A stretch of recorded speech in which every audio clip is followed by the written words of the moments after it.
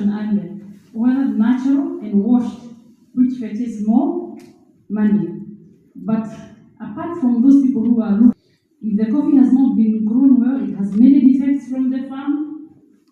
If the coffee has not been processed well in primary processing and it has defects, maybe it's over-fermented, it has developed many other defects that may come along the way, or that will affect the price that you get.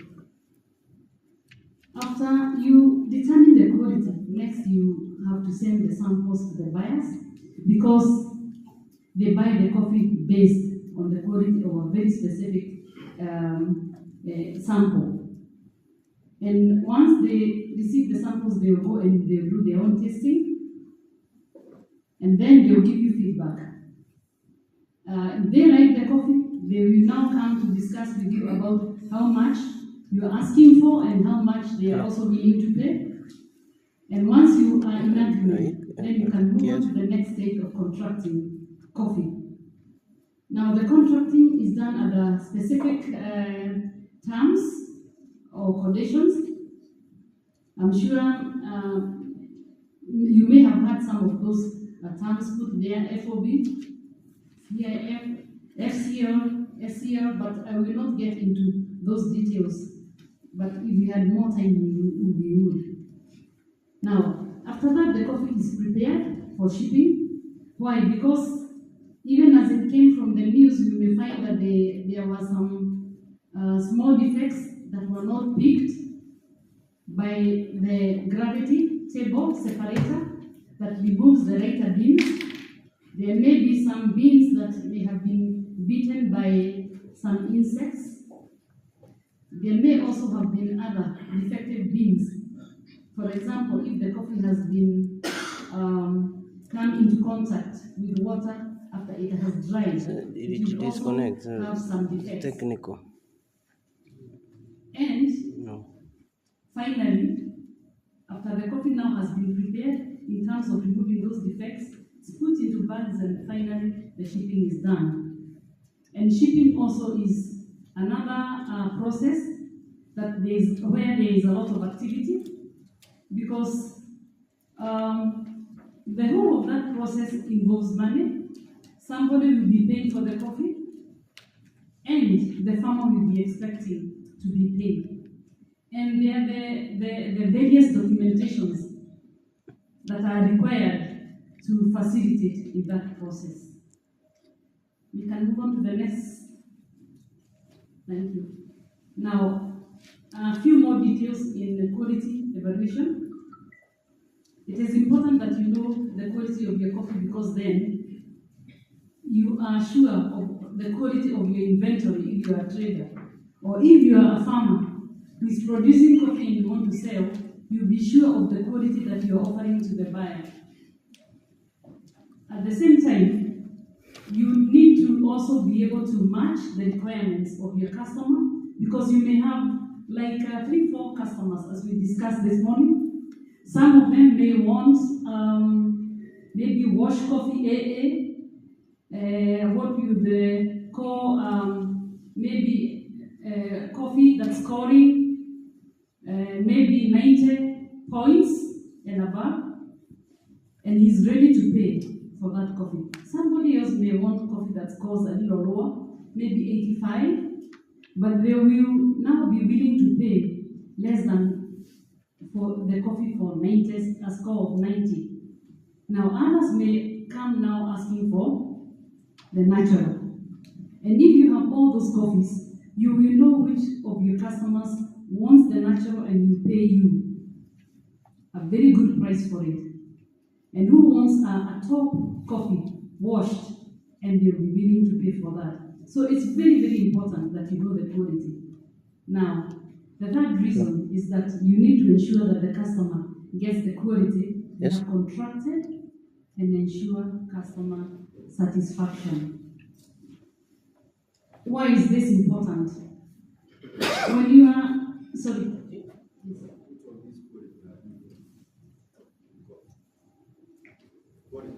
Quality? What are we looking for? Okay, I'll come to the Sorry, I'm going a little fast. I realize we have lost some time, and I thought that if we can go through everything, then we can have all the questions and the interactions, and hopefully we'll be able to cover some of the time that we lost this morning because we started a little late. But on the third point, I wanted to say that if you get a customer who wants to buy your coffee every year, you don't want to sell to them 1 year and then they'll be unhappy and next year they will not come back. And that's the reason why you want to do what? To ensure that your customer gets the quality that they have already ordered from you when you send the sample to them. Next slide. Okay, for the benefit of those who may not have worked in a coffee mill, I have just put very simply the various grades that come out and which again are traded. There are some grades that may come out of the mill, but that coffee may be blended and not be sold separately as those particular grades.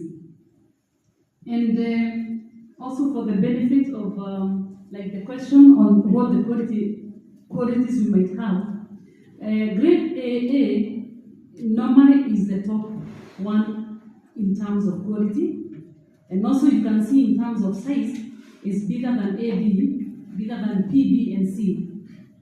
If you look at the third column, the quality bands, I'm telling you that for a very well processed coffee, you can have a class 1 or the highest quality. But for a poor processed coffee, you may have that going as down as 10. So 1 is the highest, 10 is the lowest.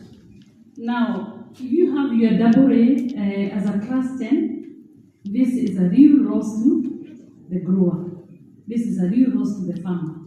And that's the reason why it's important to aim at achieving the best qualities possible along the raw value chain at the farm, as well as during wet processing, so that the farmers can be assured of good prices. And then next slide. Now, there are other grades also that are traded. We may know about Buni Heavy and Buni Light. These are the commercial coffee cherries that sometimes fall off from the tree. Sometimes they are sorted out when we are doing the sorting and dried because they are not good enough for the wet processing. And once they have been dried, they will be taken to the mill for milling, and we will have 2 grades. The 2 grades that we get is what we call the Buni Heavy and Buni Light. And in terms of quality, Buni Heavy will be a little better than the Buni Light. And then after that, the other coffee which we have already mentioned are some of the natural sun-dried coffees. Traditionally, Kenya, we were producing washed coffees, and that is what we were very famous for. But because you don't produce what you want to produce, but you will produce what the customer is asking for. Now we are having farmers who are also producing natural sun-dried. And the grading of that can be either as for the other washed grades, or it can be simplified to be graded like the Buni Heavy and Buni Light. And in terms of the quality, let me say that this is new. The coffee tastes very fruity, very, very fruity. Sometimes you may find like you are finding some mango flavor, peach flavor, blackberries, blackcurrant. You can get all kinds of notes. And normally this coffee is very good when it's being consumed as a black coffee. You don't need to add sugar. You don't even need to add milk because it already has very, very rich attributes. Next.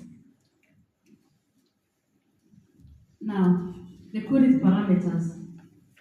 How do you establish the quality of a coffee? Number one, it's by taste. You do the actual tasting. And in tasting, you'll be looking for how the acidity is, the body, the flavor, the fragrance, and whether that cup tastes uniform. You also be checking whether if you are having 2 or 3 cups, is there any that has a defect and the others are good? All those kind of things.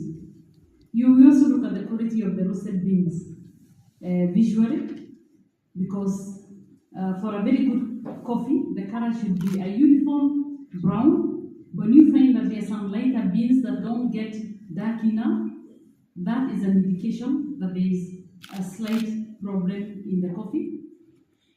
If the beans open up after they are roasted, it means that that bean was very soft, and you find that the coffee that you brew from such beans will not be tasting as well.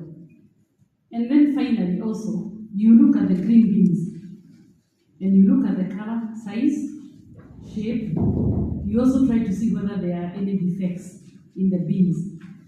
And now, putting all that together, you are able to come up with the kind of score that you would give to that particular coffee. Now, when the buyers receive the samples, they will also go and do their own independent evaluation using the 3 parameters. And that is what will guide them so that they can know which coffee they will buy and how much they are willing to pay for each. Next slide. Now, a few more details here on the process of contracting of coffee. This is done upon approval of the samples. As we had mentioned, when we share the samples, they'll go and taste and they'll tell you, yes, we want this coffee. And you agree on the price, and that price is what will go into the contract, that both the seller or the grower, if the grower is also the person who is selling the coffee, and the buyer or the importer, the price they have agreed, all that will be noted there. And the coffee will now be prepared for shipping. And once it's been prepared, before the coffee is shipped, you will draw another sample from that coffee and send to the buyer so that they can taste a second time and confirm that that is the same coffee that you had sent a sample earlier. Next. We have another area, shipping of coffee. You have to do the booking of the vessel and the coffee be moved to the port in time for the vessel to sail. After that, you'll be given the documents that show that your coffee has been shipped on that vessel. That is called the bill of lading. And you get back now to your back office and prepare and have all the other documents that will be required. These are documents like the packing list. There will even be an invoice that is showing the value of the coffee that has been loaded, and phytosanitary certificate to show that that coffee is free from insects that could cause infestation during the shipping period. There will also be an ICO. This is the certificate of origin that has to be issued for all the coffees that are coming from Kenya. Now, why are the documents important? Once the coffee has been shipped, these documents have to be sent to the other end, to the importer, because this is what will help him to be able to clear the coffee cargo and be able to receive. So this is a very important stage in the process of selling coffee. Next. Okay. We are now coming back down to ourselves to ask ourselves, you know, this jargon on coffee. In the coffee trading area, in the export market, what can we do? What are the skills that are required? Or other questions we're asking, is there space for myself, each person individually? Now, number one, for the testing, you have to be a liquor or Q grader. That is somebody who is qualified to taste coffee. Why is it important? Because there is the language that you use when presenting the quality of the coffee.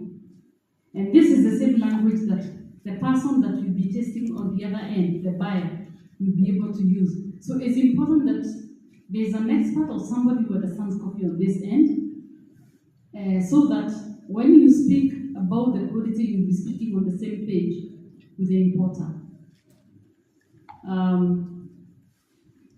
The other skill is coffee trading. I know we are all familiar with the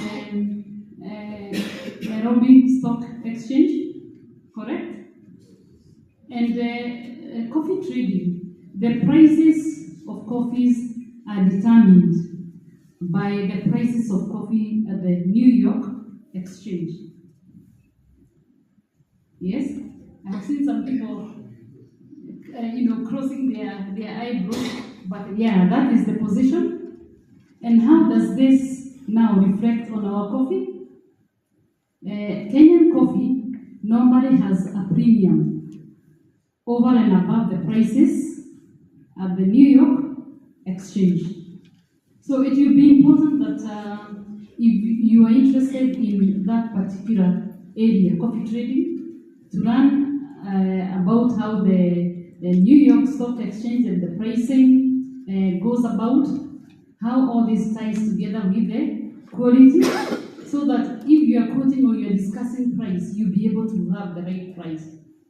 Something else that also comes in handy is the social media marketing.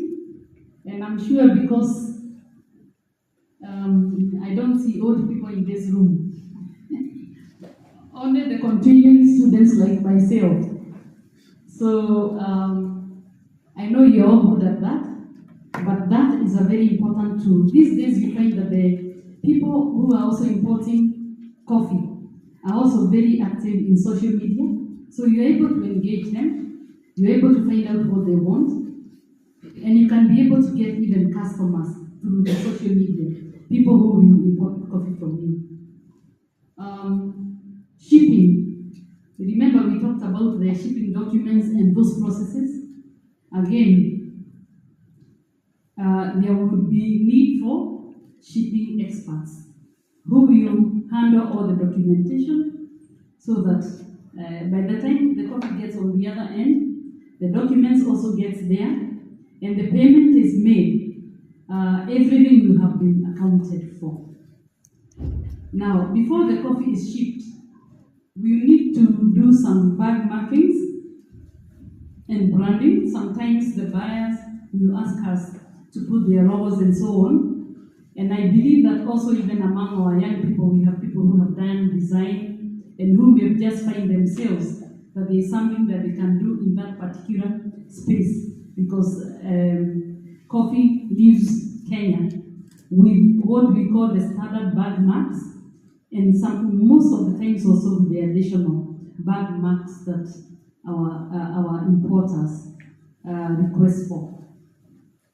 And finally, number 7, we are talking about marketing. And in the past few years, there is a time when the coffee could be sold from company to company, but we have gotten to a point whereby the consumer is asking themselves, where is this coffee coming from? Who is growing this coffee? Under what conditions? And that's the reason why, in the past 10 years, we are finding a lot of coffees being certified as fair trade, rainforest, even organic certified, all those certifications. But also, in addition to that, the story writing is very, very important, because the way you present the Kenya coffee story And this is different from one farmer to the other, from one region to another. That is what we sell the coffee. So again, in that particular area of story writing, photography, there is a lot of potential in terms of what we can be able to do as a youth in this country towards the marketing of Kenya coffee. Next. And I have listed some of the certificates that are required to be a coffee taster. You have to be a certified baker, and this, the certification, the examination is done by the Coffee Directorate. But for you to be able to pass the exams, you have to have worked in a coffee environment for approximately 2 years so that you can learn the coffee. I'm telling you that even though I have the certificates, I'm still a student of coffee. The other certificate that can help you is the Certified Q Grader.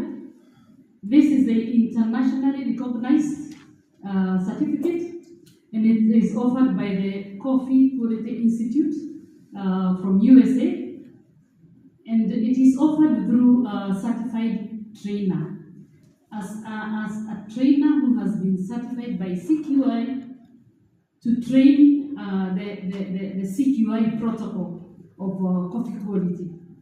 And again, this, if you have some experience, maybe even about 1 year in coffee, you can then be able to enroll for that particular course and be able to also get a certificate if you pass the exams.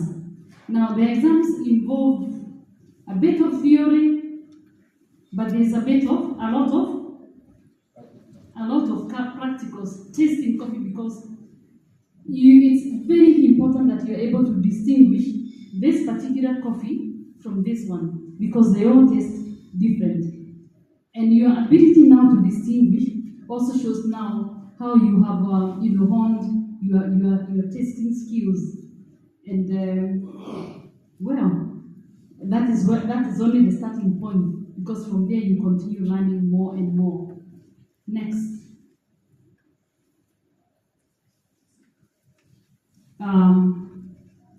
The question is this. Some say that he has nothing to do with agriculture or even coffee. Okay, I started in food science, but I have specialized in just 2 areas within the agricultural value chains. This specifically, now I'm in coffee. But many of the people that I meet, the importers of coffee and other people who are here in Kenya, they did not start in coffee. This is something that is driven by the interest in coffee. You get into coffee because you are passionate about it, you want to learn, you want to teach yourself, you want to learn along other people. But even then, if you have, say for example, skills in those particular areas, like the business purifications, you will find that there is space for you within the coffee value chain.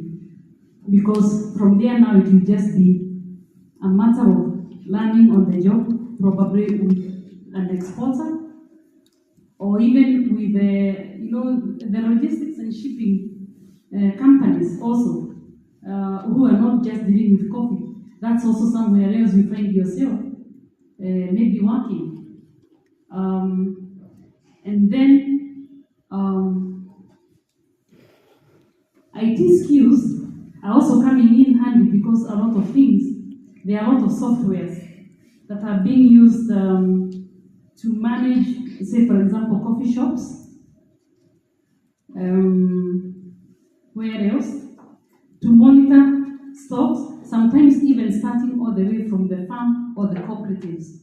All those areas, you will find that if you have the skills that you have learned normally,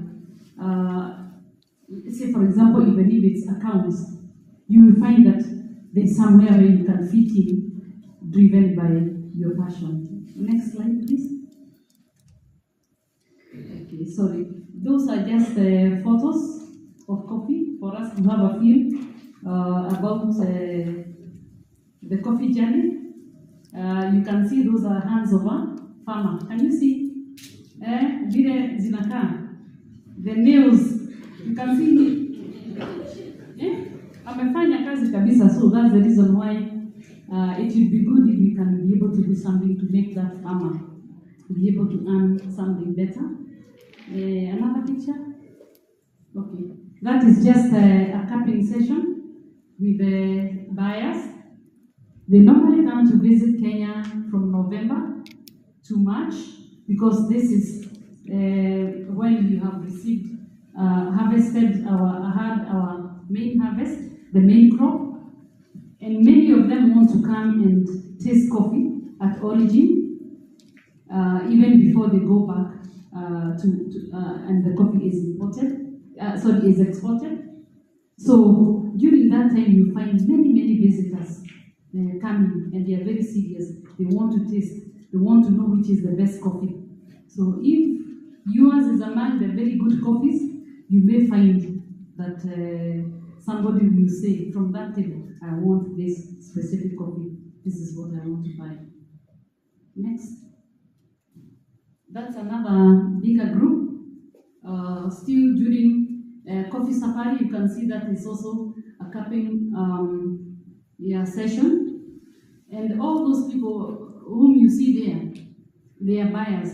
They are different roasters, but they have all come together because they want to understand and appreciate where this coffee, the coffee that they normally buy out there, what they import, where does it come from?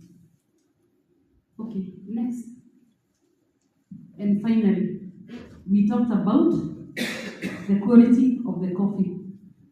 You can't see very clearly, but I just put that there because I wanted you to see what you might even see if you travel to the US to a recurring, not to a recurring, but to a roaster. You will find they have charts like those, and although you can't see, there are some small writings, and they are trying to show the different notes or flavors that you find within the coffee. But because of the lighting, you will not be able to see all those notes. So, coffee tasting, is that exciting? It is a journey. Anybody who may be interested in to walk that journey, I can tell you for sure that you will not be disappointed, and neither will you be bored for the rest of the days when you are in coffee. Okay, the next one. Okay. That is just another photo showing a farm visit. Again, as I mentioned, when they come, they want to even see how you're growing the coffee. So that was taken in one of the farm visits a few years ago. And that is a picture of how the coffee looks in the final stage before it leaves the warehouse. You can see some of the coffee is in cartons. You can see that? Now, for the very expensive coffees, you find that the buyers may want it to be packed in a very special way. Coffee is normally packed in bags, but sometimes they want to have that coffee vacuum packed because they would want to go and be using only a little of that coffee with the quality not deteriorating until they get the new supplies the following season. So normally some coffee will be put in those are vacuum pack cartons. The rest of the coffee is shipped in the gunny bag, as you can see there. Next. Okay. We are now back home on local sales. And in local sales, we have two main activities. One is the roasting, packing, and the local distribution. And this can be done by companies that are into roasting, or even businesses that are into roasting. I think even cooperatives or groups farmer groups can also be able to do that for their coffee. And why is it important? We say that we are only consuming 5 to 6% of our coffee. And we know that there could be room for higher consumption. But if, when consumers go to do their shopping, the first thing they'll get is tea, and there's very little shelf space for coffee, then people continue taking tea and not coffee. So it is very important for that coffee to be made available to the consumers, for them to be able to buy and drink. And also the brewing and sale of coffee in the cup. This is another area that can really promote coffee consumption. We know very well that sometimes also the presentation can make somebody want to try out something. And that's why currently we have these people who have trained in the presentation of coffee. What do we call them? In coffee shops? Baristas. I say baristas are very, very important in growing the consumption of coffee. Because if you go there and see what they do, how they present, how they prepare the coffee, you feel that you want to take it. Presentation. So in addition to our coffee being good, it's also very important that we have baristas who can be able to prepare the cups and present, because this will create a lot of interest. Next slide. In roasting and packaging, why do we encourage people to drink coffee? Number one, some people believe that coffee gives them health problems. Some say they have got, I don't know, maybe blood pressure. Others may talk about acidity and so on. But if coffee is consumed and it's consumed in moderation, it also has some benefits. You say, for example, you take a cup of coffee after you have taken a meal, that will help you in digestion. Something else that people might not know, when it comes to the kidney function, coffee has a stimulating,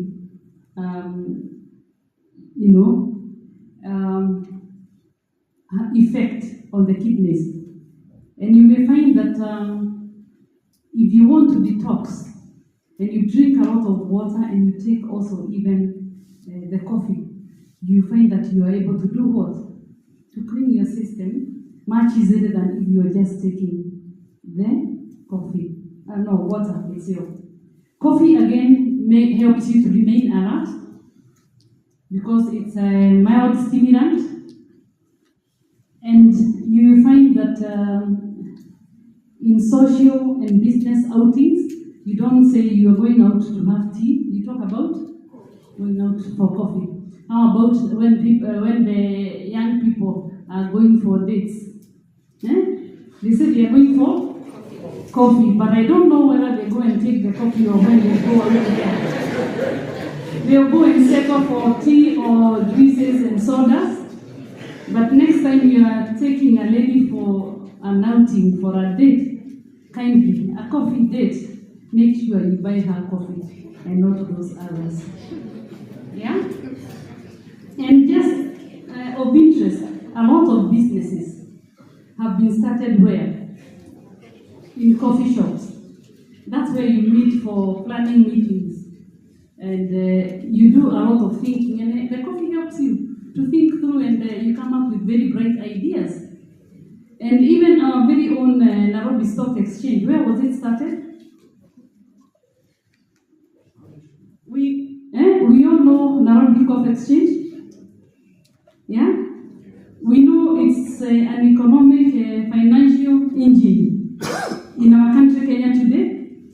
The Nairobi Stock Exchange and to their office, because I think the first office was in the Nation Center. They were always meeting where? Somewhere up there in New Stanley Hotel. So coffee is an integral part of businesses, and you will find that if you go to New York, we talked about the New York Coffee Exchange. Same thing, you find that the district that also deals with finance and big money in New York also is somewhere around the same place where you have the coffee trade also going on. Coffee is that important. We say that our local market is 10%, but for us to ask ourselves, is there something that we can do to increase that consumption? And what that means is that there is potential. Probably it's just that we have not learned of how we can increase and in different ways, because it can't all be at the same level, same location, and in the same way. And if you walk around town, you can see we have quite a number of coffee shops coming up. Java, we have Art Cafe. I think those are the older ones. But even before those older ones, we used to have something that was called coffee house. Anybody who ever saw anything? Or I think we are less of the continuing coffee students here. We are more of the new coffee students. But back in the 80s, Coffee Board had coffee shops in all regions in Kenya. There was one in Nakuru. If you went there, you'd find all the wazés who were coming to town to do business. They were all going there for a cup of coffee. Now in Nairobi, there were two. One was at Coffee Plaza, and another one was in the center of the town, Mama Ngina Street. If you went to Nyeri town, the same. If you went to Meru, the same. So those coffees were there. Something happened, they didn't go on, but now we have the Javas, the CJs, the Pekeshes, the Starteam, and who knows, why can't we have even many more? Yeah? Now, in addition to that, we can be innovative. Java only reaches the person who works there, who probably is looking for Wi-Fi, they have a laptop, and they want to have a right view and have a cup of coffee. But in your setup, is there something you can do? Can you be innovative and come up with a way that you can also present coffee in the community where you are living? Next slide. Okay. Bit of roasting. And I want to comment here and say that roasting coffee, it is not burning coffee. Many times you find that a lot of coffee that is in packet is burnt coffee. It is not roasted coffee. Roasting of coffee is a skill. And when you train and learn how to roast, you get a title called Roast Master. That's the title of the person who roasts coffee. And that is an area that one can train, because as we are talking now, there are many people who are coming up, buying small roasters, 5 kilos, 10 kilos, and I know that this will give job opportunities to the youth in the country. Next. Now, coffee brewing, here we are, and my heart goes off to baristas. I really admire their skills, because I believe that the way they prepare those cups of coffee and present them, this is what can help us to drink more and more coffee and feel that you want to go back to the same place. And especially because when people get a good cup of coffee and good service, they will feel that they want to go back there again and again. Again, now back at home, we can also learn how to brew. We can use our own kitchen methods, or we can get some simple equipment that we can be using to make coffee that might be as good as what you can get from a coffee shop. So coffee brewing is very key. And the interventions there are the barista skills and the brewing equipment. Next. Marketing and distribution of roasted coffee. We have talked about social media marketing with the green beans. And I think since the onset of COVID, especially in the Western world, a lot of them have moved to online marketing. And you may be able to, if you are roasting coffee and packing, and you are able to market properly, you may be able to even ship coffee, even from Kenya. And even here in Nairobi, there is a lot of online marketing for other products. And I believe that coffee also can be marketed and be distributed through the same channel. The conventional marketing and distribution of roasted coffee, probably this can only be done by the companies who are roasting or people who want to start those businesses. And when I say companies, you don't have to have a roaster. You could have a good idea, you have some target clients, you can register yourself and get all the required certifications, cabs and so on, and you can get a roaster who has a roaster to roast for you, and you can do the distribution yourself. So you don't have to say that that is something that can only be done by the big companies. Next. Innovations. We have talked about this all along, but now in the section of the local market, we are just used to drinking the coffee that is made and we mix with milk, you know, the home style, but there are different ways. And there are many different names and preparations that the baristas do. They have the cappuccinos, the mocha, the espressos, which are the others? Americano, another one? Latte, another one? All those kinds of coffees, innovations. And that's the reason why I'm saying that if we get those skills, we may be able to sell because we are able to make the different products. Now, there is another one called cold brew. And cold brew also is a coffee that one can be able to process and you put in bottles and you can be able to sell. Something they call mixology. I hear them talking about even coffee in spirits. And they do all sorts of things to come up with drinks that will appeal to age groups and social classes. And there is also the health coffees. These have been in the market, I think, mostly as instant coffees. And our Kenyan coffee is not instant. Ours is the one you have to brew. But this is an area that one can also look at and see whether you can come up, do some product development and come up with a health product. Some of the health products we have had have additives that have other additional health benefits to the consumer. And I believe that there is a lot of room in that particular area for anyone who may want to explore. I have left out the anaerobic fermentation because that happens at the primary processing, at the farm level. But I decided to put it there because it's also one of the innovative ways of processing coffee. I find myself going to work with farmers in the preparation of naturals because they are different.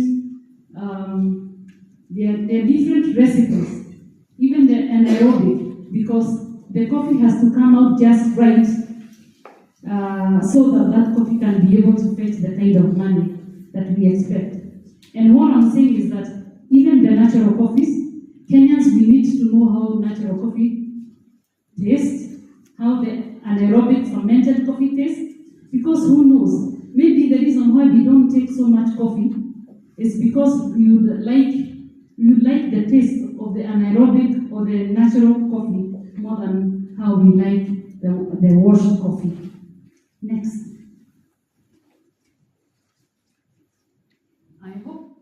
I'm hoping that that will work out. There's something from the Smart Farm that I wanted us to just listen to. I hope. Let's see whether it works.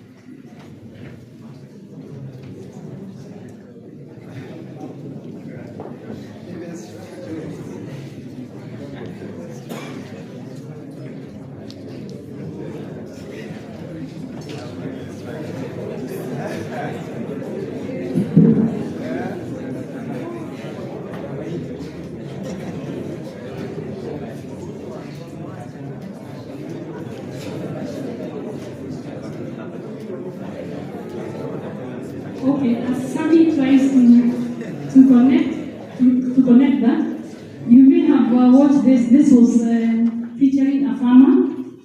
A few. Sorry, can you hear? Have you increased the volume? Sorry. I don't know if it's connected to that.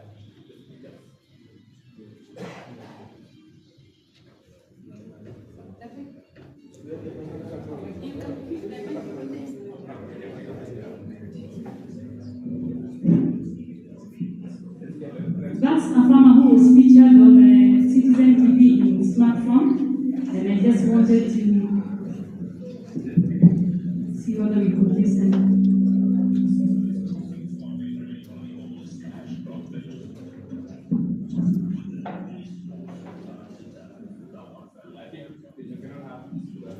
Okay. Let me switch off this. Can we bring that? I switch off.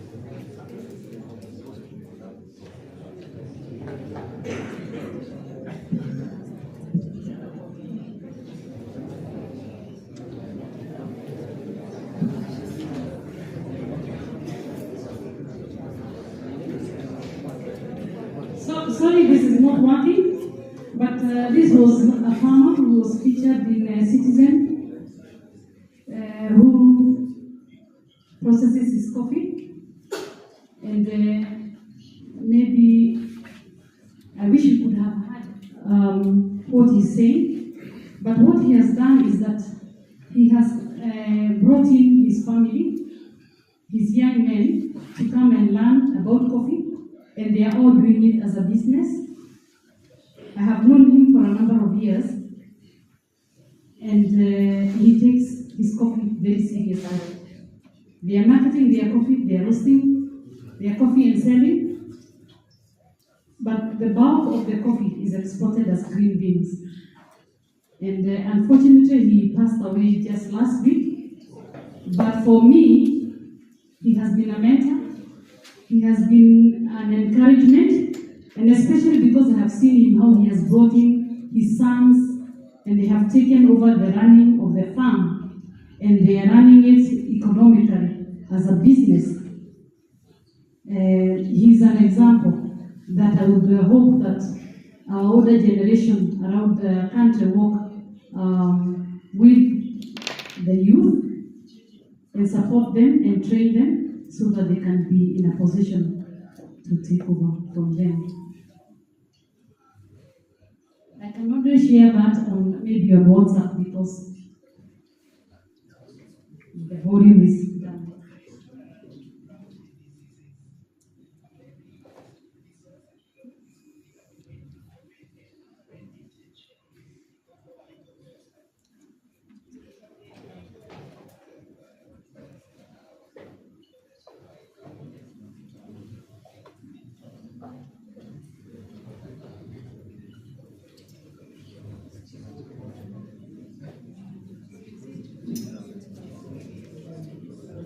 Maybe we can share it, and maybe from that point we can take a break and be able to take some questions.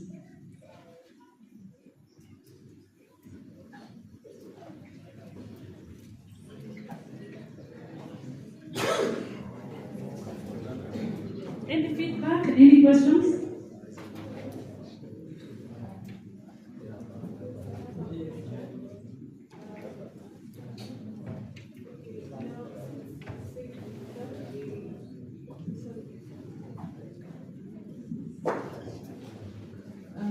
Okay, since you cannot be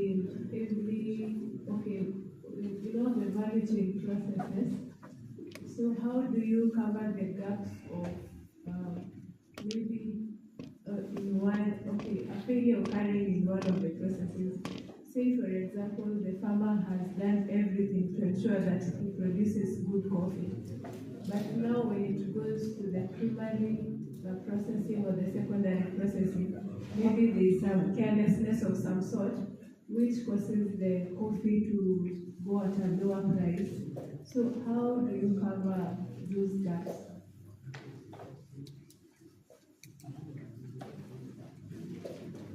Okay, yeah, I think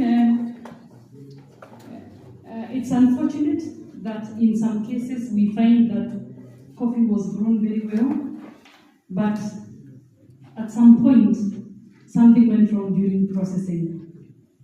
And unfortunately, when coffee has been processed poorly, there's nothing you can do to salvage the situation.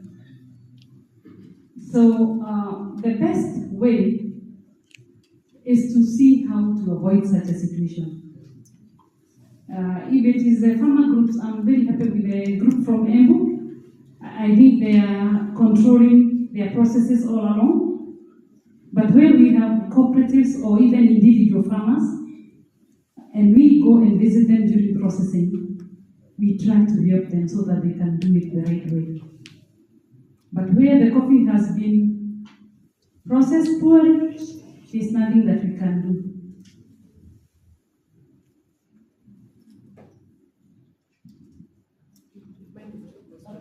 Yes. From all these that I'm learning, I would be interested in doing it practically. Like if I'm a farmer, yes. So I'd be interested in this is how we do it. If I want to go for practical, I can just go learn hands-on what's going on. Is there a way that can be organized, or now? Let me give you an example. I have plucked my coffee. After all these processes, now we go now to the part of now we want to export. It has been dry milled. It has gone after now the process after dry milling. Now where I want to export, now it has to go through. Let's say the first step is to go through quality. You have to check the quality. So where do you check the quality? Do you check it from when you're exporting? Do you do it in your own? Am I in a lab? Yeah, in a lab. So you can do it in a lab. Yeah. So where can if I'm interested in doing that practically, like in a lab, and see what happens, can that be? Yeah, no problem. When it comes to, of course, you will have the system or the contact through whom you will be doing the exporting. If, say, for example, that would be through Starteam. I know that Starteam want to do a lot in terms of training, and I'm sure there will also be even some facilities for capping. And in such, when you come even with a sample, it can be roasted and it's tested maybe alongside others, because it's also good for you to benchmark. It's also good for you to compare with the others. And when you hear good, You don't ask how good. You can be able to say it's better than this other one. So I know Starteam have plans of having a strong training base, even for farmers and along the value chain. And something I was thinking we could do is maybe list all the areas of interest and how many people, and then we'll be able to give Starteam that kind of feedback, so that now we will be asking ourselves, what's the next stage? Where do we move from here?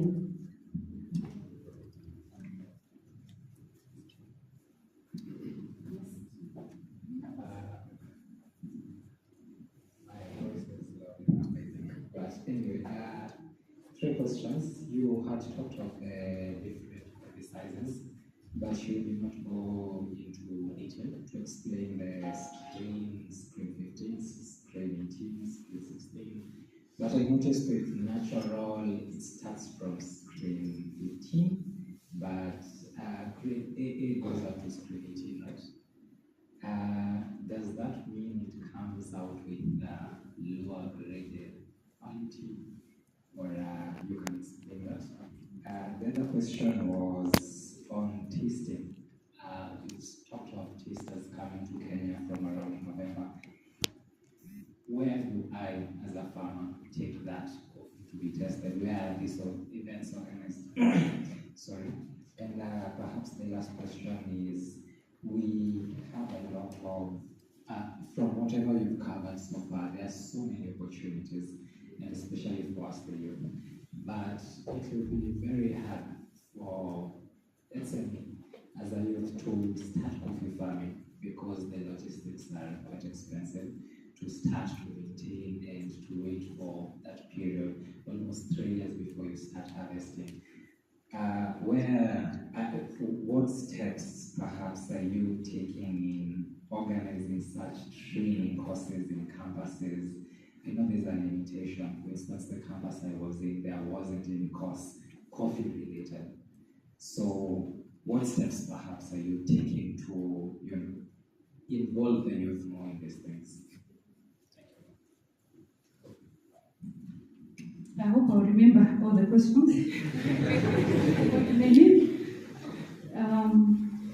Maybe I can start by saying number one. We say that today we are only scratching the surface. We have thrown so much to you because we want everybody, when coming from here, one person, this will be their take home. The other person sees this is where the opportunity is. But all of you don't have to fit in there. And as you rightfully say, you may not have the land and the resources to establish a coffee farm right now. But maybe there is somewhere else you can do what? You can start off. Maybe there is another area that you want to focus on and start on that. And this is what I believe. Why has production of coffee gone down over the years until it's so little? Number one, there are so many problems with the growing of the coffee. Number two, markets. And marketing of any product is everything. If you have good markets and good prices, you don't have to go back to tell the farmers that can you produce more coffee. You'll be finding that they are going back to the farm because they know that they will be able to earn well. But for our purposes here, we have handled the whole value chain. You may have where you can start. Maybe you don't have land, but maybe in another 2-3 years, you may also have your own land. And when you do have, because your eyes have been opened, that there are opportunities even in growing coffee, you can then go and grow, plant the coffee. You asked about training. Yes, training. Whether you know Kemadi University?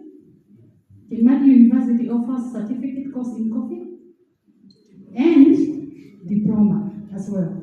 So anybody, and from whatever background you are, if you feel that you want to train in coffee, can inquire, make an inquiry and get there. And actually, my friend here, please stand up, let them see you. She is a product of Kimathi. She has a diploma in coffee. Yeah? And it takes how long? 1 year? 1 year. The diploma, it takes 1 year for you to... Certificate is 6 months. Certificate is 6 months? Diploma 1 year. Diploma 1 year. So it's something doable. Yeah? Which was the other question? There were 3. Screens. Okay. Screens. There's something I mentioned about natural, about coffee. Are we making the coffee that we know is the best and then try to tell people this is the best coffee? Can you buy from us? Or would it be smarter to go to a customer and ask them, what coffee do you want? And they describe and they tell you, so you come back and do what? Make what they want. Now, in the coffee world, natural coffee was being produced where? Ethiopia. Most of the coffee in Ethiopia that's produced is natural. So the natural coffee that these consumers or importers know is the Ethiopian natural. What is the grading system of the Ethiopian coffee? Any idea, Sandy? Ethiopia. They don't grade into A, B, B, C. So when the customers come and tell me I want natural, and all I want is to be this size and above, that is what I'll make, because that's what they're asking me. But that is not to say that we cannot grade it into A, B, B, C. But for me, from where I am, because I want to maximize for the farmer, if I can get $12 per kilo of natural sun-dried, that's a mixture of C grade, because screen 15 is C grade, A, B, B, and AA, the better for me. But if I have a buyer who says I want a AA separated, a B separated, B separated, I will do it. I don't know whether I have answered your question.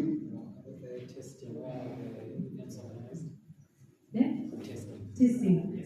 Okay, there are several labs. All the licensed marketing organizations within the country, they all have cupping labs. Starteam is going to have one very soon. I think the space, the warehouse is just being finalized so that a lab can be put there, and even a roaster. So that will be one lab there. We also have now the other traders who are trading in coffee. They have labs. And people like us who are consultants in coffee also, we have the labs that we use. So anybody who may want to taste their coffee, get in touch with even Starteam or ourselves. You see where we can support.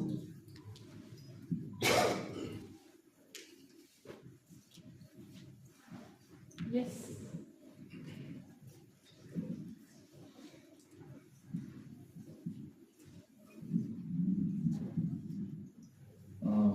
My question would be, do you have figures in establishing a coffee farm, probably a rundown on how the coffee will be taken care of for a span of 3 years before you start now getting in payments? If we could have that, probably to put some things in perspective.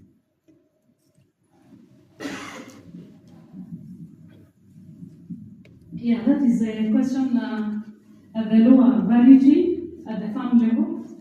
And that information is available at the CFI, even at the website. You'll be able to access that information on the crop husbandry and how to do it. Yeah? Now, if you noted what Sami was sharing earlier, And as we said, we are pointing at areas where people can just plug themselves in. And we say that if anyone would say, for example, show interest, that they want to learn how to transplant the seedlings and what they need to do. And this is what we have said, these are the points that we want to give to, starting for the next training. We'll be able now to come up with specific solutions to the areas that people want to be involved. So that is doable. Another area that he did not mention, most of the people producing coffee are the old people. There is a challenge also in like pruning, spraying the coffee, applying fertilizer, and so on. And like pruning also is a technical area. One needs to know how you can do it, just like the way you're asking about the planting. And those are trainings that can be done as a follow-up to this one if they are, say for example, a team that is interested to learn more in that particular area.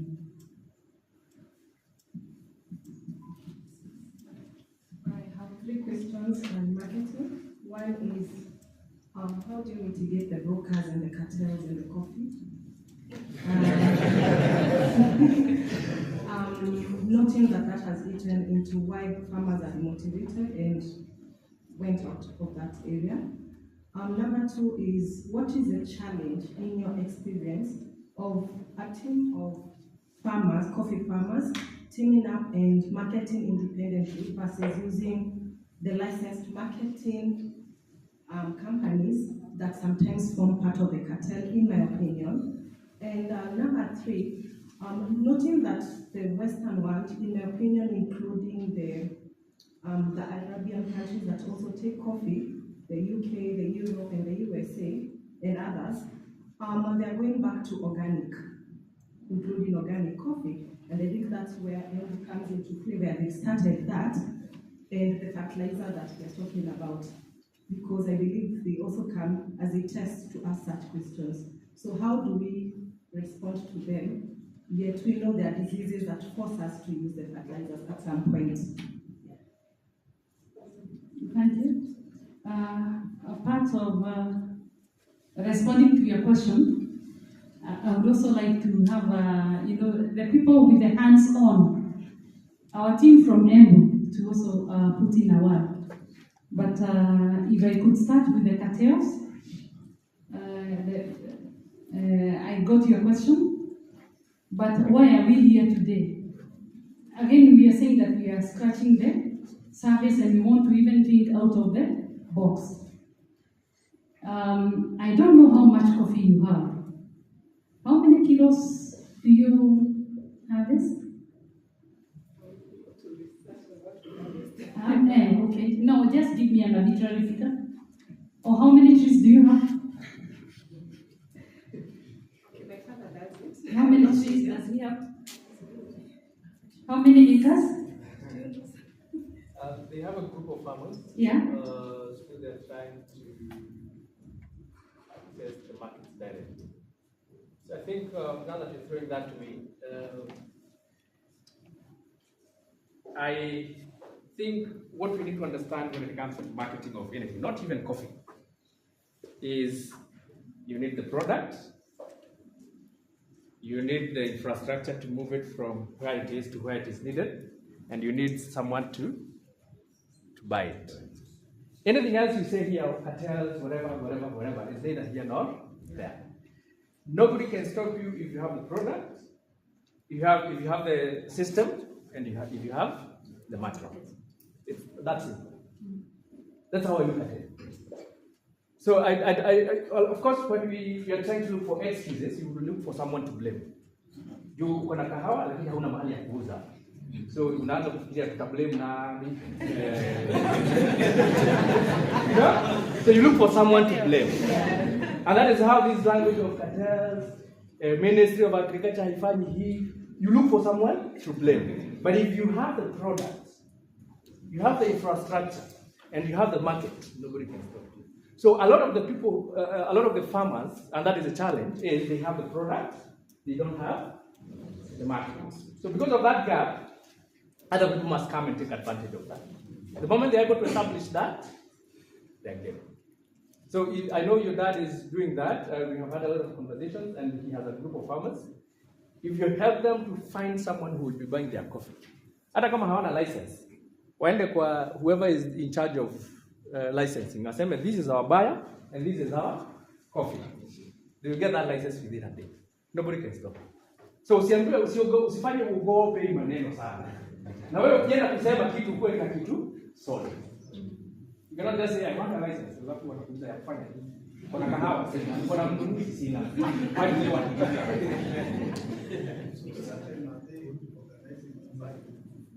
That question will be answered by you. Is that in your plans? Yes, the arrangements to work in tandem with many ministries in the whole value chain. Madam said, very soon we're investing in Cooperative, barista academy. So the whole value chain, we want to work together with you. So all these questions that are burning, they're very good. More importantly, we need to talk. So to answer your question, yes, your solutions will be. Okay, thank you. So just to add to what Sami has said, you can, if you want to export your own coffee and not somebody else's, you can apply for a grower marketing license. There's no problem. And once you have it, and if you have the market, like Sami has mentioned, you will need to look for an infrastructure or somebody on whom to ride to do the export. Because the reason why I was asking you about the quantities is because if out of your harvest you have only 5 bags of green beans, that cannot go into a full container and ship by sea. Because the benefits or the advantage of the price you get will all be eaten by the costs. But if you are a group of farmers, I think even outside this place, we can sit down and talk, because that bit of consolidation and having this farmer, 5, 10, maybe you can make half a container or a full container. And if the buyers taste, because they receive the samples and they like the coffee, and they are willing to buy the coffee, it will be possible to conclude that business and to ship the coffee. Yeah, so basically what Starteam is trying to do is also demystify a lot of things that have looked very difficult. If you look at it, that you can only do it if you have so much capacity. But I believe that there will be support in different areas to ensure that the farmers continue getting even better prices. There was somebody there? Sorry, the organic question. I find this very tricky because you have to be certified. Your coffee has to be certified as organic for you to be able to present that coffee as organic.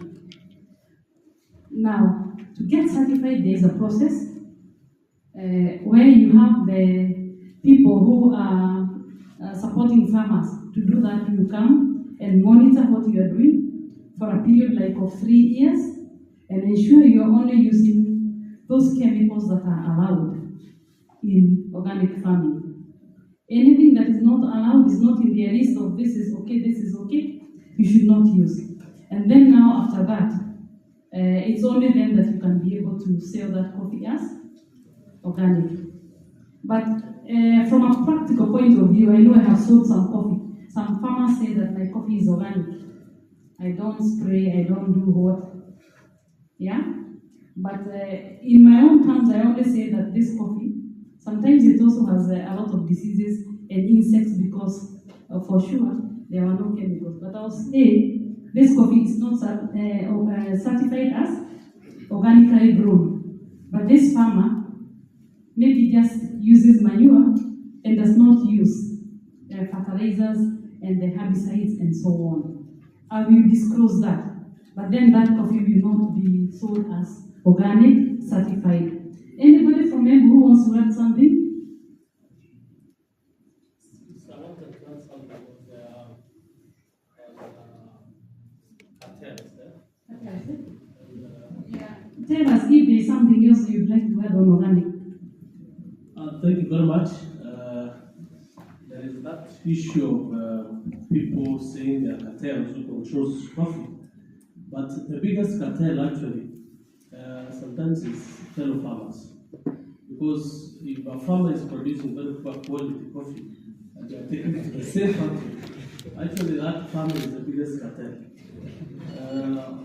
Another issue, it is about the land ownership issues that was raised by somewhere. I think we raised about the youths having a challenge of owning land. In Meru, we have tried to come up with an innovative way of doing it, whereby after approaching so many youths and having that challenge of land ownership, we went for the leasing. We lease the land for a long period of time, like 15 years, and then plant coffee. I've sent to Sami, I think there are some ladies I've sent to you. They are coffee from our farm, from those leased farms, and we are doing well with that. So the issue of land ownership can be addressed through such innovative ways. Your question has been answered. You can do that. Yeah. But talk to him because maybe the area you come from, you don't know whether they may want to this, but you can find out whether you can also live in the same area.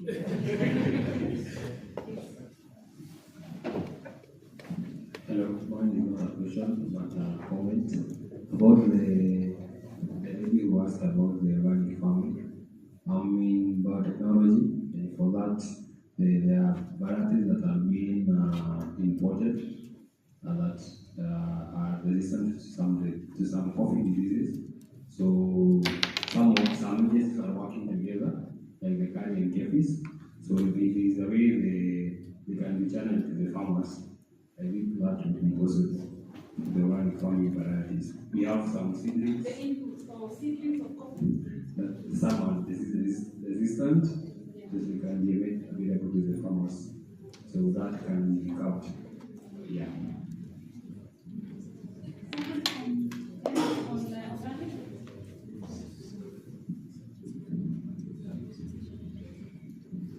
Once again, say about organic.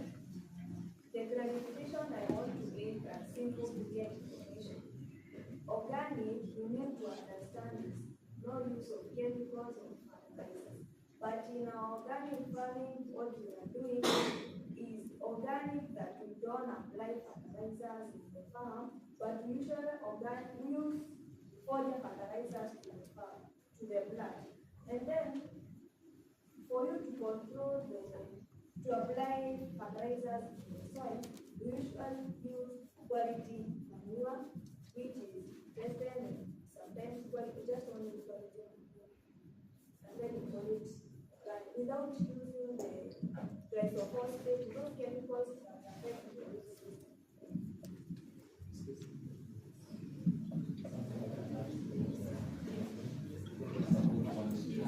One very, if you're planning to do organic, if you're planning to do it organically, if you can control the weeds, you will have catered to at least more than 50% of disease control. If you can control the weeds, we've done it practically and we've seen it. It's a sure step. It's very labor intensive because you'll be basically doing it every week. Every week you have some people in the shamba plucking the weeds, you know. It's very intensive, but it's very, very effective. Yeah.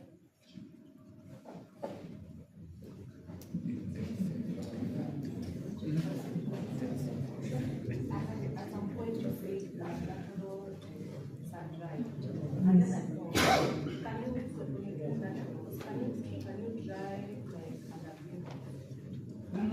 it change the taste? Will it change the... It depends on the recipe. You know, it's just like chapati. Depending on the recipe, you may go into this house and the chapati look like this, it tastes like this. You go to another one, they taste like this. It's not, they are all chapati, but they are not. It's the same thing. It will depend on your recipe. Yeah? Because farmers who are doing drying via greenhouse? Yes. And I think even that is fairly good. Like the ones we were tasting here, smelling the other day, are also from the greenhouse. There are some very interesting samples that I was feeling like I wanted to eat the coffee in green bean form because they were smelling so sweet. They had been done in a greenhouse. Yes. Okay, I'll come to you. I have 3 questions. Okay, talking of branding, considering coffee is transported in sacks, so where does branding come in? And then, can I ask for the flavor? Like, you first answer the question? Yeah. Okay. Let me start with that. Thank you. That's about branding, and I'm glad you're asking. Remember, there is something I talked about, story.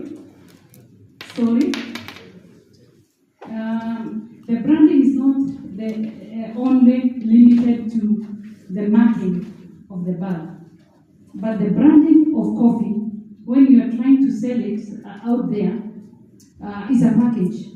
You have to include a story that is going to speak to the buyer on the other end until they feel that this is the coffee they want to buy and not the other one. Yeah? There will be photos. Then the other part of the branding will be the taste quality. If the coffee has been processed so well, like those samples that I mentioned, coffee switch as a taster. I will taste and I'll have very good remarks and I'll give a good score. And when I send that sample to somebody else, they'll score that coffee also as highly. That information also is part of branding. Yeah? Now, the other bit is about the origin. Because it has to be a specific wet mill or a specific farm, so it will have the name of the farm or the wet mill.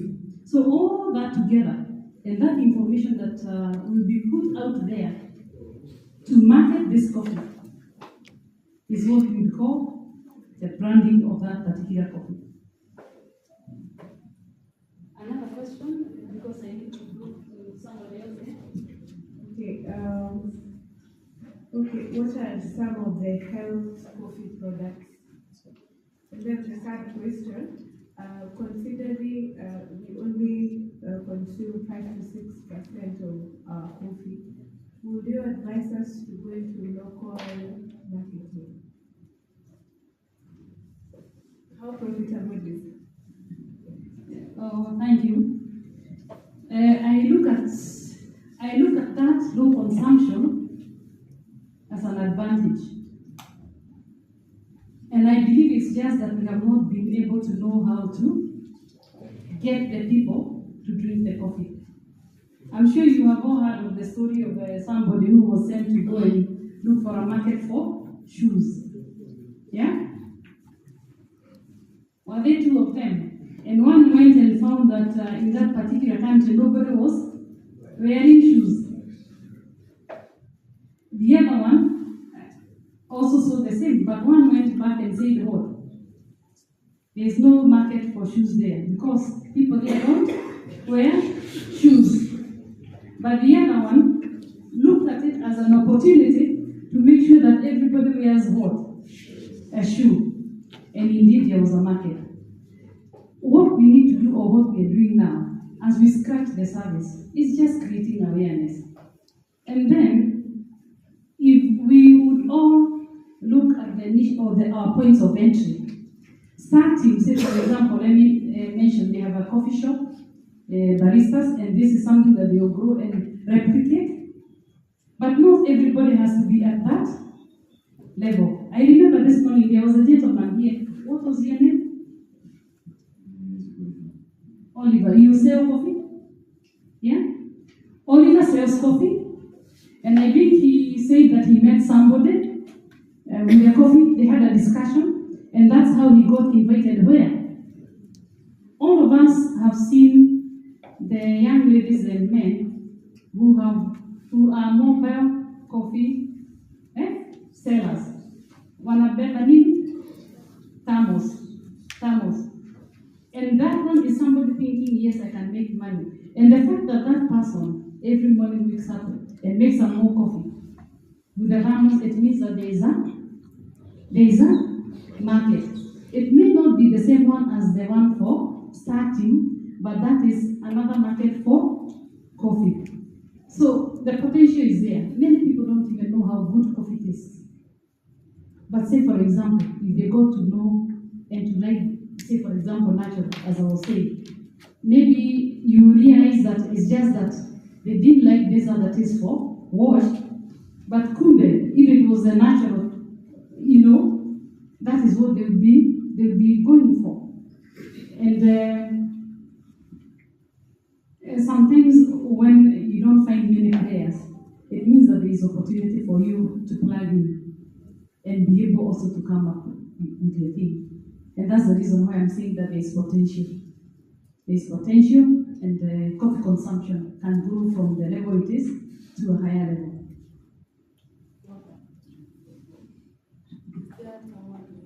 Processing naturals currently locally, all the records that you have, you're taking this washed. Yeah, they are available. They are available. Like now, what Sunny has, there will be the grade that he will send out. There will be a little that will be left. And there are some people who are roasting in Nairobi who are looking for naturals. Yes. The second one was what? Okay, coffee health products.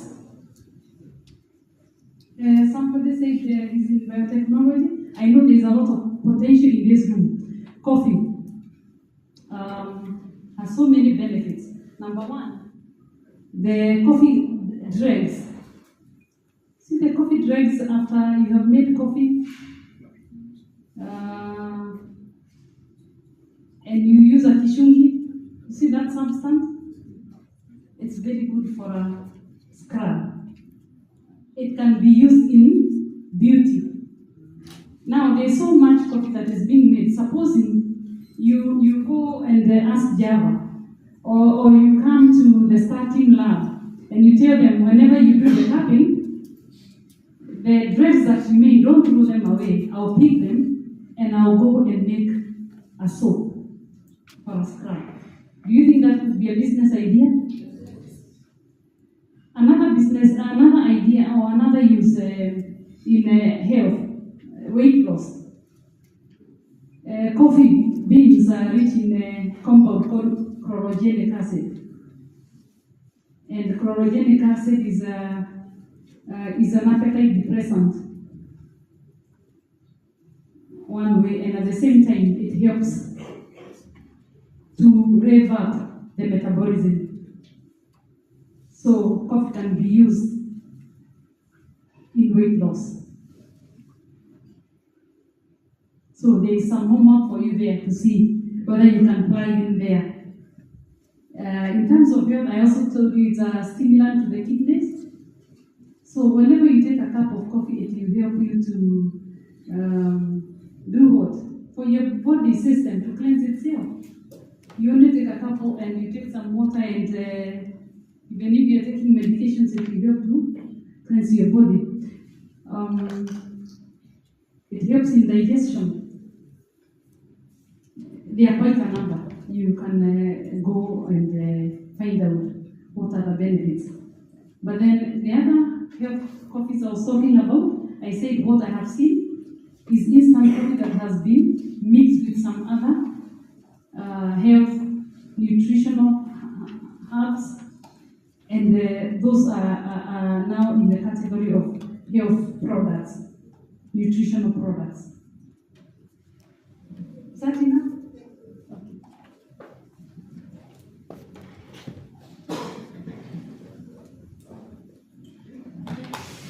Thank you. I have two questions on quality. The first one is, do you have certain coffee varieties that produce certain grade constantly, and other grades that you cannot attain with certain varieties? Secondly, do you have systems where farmers can have quality control from the farm, where people taking maybe coffee to a certain cooperative have a certain level that they should attain for it to be given standard? Okay, so those are two questions. Let's pick up short sentences. Variety. Okay.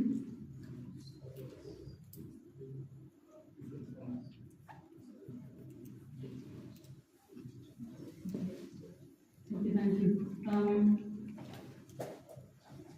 The reason why I asked him to recap is because I wanted to understand very well. Now, I don't like talking so much on the husbandry at the farm level, especially in the presence of better farmers like Embu, Gongori, and all the others. But you will find that in terms of the bean size, nutrition plays a big part. If the coffee does not get enough because the soil does not have manure or the right inputs, then you find that the grades that will come from that coffee will be more of like a B, C, and very little of the AA. But if the plant has had enough food, you have more of the bigger and better grades like AA and maybe the ABs. So nutrition, it is very important to have big grades of coffee. Now, another exemption, and let's talk about it because all these varieties are being grown. In Kenya, the main varieties grown is SL28 and 34. Yeah? In addition to that, maybe from the late 80s, we got the Roiro 11. And Roiro 11, you remember when we were talking about the distance for planting, it's different for different trees. Roiro 11 is a small plant. It doesn't grow very tall like the other SL, but it's a very heavy producer. It can produce throughout the year if it gets the intermittent drought and wet weather. Now what happens is that when now Roiro is producing so much, if again you don't feed that tree well, you find that most of the grades will be the smaller ones. But if you are to feed it enough, then you find that the beans will be big enough. But if you remember the chart that I showed there, I showed the bean sizes, and then I also talked about the quality. You can have big beans, but if the processing is not right, the quality is low. So I hope that is clear. The next question was quality control. What I have found practical in cooperative sessions, setups. There are some managements who have said that we want to ensure that everybody brings coffee that is of good quality. And what they do, they tell the farmers, when you bring your coffee here, you must put it here in the water. Any cherries that float, you do what?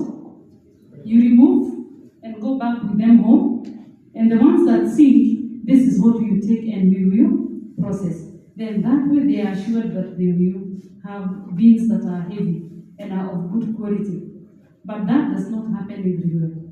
And as our colleague from Meru said, there's a lot of cheating between the farmers because when you all delivering together, one does not put manure or fertilizer, the other one has done everything. Then, if you deliver 10 kilos, and that 10 kilos will be mostly pulp and very small beans, when you'll be paid on average with the coffee beans from his neighbor who takes care of the coffee. That is one of the challenges in the cooperative setups, but through training, again, that can be addressed and there can be an improvement.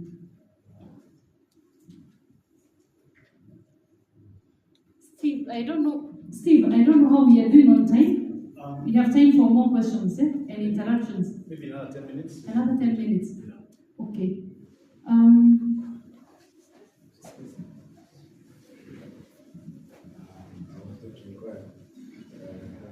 For example, you fed your coffee when you're taking care of it. Sorry, yeah. And you are sure that it's a grade A that you're harvesting. What are the conditions, what are the relations that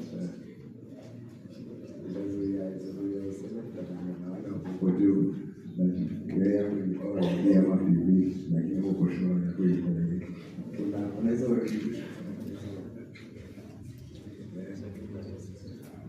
Are you a cooperative farmer or a farmer? You have a farm. Okay. Remember what I was talking about, the branding? First and foremost, the coffee is received under the name of your farm. And even when it's given what is called an outer number, there will be that number and the name of your farm. That coffee will be analyzed initially for quality, separately as it is. Such that if it is a class 4 or class 3, whatever you'll be given will be of your coffee. I think in the systems or organizations where I've worked, that is how I have found it working. And hakujakuwa na hiyo mambo ya ku exchange and so on.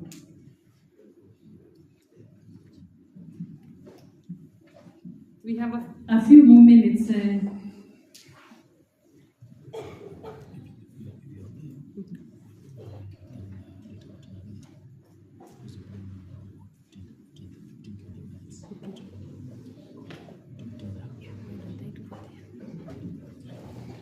And I think I'm not seeing any more hands. So I think, yes. Okay. So as they figure out how the machines moving nasioneo, so inanisumbua kidogo. Hata nazielewa nisaidie. So we can all stand up, and before we stand up, who wants to appreciate Madam Phillips for us? If you volunteer yourself, the better. If you don't volunteer yourself, we will volunteer you. You said in the good. Here we have someone who wants to help us appreciate Madam Phillips.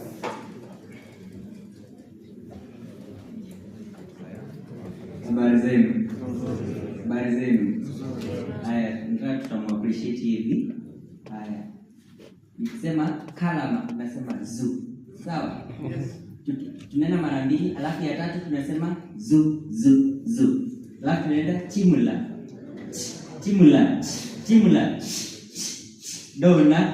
Dona. Sasa tumeelewa. Haya, twende kalama. Chimula.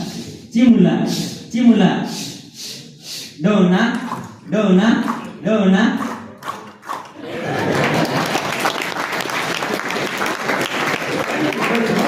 This is a whole house. This is how we identify talent. How can we use that talent in coffee?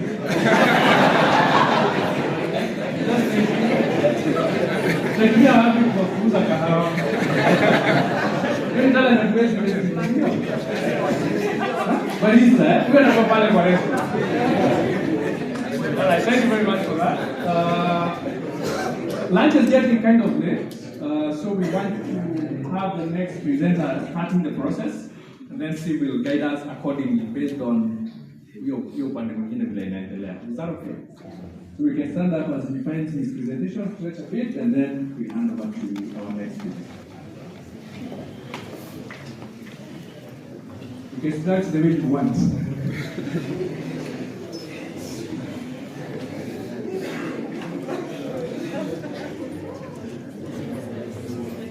Please start stretching and understand.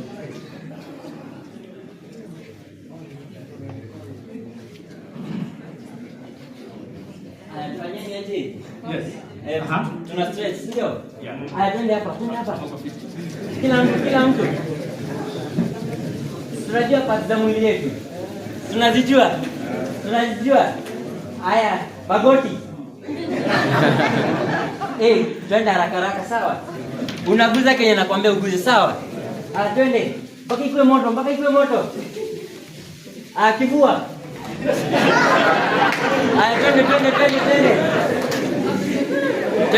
Twende. Tunaguza nini? Mgongo. Sinaona mgongo yao ipo huko. Twende. Au niangalie. Wengine wanatumia ujanja, ndio? Haya, twende. Magoti. Sawa.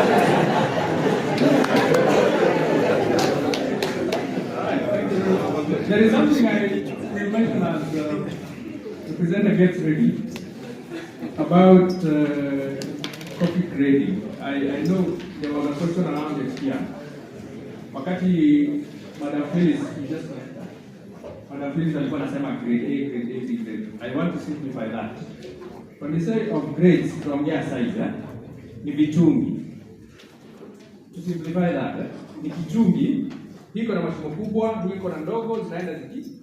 So ile kubwa inabaki hapa juu. Hiyo ndogo zinaenda ziki mpaka kale kadogo, the biggest itabaki kwa ile kichungi ya juu. Mashimo hazitoka. So wakati wanasema I try to simplify something because I don't understand it. I try to make it as simple as possible for me to consume all that information. When we talk about grades in terms of screen sizes, we're just talking of vichungi ambazo sio the same sizes in terms of holes. Ikipita hii inaenda ikishoot. Kwa hivyo kale kadogo katakuwa ndio kapande chini kabisa, kile kikubwa ndio kitabaki pale. So that is screen grade. Hiyo ingine sasa ndio ya kuwa ndio ready. Thank you very much. Okay, thank you Sam and Phyllis and Starteam. Good afternoon. You see, will I be correct to call you Wanakahawa? I might say that today is a great day for me because of seeing all of you, and especially young people who are interested in getting into coffee business or they are already in coffee business.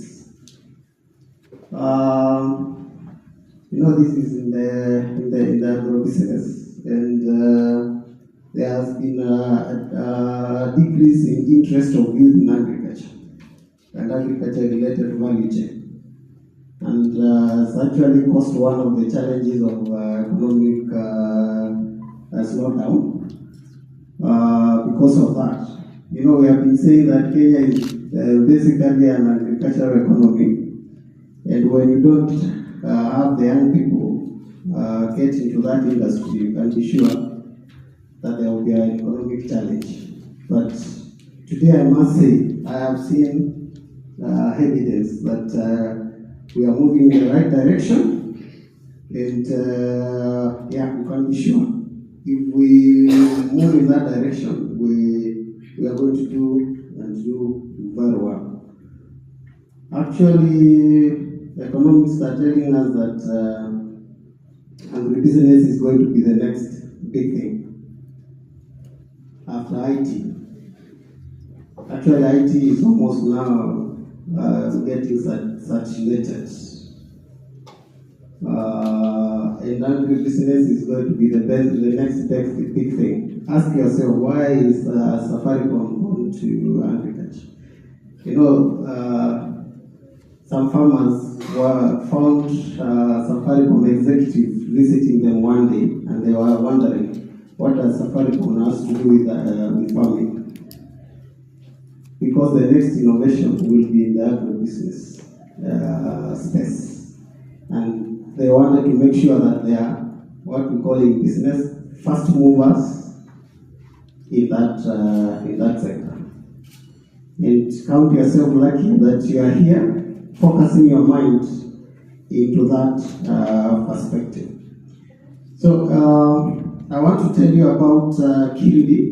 My name is Nicodemus Mutinda. I work for a government institution called Kiridi. I want to tell you what we do as an institution. Then from there we see on how we can work together. But before I do that, when I was invited by Starteam to come and speak about business incubation in the coffee value chain, I asked myself, we have never incubated any business person in the coffee value chain. So what will I say? So that is the first question I asked myself. Then I decided, let me come. I ask you questions as the players in the coffee value chain. Then I tell you what I do or what Kiridi does. And then from there you ask me questions about what we do. Then from there we see on how these two areas, what you do in the coffee sector and what we do, what I'll tell you what we do, how can we bring them together and work together for the success of the coffee value chain. I wish to ask you questions, but I sat here right from the beginning, and I must say that Sam and Phyllis are very good teachers. I was able to pick the question that I wanted to ask and answers to the questions that I had.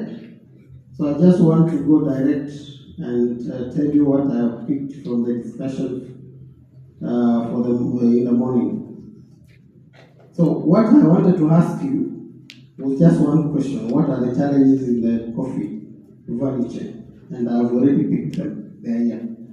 Once I say, if you feel that there is one that I've not picked, you can be able to tell me. And then, from there, then I'll tell you what we do, then you also ask me questions. Then I'll give you the answers as much as I can. And then we see how can we converge. So the first thing I picked as a challenge in the coffee value chain is lack of value-added coffee products. And this I picked right from the first statement that Sami gave us about Rule Mzungu. When aliuliza, alisema is looking forward to go back to London and do what? And enjoy his best coffee from Kenya. So why could he not enjoy his coffee in Kenya?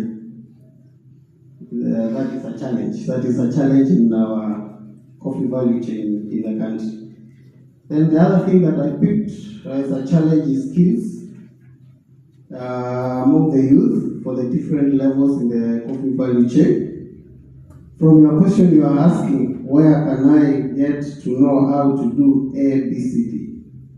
How can I get to know how to do good farming of coffee? How do I know how to do pruning? How do I know to do ABCD? So I picked that as one of our challenge. Then another challenge I picked is information availability about coffee business. So if you want to find out an information about anything about coffee, where to get the information? That is something that I identified as a challenge in that sector. Then the next is about networking between the different value chain players in coffee. And this is summarized by one word: cartels. So what does cartels means? If you go Google what cartel is, it's about information asymmetry.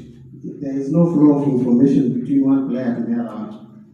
Or there is information holding. Somebody is not passing, is not sharing information.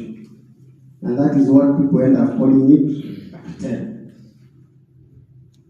That is another challenge that I identified, and we are going to discuss how can we address these challenges. I will tell you from my presentation, you'll be able to see which one can Kiri assist you to address, and then we'll identify other players who can help to address the others. Another issue that I picked is economies of scale. I've realized most of us are doing small scale.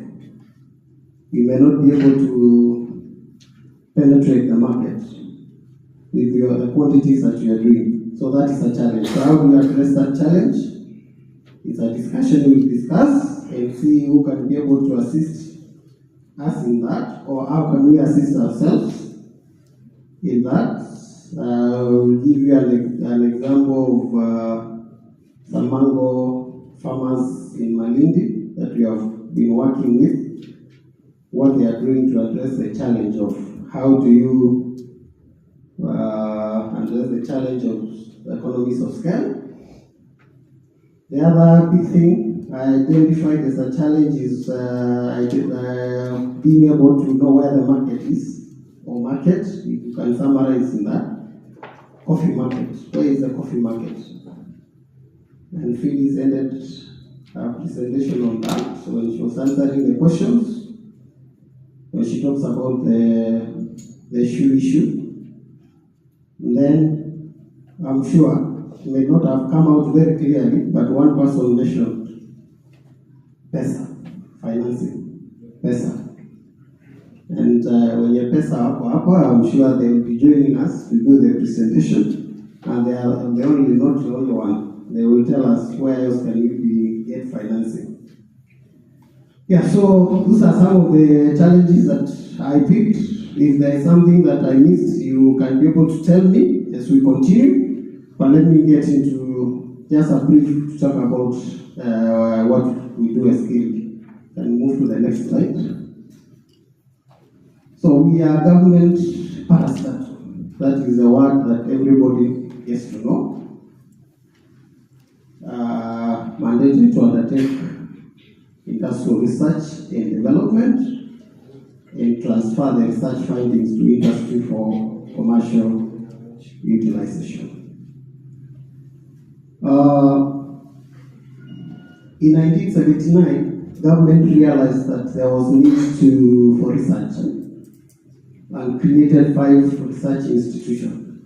One which everyone knows because of the nature of our economy was called CARI, now it's called CARI. The next one is called CAMRI. I'm sure we all know this because what we went through last year, COVID. We all stayed at home and all our eyes were looking at CAMRI to assist us go back to our normal until we started saying, when shall we go back to our normal? Yes, then the other one is called CAFRI. That's research about forest. Then we have KIRIDI. We do research, industrial research. And there is another one that deals with fisheries called CAMFRI, Marine and Fisheries Research Institute. Today I want to talk about KIRIDI because that's where I work. So we do industrial research and development and transfer the research finding to industry for commercial utilization. I want to unpack what industrial research is.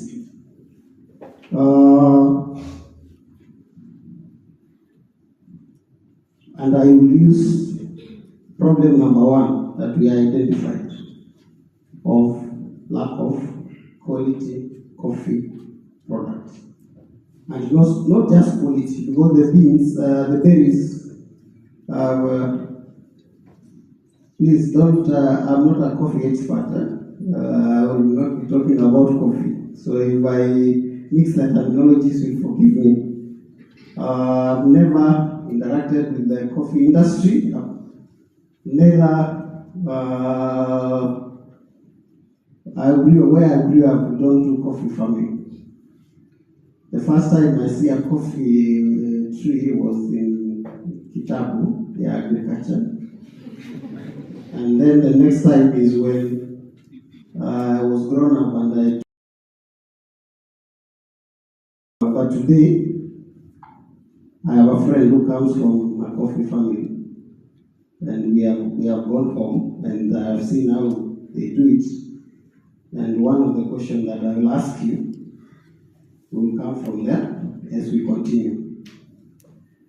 We might have the quality berries, how do you call them like that? But they are not consumed like that. At the consumption level, we have local quality final product that consumers take, that is locally made. That is the question that I want to relate to research. So for industrial research, we are talking about value addition. You are adding value. And adding value is as simple as, for example, let's take for example bananas. If you wash the bananas and take them to the market, washing becomes a value addition activity. And why do you need to research? Washing might be simple. You might look at it as a simple activity, but it might be very complex. We will see as we move, as we go by. So research now comes on board in helping you identify the gap that is required to take your product that you have to the next level of value. And value is synonymous with income. The higher the value, the higher the income that you are going to get from the products. And that's why you need research. The next component of research is technology. You need technology to add value. And then that's why now research comes on board to assist you to add value. So how do you get the technology that is required to add value? You need to undertake research and development. Then once you do that, you do a research, you have developed a technology, you need to transfer that technology to an entrepreneur person to use it in commercial application. So that is what we do. We undertake research, you are gathering information, convert all this information into a technology. Then once you convert it to a technology, we give it to somebody to go and use it to do business. So that is as simple as what we do at Skilled. But to see the details, we can move to the next slide. So what are the services that we offer as an institution as Skilled? And this is where you need to begin, because this is all about what you do. Product development. So once we gather the information, we need to convert that information into a product that can be taken to the market. Every person will tell you that I have a business idea. Have you met any person who says he doesn't have a business idea? Kila mtu anakuanga na a business idea. But can you sell an idea? You might convert it either to a product or service. Because customers don't eat ideas. Neither do they use ideas. They just be either a product or a service. So the consumers will buy the product or they will buy the service. So you have to convert your idea into a product or a service. And that is what we call product development. So when you are working into Kirby with your business idea, we will help you to convert your business idea into a product or service. So we sit down with you, we listen with your idea, to your idea, and then we help you outline what you need to do to convert your idea into a product or service, so that you can be able to take it, the idea, to the market and sell the idea. And the next thing is skills. And we talked much about, I told you one of the challenges I picked in the coffee value chain is skills. So we will now give you the skills to make your product or to produce your product.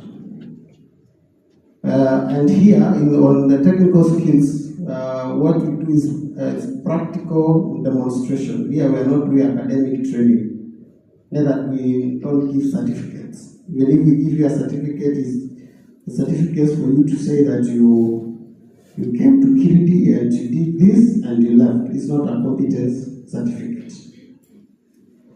So we will now be able to assist you to acquire the skills that you need to produce the product that you have come up with once we have helped you to do the product development. But now once you have the skills, so what do you do from there?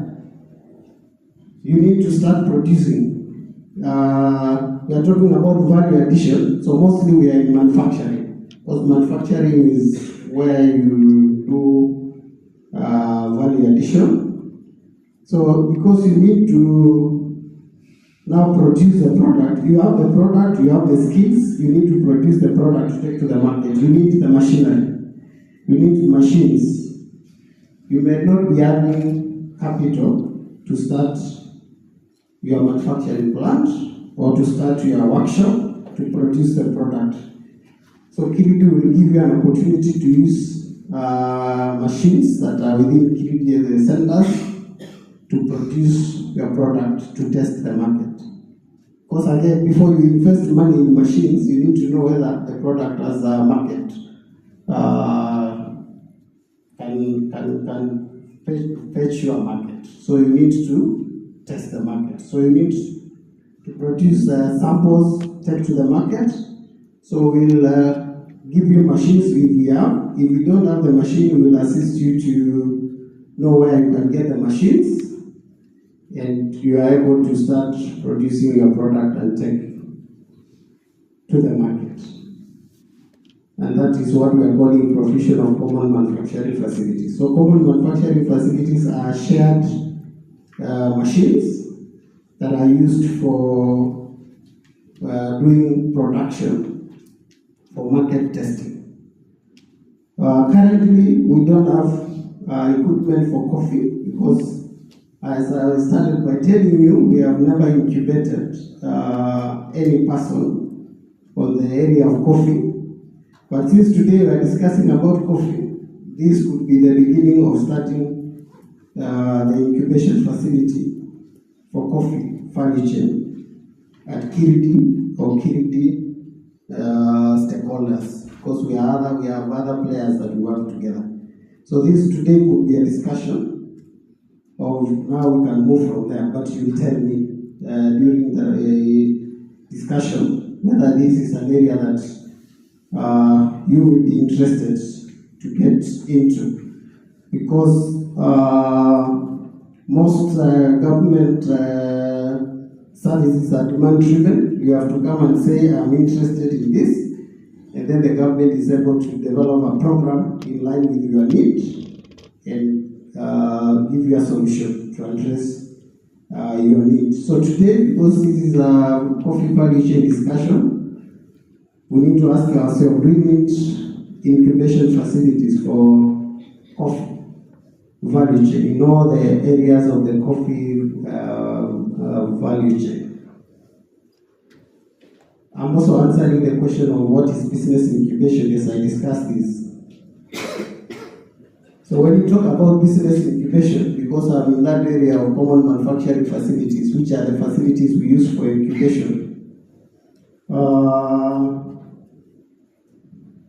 when a baby is born immature, or not mature, having not reached to maturity, they are taken to a baby incubator in the hospital. Why are they taken to a baby incubator?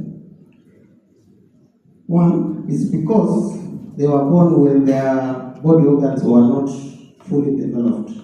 So they cannot be able to survive the harsh environment.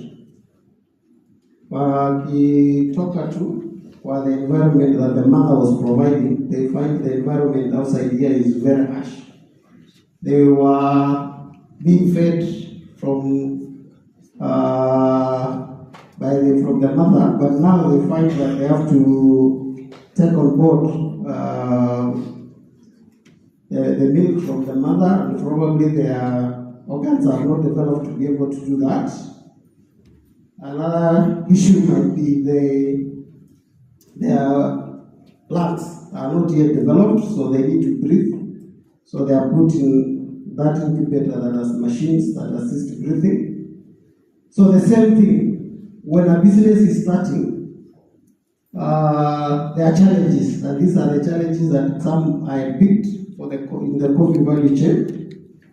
One, the business might not be having financing to be able to start their production facility, and therefore they need to be incubated by an organization that has got production facilities for them to be able to use the facilities for some time as they build their capacity, as they build their organs, kama hizo za mtoto, as they develop, as the business develop their capability or capacity to be able to stand on their own.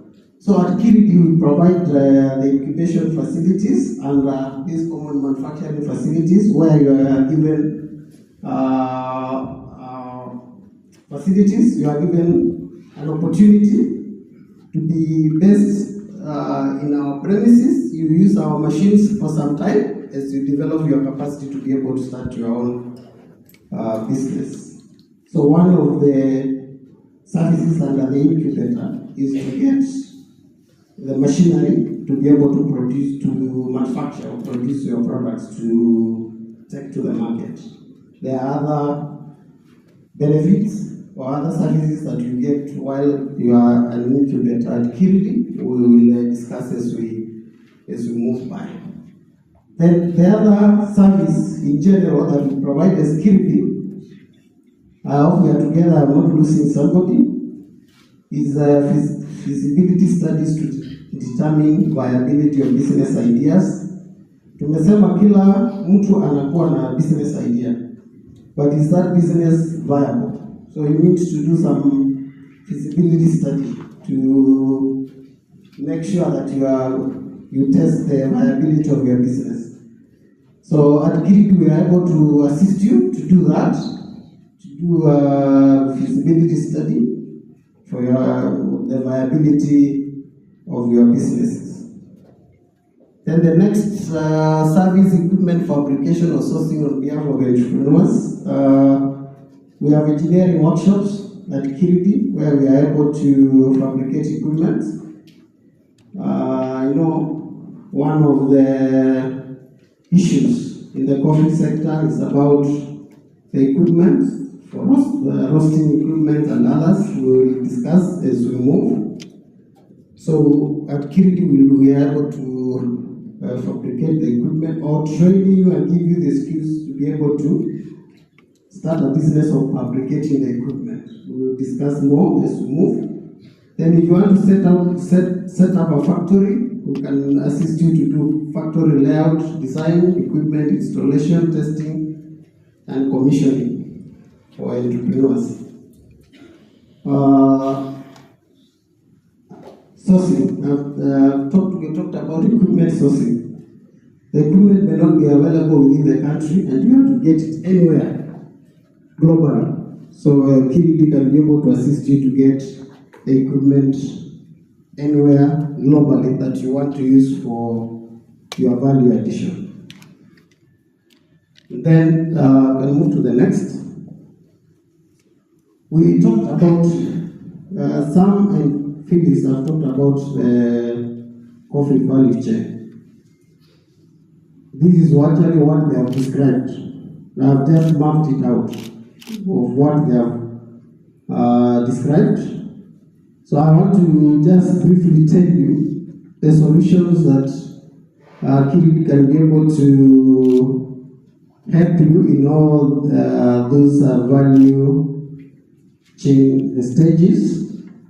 They talked about production, they talked about processing, initial, primary and secondary processing, talked about trade, talked about frosting, and then talked about marketing. So those are the different stages in the coffee value chain, and I want to briefly tell you about what Kirit is able to assist you in each of the stages. So some can move to the next. At the farm level business, there is issue of farming business. And Sam and Phyllis talked very well about this. I will not get much into that. The issues of seedling, propagation, nursery, and all that. There is where Carol is more helpful there, and the Coffee Research Institute, they will be very much helpful in that area. And the Ministry of Agriculture, they will be able to assist you there. But we have the farming machinery, where it's an area that you can invest, and Kirit can assist you in getting into that business in that area, where you are designing the machines for farming. An example being what the water engineer here was asking. Issue of irrigation in the coffee business, and there was a discussion whether can you do that or you are not able to do that. Now this is where the scientists and engineers at Kirit can be able to have a discussion and assist you in getting into a business. You know, where there is the bigger the challenge in an area, the better the returns and the better the business in that area. Another area is fertilizer production. This is an area you can get into. The scientists and engineers in Kirit can be able to get you into identify the opportunities and assist you to develop your business idea in that line. Pesticides, herbicides production, that is an area. And then farming machinery production. Can move to the next Sam. For example, this is an innovator who was being assisted at Kirit. We came up with a mobile irrigation machine. It's being tested on maize, but it can have different application. So I just projected here so that you can have an idea on how you can be assisted. So the young person came with that idea that you need a small scale irrigator because the other ones are big, and it has to be mobile. So he came up with a design, and he was assisted to be able to fabricate and test. This was being tested in a farm. This is simple, can be made more sophisticated so that it can even be applicable in the coffee value chain.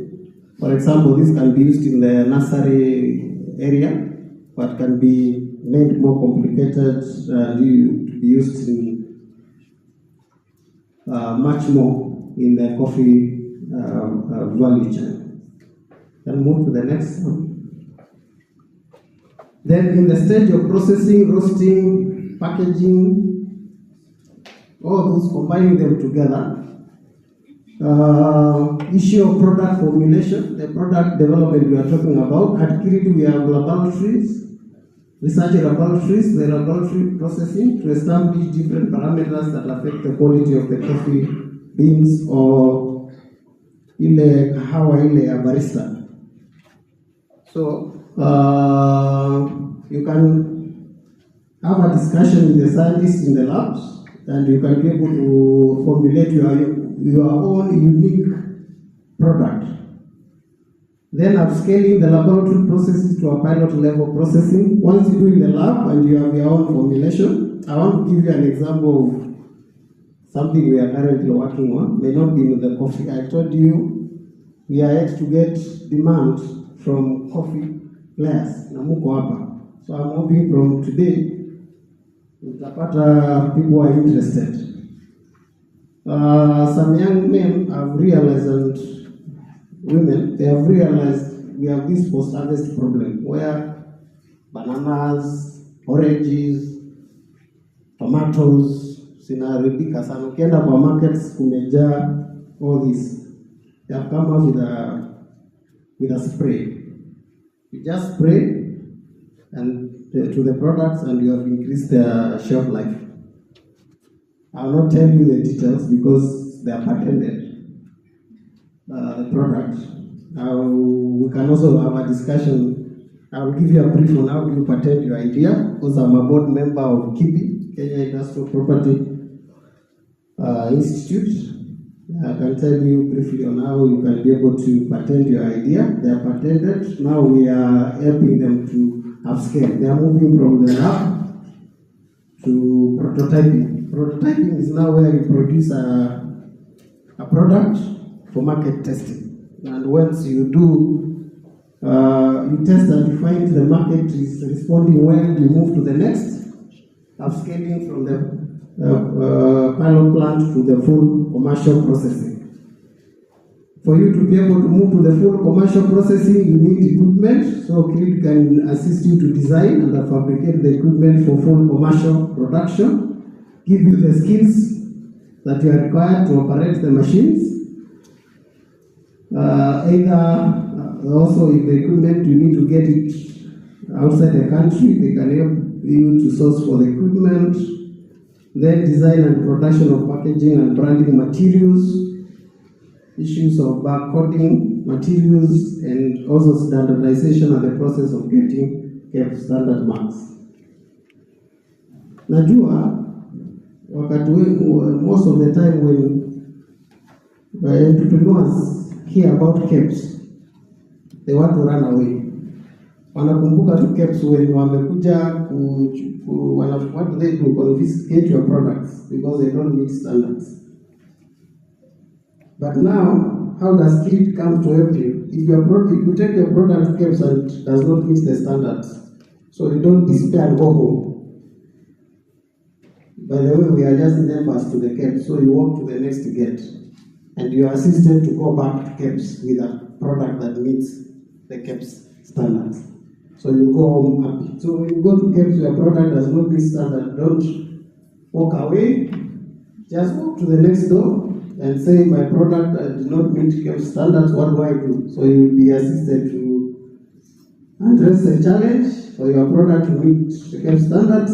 Then you are able to get your product certified. So KEPS also assists in that process. Let's see what is the next. Here's an example of an equipment fabricated at Kiriti. This is for honey processing, so there is no reason why we can't do for coffee processing. Actually, when Honorable Peter Munya became the Minister for Industrialization, because Kiriti is under the Ministry of Industrialization, Trade and Enterprise Development, he really pushed the issue of value addition equipment for the coffee value chain. And we moved with him from one coffee cooperative to the another, Meru, around Mount Kenya. And he was really pushing for that. But unfortunately, he moved to agriculture before we could penetrate.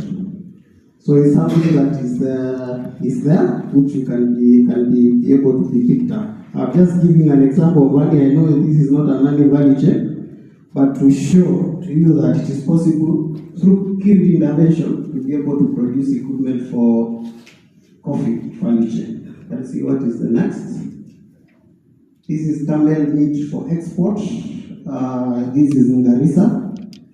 Just showing this to show you how you can be assisted from Kirby. These are some women in Garissa who wanted to export camel meat. They call it mir in that community, Somali community, a local way of processing that meat. It's a very delicacy product for the Somali community, but they wanted to export it. They could not export it in the way they process. So they came to Kiridi. They were able to be assisted to do that. So the first, after being trained at Kirigi, they went and set up a pilot plant in Garissa on the left top there. And then from there, they have been able to go through all the processes until meat that is packaged into those canned meat packaged for export. So that is just an example. So why not for coffee? That is the question I'm asking today. And then you will ask me how when you get into the question. You can see what is next. This is banana wine from bananas. This is in Kisi. Some young people thought that they can be able to make wine from banana. Why not coffee wine? Why is the Starteam coffee guru, Bugwa? He's saying he's coming to Kirby soon. Come and make coffee wine. So we're just talking about, and this takes me to what Madam Phyllis was saying. How do we make Kenya consume much of coffee? It's how you present it. If you present it ile ya kawaida, you may not get many people. But if you get into this other one, it talks about stimulant. So you need to stimulate consumption. Stimulate. In quotes. Because why is the beer industry dominating the market? You know, I worked in Uganda for some time, and I realized in Uganda when they serve food, they serve beer as the way we serve food and soda and juice in the table, in the dining table. So they serve food and there is beer on the table, and soda and juice. So as you pick the variety, there is also beer is also there. So I'm trying to say that the market, and also answering the question of where is the market. So the market for coffee and coffee products is there. We only need to think, and we are the young people here who have the energy to think. Let's see what is next. At the coffee trading and marketing. Here, Kiridi may not have much, and the earlier speakers discussed more about this coffee transportation business.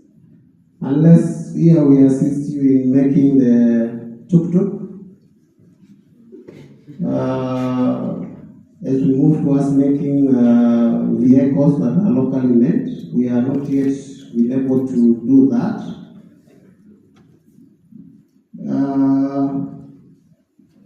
Nanyuki is in Laikipia County.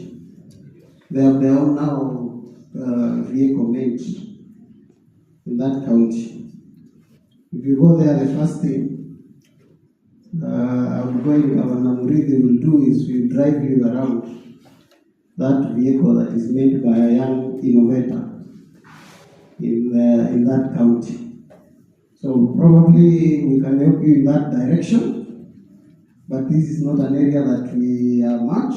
The supply chain management They talked about it. I won't go into details. You can get business there. Coffee market search and connection. You can be an expert in that area, marketing and selling computer applications. We are the young people here. I told you about Safaricom going to farming. And they wanted to provide solution around information. And you are the young people here, so you can be able to create a business where you are linking the value chain players in the industry, providing the information. Remember, one of the problems I identified is information availability. And where there is a problem, there is a business. So, how do you provide solution to that problem of lack of information? You create computer applications where I can be able, through my phone, get information about coffee. Marketing skills training can come up with a firm. Marketing consultancy businesses. The issue of export trade, it's a complicated area. You saw what Madam Phyllis projected there. Bill of landing, CIF, and so many others. For entrepreneurs, they don't have time to really get into that. So you can start a consulting firm where you are purely helping in dealing with the export business. Yeah, I think basically that. You can move to the next. Coffee house, businesses. This is the barista area. And here, Kirit can help in product formulation, coffee making equipment design and fabrication. You know, there are these small equipment that are used for brewing coffee. Italians are very good in this. Why can we make them locally? So can you challenge Kirit to assist you to get the knowledge to be able to produce those equipment locally? If you challenge the engineers and scientists there, they will be able to assist you to do that. Coffee testing. Phyllis has said, yeah, there are even certification around that area. But now, you are young people. Leave alone using your tongue to test, or your test glands. You can use laboratory to replace your test glands because of consistency. So at Kiridi, you can be able to be assisted in that. I'm talking about robotic testing of coffee. You are the young people who are getting into these emerging issues of robotic technology. At Kiridi, we have scientists who are currently, they are specialized on food texture. Basically, a food texture, like a biscuit. When you test a biscuit, you feel this one is smooth, this other one is rough. Now, instead of relying on your tongue or your mouth, they have equipment that are able to tell a smooth food texture and a coarse food texture. I am not a food scientist, but I have heard them discuss around that area and many more. So they can be able to assist you get into the business of now doing laboratory or robotic testing of coffee. This could be a groundbreaking area that somebody can be able to take it up and run with it. Currently, those who are there, they are mostly working on solid food texture. They are yet to get into the issue of beverages. So you can be the pioneer or the first mover in that sector for consistency. So that how do you, if you test this coffee and found it is good, how do you brew it consistently to the same test? If you test this with your mouth and find that this is the best, how do you test the parameters to know what makes it the best, and then consistently you are able to make or brew the same quality of coffee. So you can be able to be assisted at Kiriti to be able to do that. Branding, we may not have much of that, but we can provide the branding materials. Coffee house, marketing, consultancy business, there we may not help you much because we are mostly on manufacturing and value addition. You can see what is next, Sam. Then in the coffee industry in general, coffee industry journalist. So you can become a journalist for the coffee industry. I'm sure you have seen some journalists that specialize in one area and they are recognized worldwide for being an expert in that. They even win awards because of driving particular industry. You can be an coffee industry economist and you will be sought worldwide to provide expertise in that coffee industry statistician. Applying mathematics skills, and you'll be sought all over globally. You can start with being an expert in Kenya, where you're providing the information, and here you are addressing the issue of information availability, the challenge of information availability that I talked about, that create the opportunity for the business. Then you can also become a coffee consumption promoter. The coffee directorate, the last time we met with them, they said that they have been moving from one university to the other, from one college, from one school to the other, trying to promote local consumption of coffee. What does that mean? There is a gap. Where there is a gap, there is a business opportunity. Why can't you become a comedian in coffee?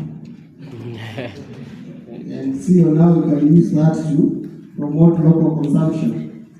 And Starteam and the rest of the players in the industry, they will be looking for you and paying you premium in their events. If we had one comedian today who has a skit, call them skit, or what do you call them? Something, a feature or something about coffee that makes us arouse our consumption, coffee consumption glands, then they will get a lot of payment for that. So that is an opportunity that you can be able to get into business in the coffee sector. So I think I'm done. Yes. So you can put the last one so that they see where to get more information. www.kiriti.go.ke. This is where you get much information about what I've been talking about. And physically, you can visit us South Sea, Popo Road, off Mombasa Road, just next after Caps. You'll be able to find us there, and you can have a more discussion. For now, we can be able to assist you. So before I conclude, I just want to summarize what I've been talking about, and based on the challenges that I identified in the sector and how we can be able to assist you. They say I best presenter starts with a question, then we finish with another question. So before I ask a question, let me see whether you have addressed the challenges. Lack of value-added coffee products. I'm sure you have seen on how we can assist you in that. Innovation. We are talking about innovation. We are the innovation powerhouse. So if you want to stimulate your innovation, just visit us. We have scientists in all scientific fields. We have food scientists, We have mechanical engineers, we have electrical engineers, we have biotechnology engineers and scientists, we have industrial chemists, all sorts of scientists and engineers. You will find them there, and they will be able to assist you to come up with a new innovative product. Why can't we, the question we need to ask, to answer, and that is what I will end with, and then you tell me where we start is, why can't we provide a quality coffee, Kenyan, in Kenya instead of in London? Why are we not doing value chain or value addition in the entire value chain after the last consumer product? And so that can be answered by doing product development, innovation around the coffee value addition.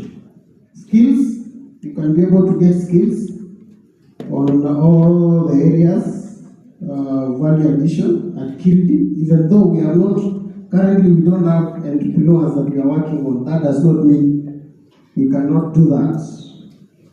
We have one of our food scientists, we call him the chief brewer. He is a very good expert in brewing alcohol and other products that require to be brewed, coffee included. So you can be able to be assisted in that. Information availability about the coffee business. This is for you to invest. You are young people. We are also doing incubation on IT, information technology, so you can be assisted in how to come up with computer applications for the coffee value chain. Then networking between the different value chain players to address the problem of cartels. How do you make sure that information asymmetry, or where one person has information and the other one does not have information? That is what actually the definition of a cartel. Cartel is a person who has the information about where the market is. Then he makes advantage of that because you don't know the price, the global price for your product. Let me not talk more about coffee because I'm not very knowledgeable, but you can relate. He has information about the global price for the product. You, the producer, you do not have information. So he makes use of that information to buy from you on a lower price than the market price. Then you call that person cartel. He is only taking advantage of, he has the information, you don't have the information. So to address that is make sure that there is information availability. So you need to be an entrepreneur to take advantage of that, to ensure that information is available. So at least I've given you information on how you can address the issue of cartels. Let's have somebody invest in the area of information, availing information to the players in the coffee value chain. Then the other one was economies of scale. To economies of scale, we are producing small, and I told you that I'll give you an example of mango farmers in Malindi. So what these guys did was they discovered that they can't go far with their few mangoes. They came together, formed a cooperative, and not just a cooperative for mango production. They said they want to do the entire value chain until the finished product themselves, now without involving somebody else. So what they did, they started a company for manufacturing or value addition to mangoes. So they contributed capital, which became equity or shares into the company. And then they bought manufacturing equipment, and they started producing mango pulp. And then, for them to be able to do that, they decided to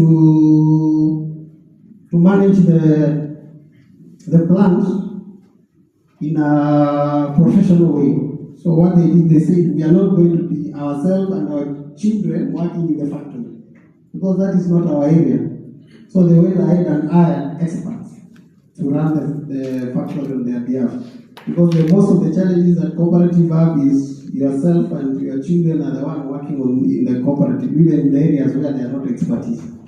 So they hired, and I can tell you one thing they did that surprised me is because they wanted to supply Del Monte with the pulp. Pulp is the concentrated mango. I'm sure you are in the coffee sector, you understand pulp more than me. So let me not try to explain, because you understand it more than me.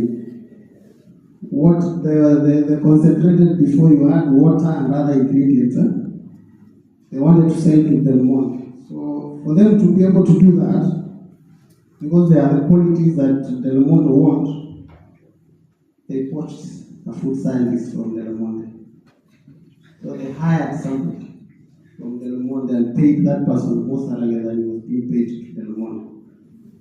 So currently, as we stand, they supply almost 100% of what they produce to Del Monte. Of course, they can't meet the demand at Del Monte. Currently, Del Monte gets from South Africa. It's the main source of their raw material. Or even pineapples that they are growing in Kenya, it's not enough. It cannot even be 10% of what they require as raw materials. So because of that, they are able to make money from their farming business for mango. So economies of scale, how can you address coming together and be professional? And this is where the young men, you can assist your parents in professionalizing their businesses by injecting in now the professionalism. An innovative way. Land was also mentioned as a challenge, and leasing is one way. One of the biggest challenges, especially around Mount Kenya, is issue of land sizes. And sometimes when land is too small, doing business with it becomes a challenge. There is a very disruptive way some young man has been thinking about. It has social implication, but probably you are young people here, you can think about it.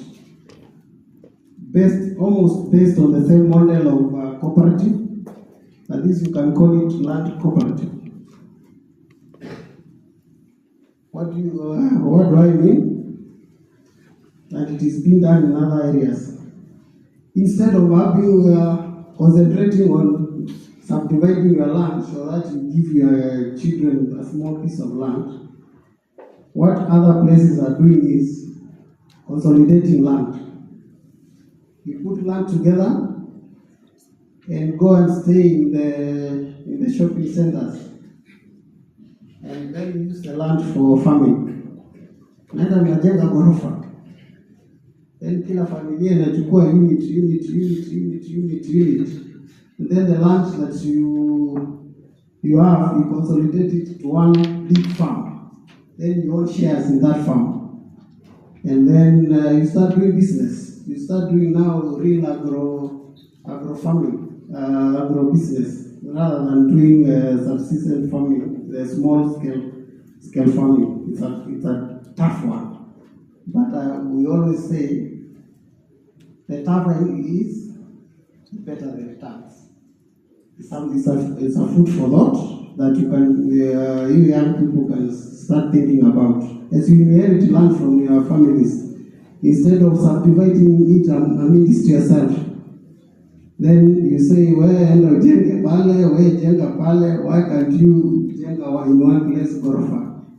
And then the other ones you do farming. Because I have told you, remember, agro-business is going to be the next big thing. Because they are saying in the next few years, all populations will be in towns. Who is going to feed them? Everybody is moving to the urban cities. So who is going to feed them? It is you and me, those who are going to identify the opportunity. the next big challenge is going to be food, not data, not information. Currently, everybody is tapping on the need for information. That's why IT is the big thing. But the next big thing is going to be food. Who's going to feed these masses in the urban cities? And that is an opportunity for you to be able to tap. So before we go to questions, financing, let me not talk about financing. Youth Enterprise Development Fund. I'm expecting they will be here shortly. They will be able to discuss about funding. I think let me end there so that we can have a question and answer session and a free discussion. So my question as I finish is, why do we provide the Mzungu with Kenyan quality coffee in Kenya, not in London? I need answers to that. Asante. So, next one.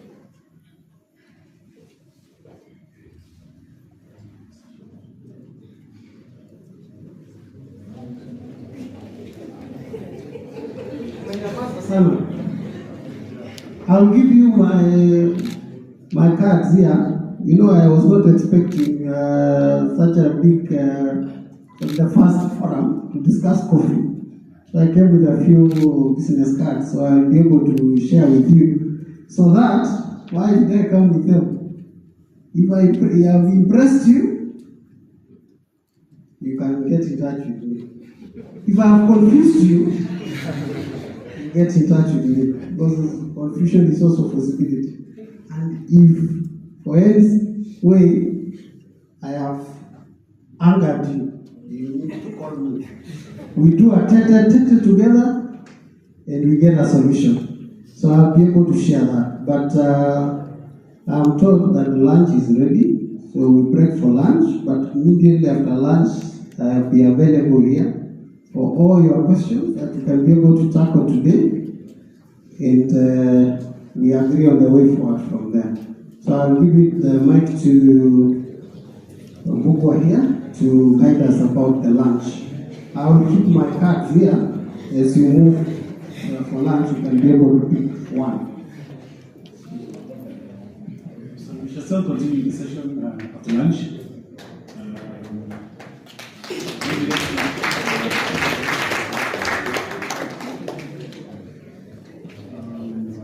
The questions will come through then to divide our lunch. I think the people at the end had a road deal, so I think you're going to start with you. Group at the end, and then the rest of the world. And I think the best way of doing it is when you lunch, and then now the rest of you will go to Consultancy.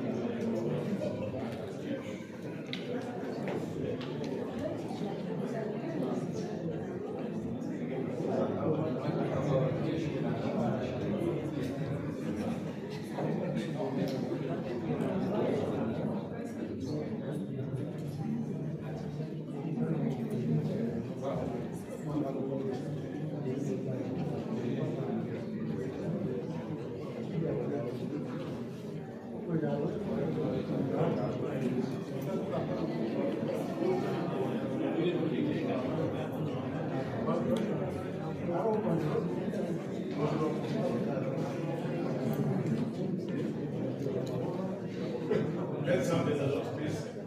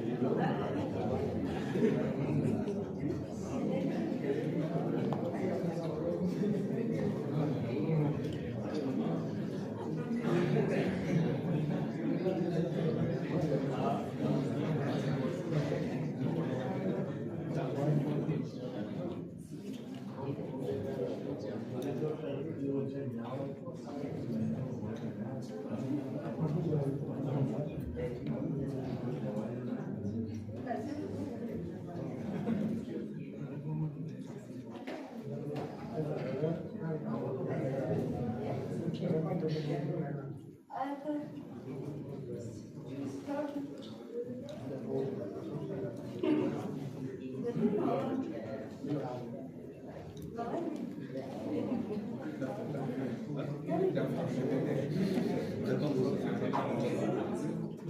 momen dah. Ada momen dah.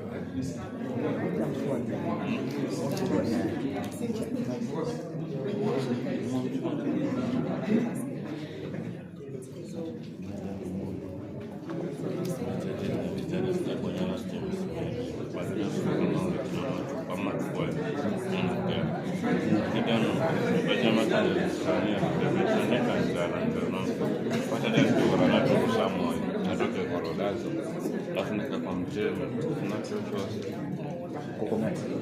I never got this job. I just said never even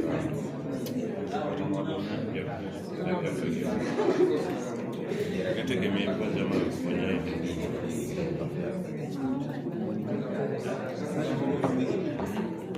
just as a conversation yes hapo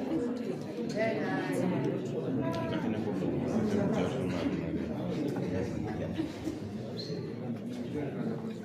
moja nikishikisha kufanya baadaye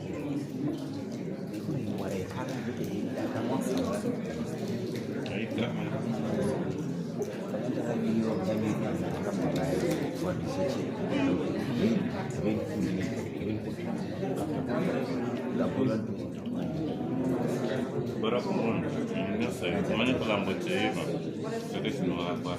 Ai, sekarang banyak Belanda besok, ada dokter, tuna ni tuna.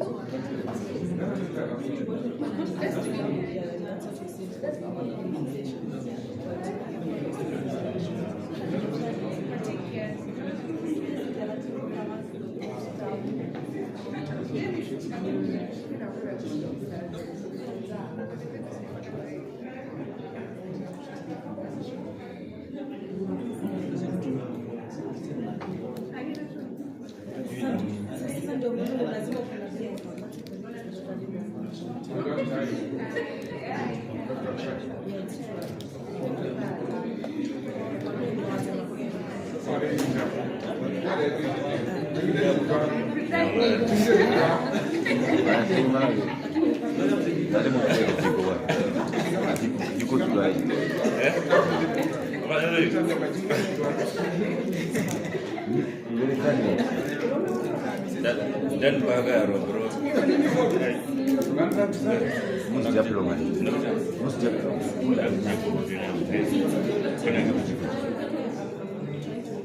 Jauh aja nanti kok. Tunggu maju.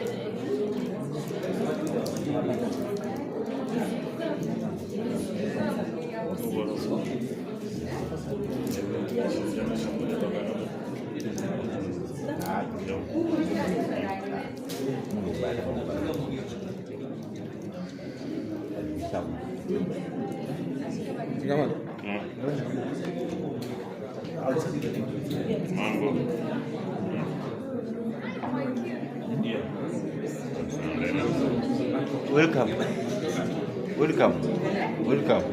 Wewe Tina, mbona unajifanya sasa? Choko uje. Unajifanya kwa watu hapo. Alafu baadaye anasema nataka masters.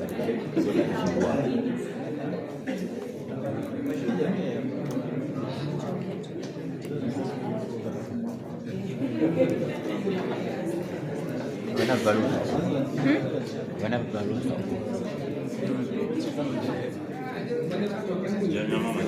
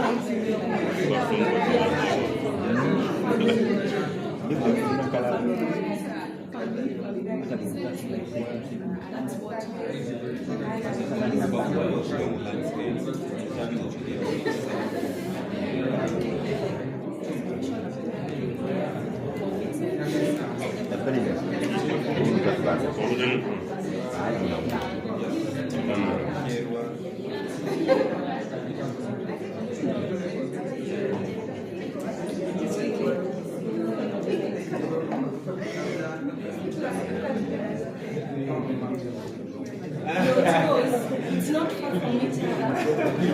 It's not quite like 15 minutes away from each other, but it's different constituencies.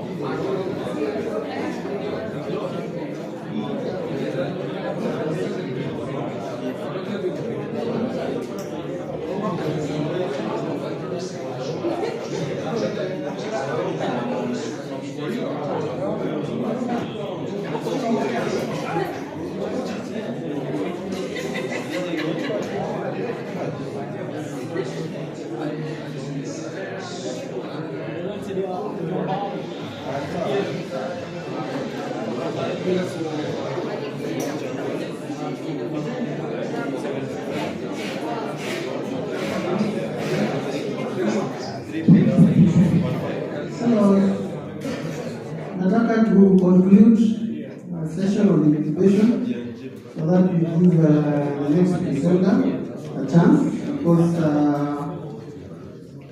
he will be traveling, so we need to finalize our session to allow him to take us through the next presentation so that we can give him ample time to take his journey. So as we wait for the others, as they come, I can be taking questions. Then hope by that they will join us as we continue. Even as she sits down, because she had raised her hands before we went on break.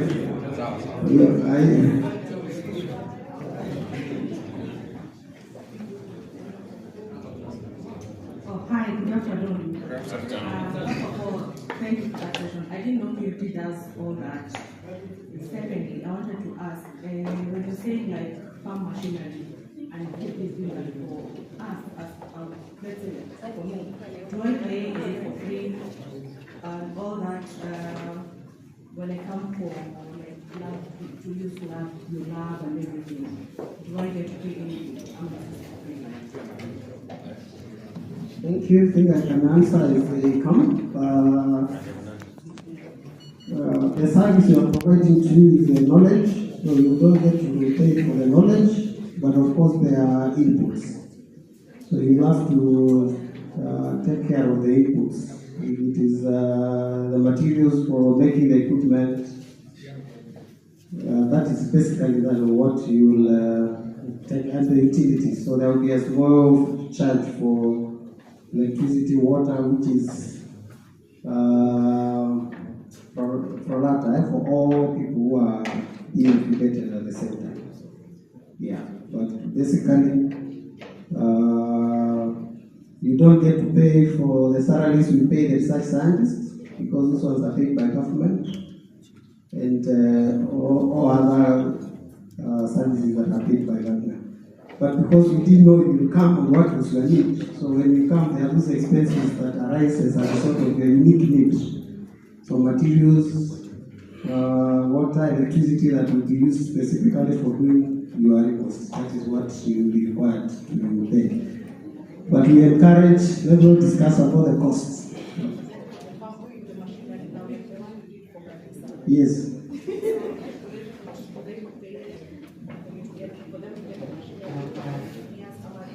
You know, we are not a commercial institution, so we don't make to sell. But if you want to learn on how to make them, now you'll be taken through that process. So when you are learning, there are those inputs. Then you make for yourself. Yes. And there are also those who we have trained who now manufacture. Some of them are manufacturing from our workshop, so they will sell for you at a cost, based on the cost of the machine. But that is an entrepreneur who is selling, not killed, who is working from our workshops. Yes.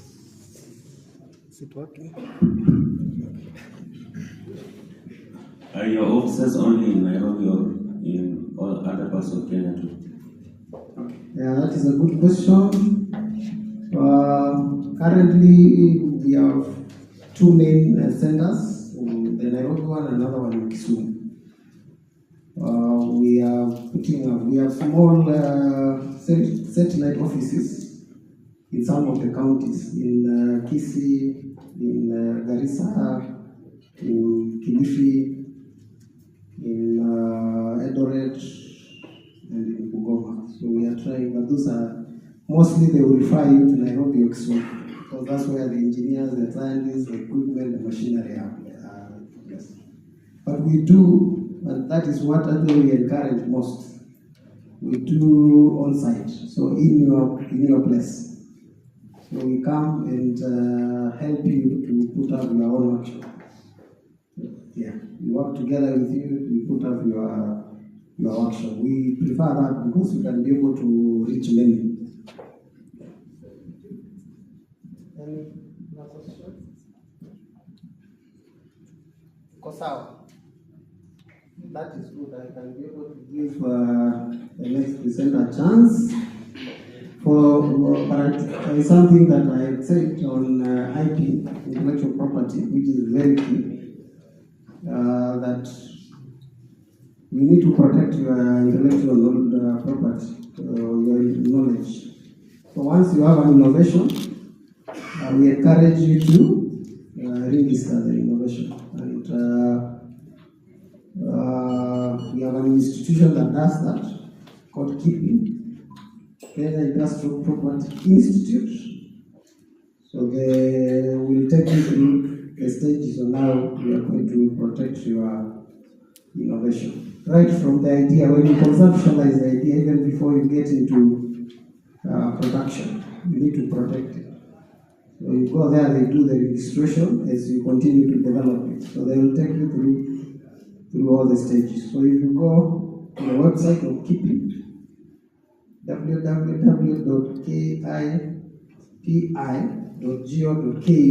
you will be able to get more information. So thank you for giving me the opportunity and for showing this hatch to transform the coffee sector. I think this should be a start of a revolution in the industry. And thanks to Starteam for taking this bold. You will not find very many people discussing on the opportunities that are available in the coffee value chain. So this could be a starting point of a major revolution in the sector, which has a lot of potential. You can imagine the cash crop that we used to say, number one, when we were in school learning, and evaluate its impact today in the economy. You have many questions. I told you about my friend, who we visit the father, and the father, at least he has tried to keep on the coffee plantation, but every time we go there, the young men, they tell you, one day you wake up and you will not see these bushes. You will have slashed all of them because we don't see why you tried so much, because there is no much benefit you get out of this. So that is usually always the conversation. Next time you will wake up and find these bushes are not there. That's why the young men, as they have been saying, it is this team today that need to change that narrative and bring another positive narrative in the coffee value chain for it to be what it used in our economic transformation. So thank you very much. I will ask Starteam to kindly bring to us the next presenter. Thank you.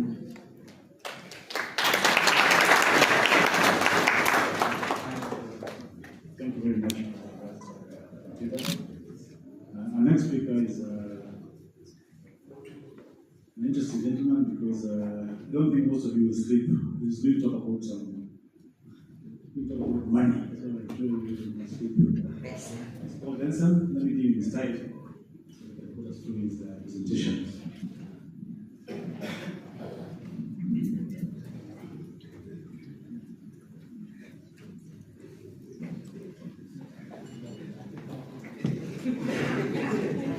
Very well. Good afternoon.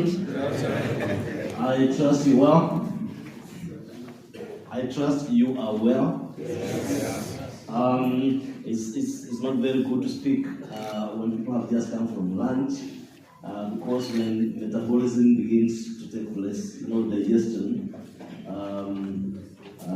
there's something called sleep. It begins to float, it goes to the eyes and to the ears, and people begin to sleep, and for that reason you end up speaking to yourself.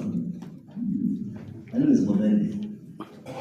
I work with the Youth Enterprise Development Fund as CEO, and I'm glad to be here today. I was with this Starteam, I think last year, on a similar festival where we had many people from across the country that we were discussing matters of coffee, and from there I got an interest in these matters of coffee, and I thought it's an agenda that we can partner with Starteam so that we interest our young people in coffee farming. And it's not just coffee farming, it is how we can make money from coffee. Because there are many ways of making money from coffee. It's not just farming. Simeelezo yote mmeenda through the value chain. Kuna kachini kamebaki ambayo nitaelezwa baadaye. Yote nimesoma. Now, let me first of all make a confession that I grew up in coffee plantations. My grandmother and my grandfather used to work in coffee plantations near Thika. And so that's where I grew up to the point at which I was to join nursery school. We went to our rural home, and in that rural home, many people grew coffee. So we had a few bushes, and I didn't like coffee. And why I didn't like coffee is, one, for some reason, every time we were harvesting coffee, it was raining. And so you are rained on, and because that's the day you must harvest, otherwise the crop will get rotten, you had to harvest whether you like it or not. Munanyesha huko kwa kahawa, halafu inamwagika chini. So there used to be those nyaparas who come and check, and they say you pick, you collect, so you kneel down and start collecting all the ones, the cherries that have dropped on the ground. And then the other thing, there used to be a lot of chameleons in the and so you can imagine as a young boy, you are holding a coffee bush, and then you see a chameleon next to your fingers. From that time, you don't want to harvest coffee again, you want to go home. So I have, then after that, after harvesting coffee, we'll take it to the factory, and there will be a long queue, and we'll spend the night there. You have bags and bags of coffee, and for some reason, I don't know whether that has changed, all coffee factories used to be in a very cold place. All of them used to overlook a very cold valley. For some reason, I don't know. All the places I've been to. And so it will be very, I can see you smiling. I think of that experience. So I didn't like coffee.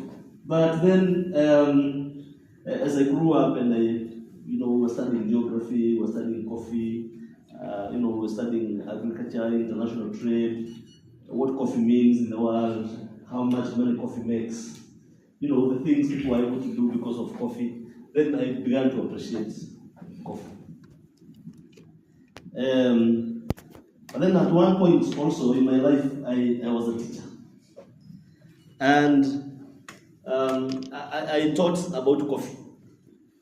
And what broke my heart, again, is there's a question I asked students. And the question I asked students was about some of the problems that coffee farmers face.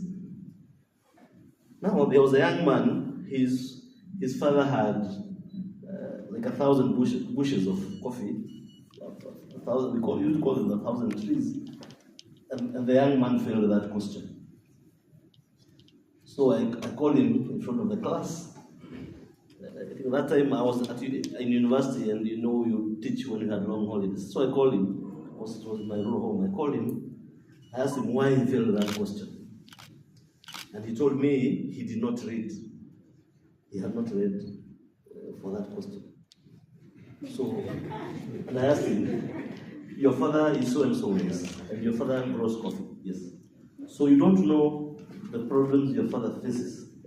So he asked me, even the problems of my father can be written in the exam.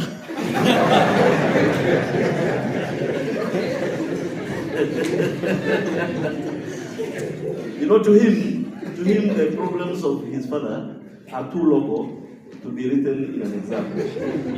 You see? And so it's the same case here, that there's a lot of opportunities we see out there, but we think they are too local, and we think they are too small, that we can only read a textbook, or we can only go to Google to see big opportunities.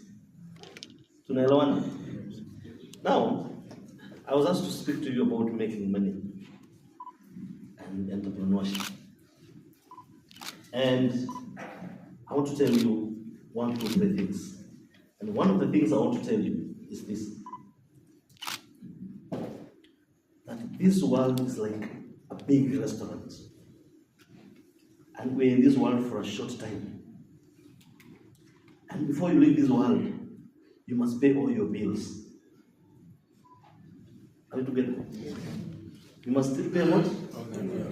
You must pay all your bills before you leave this world. Usiache deni. Hata saa ile watu wanazirikisha wewe, wanasema sijui alikuwa na deni ya fulani, alikuwa na deni ya fulani. You must pay your bills. Are we together? Good. For you to pay your bills, you must make money. How do we make money? Now, this world has changed. Traditionally, we went to school, we left school, we got a job like the one I have.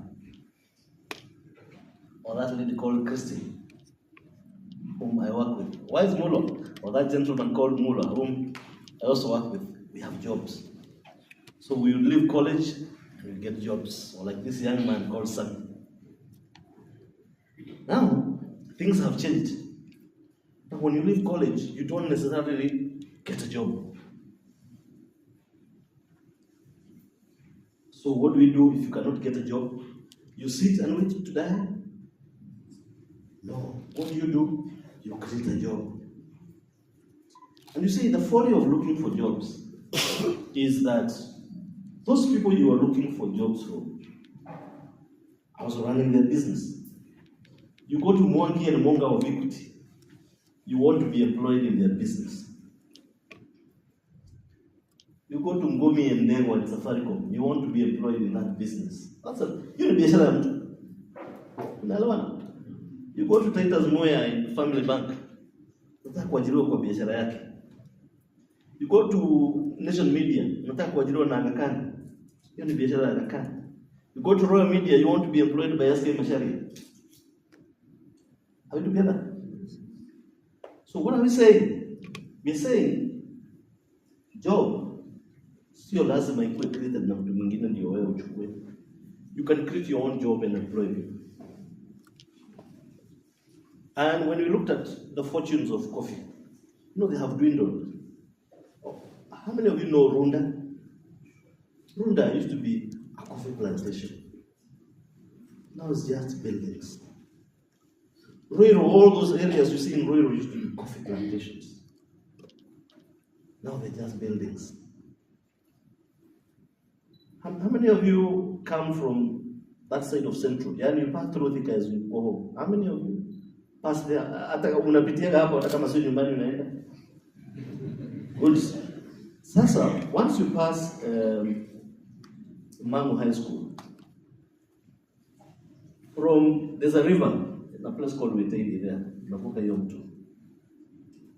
And then from there, going up to all those Makuyu, all that area used to be coffee plantations.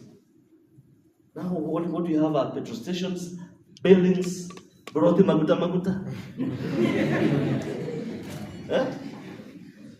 So, you see, and Kenya used to be one of the leading coffee growers in this country. But we had challenges getting money from coffee. But occasionally, we would make money. But for us to make money, there had to be frost in Brazil. Brazil is the world's largest producer of coffee. So when there was frost in Brazil, then there was a shortage of coffee in the world.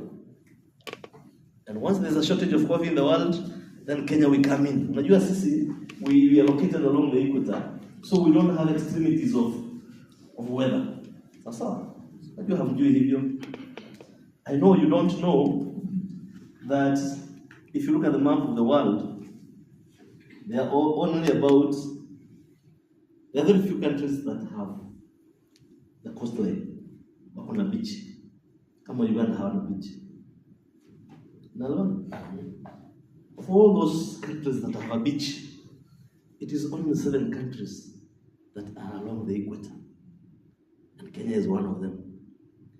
And of all those countries that have a beach and are along the equator, it is only Kenya that has snow. Unajua snow ya Kenya inakuwa wapi? Inakuwa wapi? Very good, Mount Kenya. So there are a lot of unique things about this country and even about the village where you come from, which if you're able to see those unique things, you can see how you can coin them around and make money out of them. But the challenge we have as a nation, and even as individuals, is that we are so negative towards ourselves. Tunajidharau sana. I remember there's a gentleman who is now governor of Migori County. His name is Chilo Ayako. Chilo Ayako, at one point, was Minister for Sports in this country. And then he said that he's going to ensure that Kenya goes to World Cup.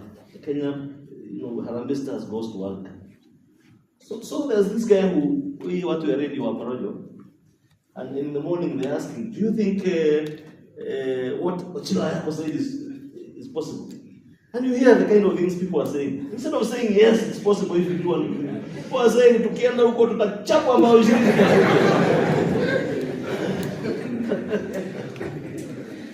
So why is it that as a nation we don't believe in ourselves? Why don't we trust in ourselves? And you see, if you want to make progress in life, the first place you start is yourself. Look inside yourself, and you've covered half the journey. When you're discouraged, don't look at people. Look inside yourself. See the strength you have. See the bigger problems you have overcome in the past. And you'll be there. Tunaelewana? Then usisikize hii watu ya hii Kenya iko na watu wengi sana na discourage watu. Unaambia mtu wewe unataka kusimama MP. Nakuuliza familia yenu kuna mtu hata ambaye chaguliwa ni Catholic.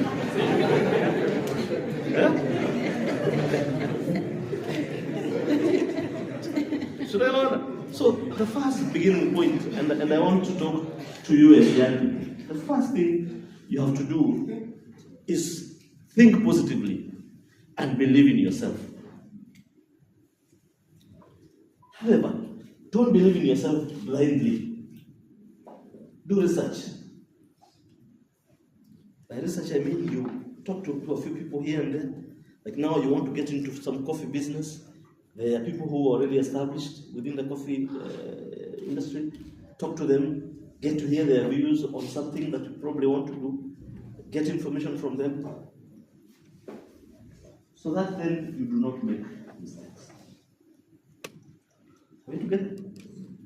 Then the other thing we have to know is that life is not a rehearsal.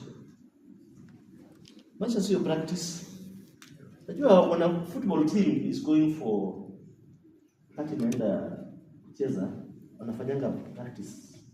Usikia wanaenda orako. Leo jio kesho, mnaenda mnakimbia, you warm up. And when you're practicing, you can allow a few errors. Like now when you're playing friendly, hata ukifunga unasema tumeachilia tu kuchukulia serious. But life is never practice. Life is serious, man. Nasikia wanajeshi wameenda Samburu huko kufanya practice.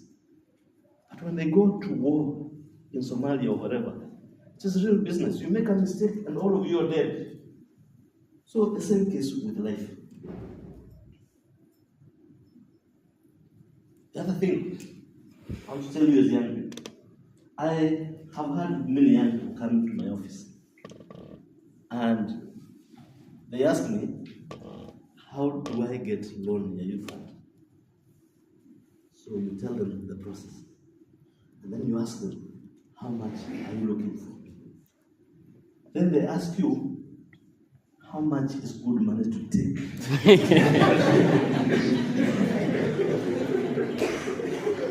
And then you tell them that it depends on the business you want to do. So they ask you, which is the best business to do?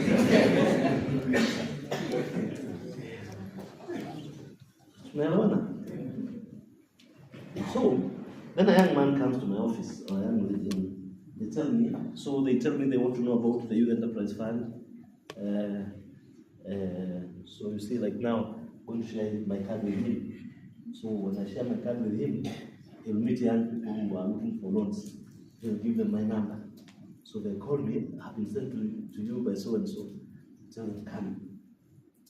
So when they come to the office, tell me, I've come to learn from you how I can get a loan. And then you ask them, how much do you already know about getting a loan from us? I tell you, I don't know anything. So you tell the guy, can you place your phone on the desk here? And I'll prepare some there. I'll see me to 60,000. Some kali sana. Inashika internet hata bila Wi-Fi.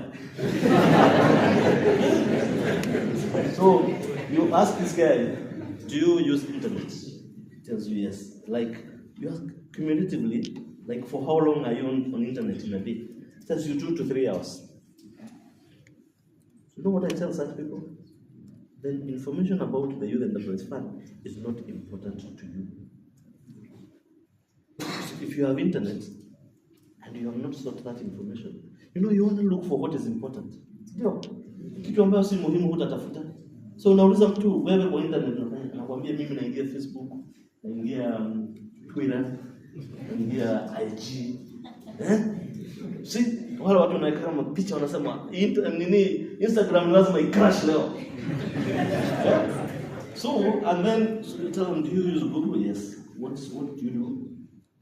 Tell you I search scholarships and after that kuna hang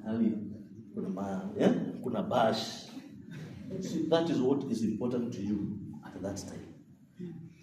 So before you come to my office to tell me you don't know anything, first of all ask yourself, how much homework have you done? So it is important to do homework. These phones we have are not just for communicating. They are also for enriching you, for empowering you. The reason why you have internet is so that there's a guy somewhere in Russia, he grows coffee. He has shared his experience somewhere online. Why you have that phone is so that you can read that guy's story. Tuko pamoja? The last time we were here, we had a barista from the US. That barista has placed a lot of information on the internet. The reason why you have that phone is to learn from the experience of that barista. See, I see my children, the things they do in the house. Mtu anaingia YouTube. See, hata unaangalia tu recipes, how to make different tea, type of tea. Unatengeneza kitu inatoka nzuri sana. YouTube too. See ati ameenda class. Just YouTube. Now, there are things we used to study in school which were very difficult. Things like glaciation. How many of you can remember what glaciation even was? Glaciation, folding. So now those things, you remember those difficult things? If it is in biology, things like blood circulation, the functions of the kidney, Bowman's capsule in the kidney, the alveoli in the air sacs in the alveoli in the lungs. Now, today things have become very easy because you just need to go to YouTube and look for a video that shows blood circulation. Unakaa, unaona, na unaelewa blood circulation kama daktari. We're together. So what we are saying is that besides the information you're getting here, there's so much content in the internet, so much of it, which if you made use of it, you will make a lot of money. You'll be much better. Now, if you look at the coffee industry, and I'm sure you've gone through the value chain, there are a lot of opportunities. A lot of opportunities. However, those opportunities, you don't have to begin as a millionaire. You can begin by selling coffee. Where mnaona wale mama anauzanga coffee na thamos kwa barabara. The fact that that person has started there doesn't mean they'll end there. Are you together? And what we are normally afraid of, we are afraid of starting small. Tusichekelewe. Nani anakuchekelea yeye anafanya nini? By the way, do you know, if you live here and you went to Eldoret, some of the most successful traders there, watu kwa wholesale, they are not people from there. Ni mtu atakwambia vile alienda Eldoret akiwa hoka. Same case with Mombasa. Do you know why people succeed away from their homes? Do you know why people succeed in diaspora, for instance? One reason why people succeed is because you're kwenu. So huogopi mtu. Hata choo utaosha. Are we together? Because huogopi mtu. Lakini tukua kwetu tunaogopa. Mtu anakuja pale kwa bus station. Akiuza mtego ya panya, mtego ya panya. There's a guy who was schooling with. Akiniona, instead of kuniuliza kama ninataka kuuziwa, he ducks under a bus. Are we together? So what I'm also saying is, do not be afraid to start small. Do not be afraid that anybody will laugh at you. If you look at Royal Media, as it is today, that's not how it started. They began with a small radio station, but used to operate within Nairobi CBD. They went extending, they started more radio stations, they started a TV station. See what they are today. Equity Bank began somewhere in Kangema. Unajua those rural shops? Little rural shops ambazo hapa mbele ni duka na huko nyuma watu wanaishi huko nyuma. Ziko na line mbili. Sio kama mnazielewa? Ni mwendaji sharks. Now, Equity Bank began in such a shop in the 80s. Now see where they are today. Munga then was a young man. He was not afraid. You know, maybe people laughed at him. Say that at go you another bank. Yeah? Maybe people laughed at him. They made jokes about him. But see where he is today. Are we together? So we say there are a lot of opportunities in the coffee industry. You can make money from them, but don't be afraid to start small. Are we together? Kitu ingine ambao ni muhimu sana, kuna kitu inaitwa patience. Patience. Subra. One of the greatest challenges of the generation of the people that are in this room. Tunataka kila kitu instant. Unajua instant coffee? Unaweka maji moto pale. Unaweka hapa, unakoroga na unakunywa. That's what we want. So we don't want tuweke maji kwa jiko, ichemke, tuweke kahawa ile. Some coffee we used to call chew and spit. Hiyo tu bwana bichungi. Unachemsha, unakunywa. We used to call it chew and spit. So you don't want that long process. Unataka hii hapo. So we want quick results. And because we want quick results, you start your business today. If by tomorrow you will not become a millionaire, you give up. It's a bad business. We must be patient. We must be patient. When you start a business today, don't expect to make money now. See, I'll give you an example. I do some poultry farming. Now, when I started with 150 birds. Kuku 150. Wakati nilifanya hesabu, mwishowe ile hasara nilienda, my friend, ilikuwa kubwa sana. But out of the hasara, I learned a lot of things. Yule kijana pia nimeajiri, he learned a lot of skills about poultry. Since that time, we have never made mistakes. We have come up with new ways how to cost save in feeds. You see, new ways of looking for markets early before the birds mature. So, even though some of those challenges you face in life, in your business, zinakufundisha and they give you experience. Then the other thing, don't compete with people who have been in the industries for many years. Alafu wewe ujidharau. So a guy has a coffee shop. He has run that coffee shop for 10 years. He's reporting to you that in a month he's able to sell 1 million shillings. Wewe saa nyingine hata ni wateja watatu tu wanakuja kwa duka yako. Then you start giving up. You start wondering, unasema ati huyu ako na juju. Unajua hiyo kitu bado unasema ati mtu ako na inaitwa nini? Uko na kamute, ndio sababu watu wanaenda kwa biashara yake. No, it's about the experience that person has had. It's about the interaction with the customer. It's about improving themselves. Now, there's something called the 10,000 hour rule. There's a book written by a gentleman called Malcolm Gladwell. The book is called Outliers. It's a book about success, how people succeed in life. And in that book, Malcolm Gladwell talks about the 10,000 hour rule. 10,000 hour rule means you have to practice something for 10,000 hours before you become an expert. And that is why many of our young people go to Form 1 when they are 14 years. Then, when they go to Form 1, they realize they can run because of human kukimbia kwa shule. And that person is practicing 3 hours every day. 3 hours every day. In a year, that's about 1,000 hours. In 10 years, that's about 1,000 hours.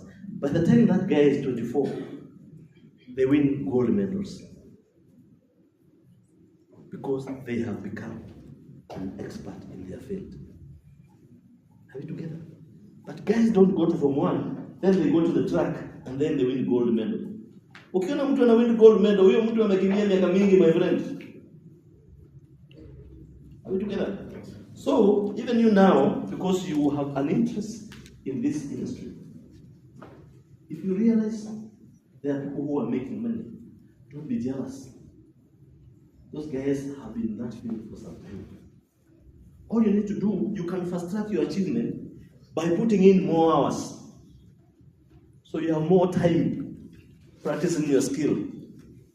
You do more research. Interact with your customers. Are we together?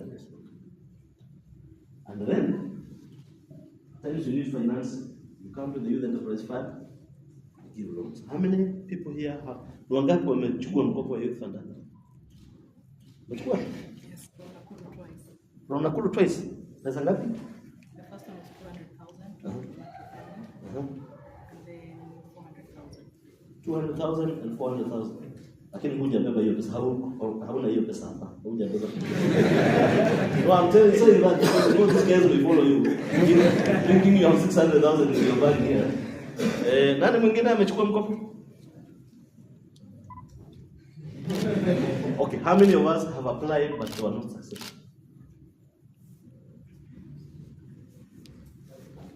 Okay, how many of us have always wanted to start a business but do not have capital?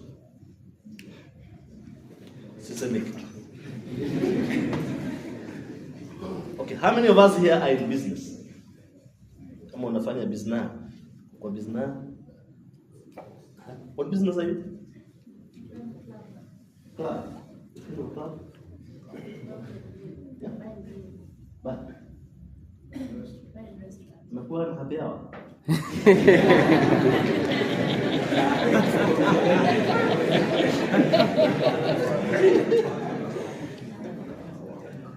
Unauza kahawa.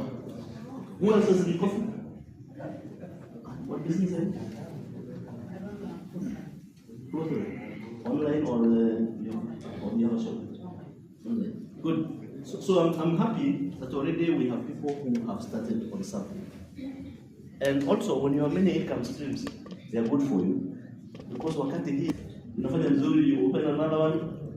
No, develop your business vertically. If a kiosk is doing well, see how you can open a wholesale shop. Huh?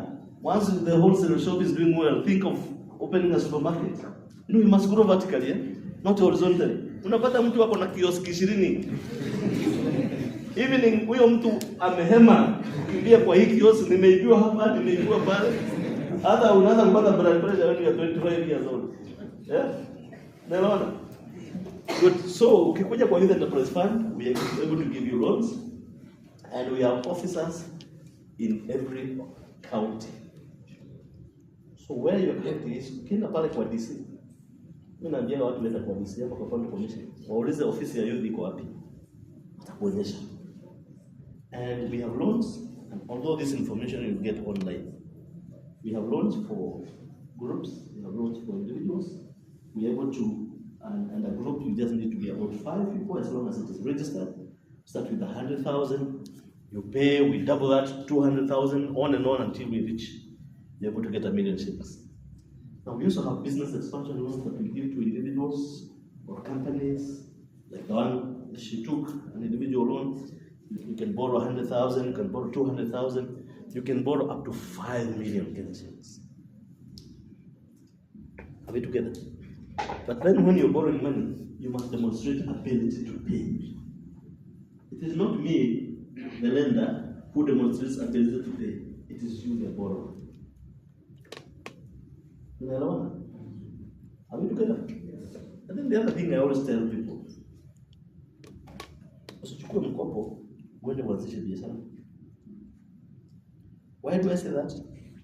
Because most of the times when you start a business, you don't open a shop here and customers flock to your shop the same day. Customers will take time to get used to your business. Now, if you're supposed to be paying a loan at the end of the month, now and you're also paying rent. Sasa unaona utakuwa na kizungumkuti. Unaona utapata answers. So I always tell people, that's why I'm saying we start small. Whatever little money you have, if you can afford similar 60,000, it means you already have enough capital to start a business. Sindio? So hiyo pesa kidogo uko nayo, anza kidogo. Once you have seen where you're going, and once you've seen who your customers are, sasa enda uchukue mkopo, come and invest in the business to expand the business. Are we together? Good. So I don't want to speak a lot. I didn't want to speak about how to make money. I just wanted to challenge you and to open up your minds and to encourage you to think broadly and to tell you that this country is in your hands. We have a lot of jobless young Kenyans in this country. We are waiting for you to create jobs for them. We are waiting for you to create jobs for yourself and for those young people. Tumeelewana? Na kama hujaanzisha biashara ukaajiri mtu, ujue bado you are not doing well, because we want you to start a business and employ somebody. Once you start a business and employ somebody, you know how it feels. At the end of the month, to know there are 5 guys.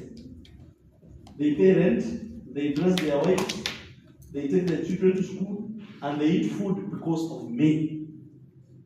You know how good it feels, huh? Are we together? Yes. It's very rewarding to see that there are people who are successful. Those people pray for you every night before they sleep.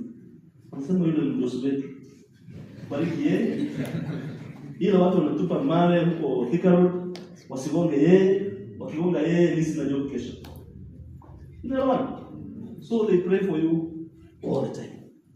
And then finally, when you run your business, please be ethical.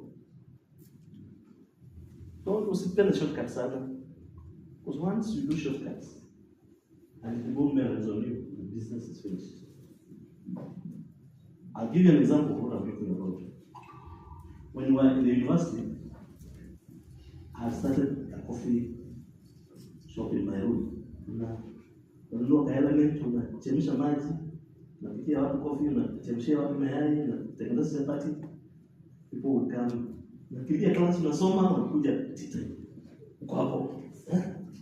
Na ajiri kijana kidogo kwa kuangalia, unatafuta partner who doesn't do the same course with you. You alternate. Now, there's another guy who started something similar to compete. Then people discovered one thing. Alikuwa anachemsha, kuna hizi birika za mabati, unajua? Anakelea kwa kweli ndio anachemsha nayo mayai. Now the same water ndio alikuwa anatengenezea watu hapo.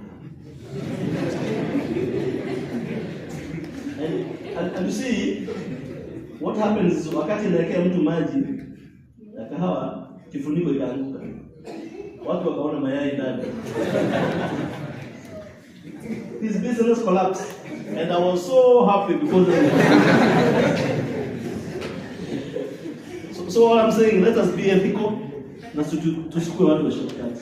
Please, if you're selling food to people, ensure it's a clean environment, ensure it is hygienic. Unaelewana? Kama unauza samosa, usiuze samosa ya paka. Unaona? Na usinunue ile ng'ombe imekufa huko kwa street.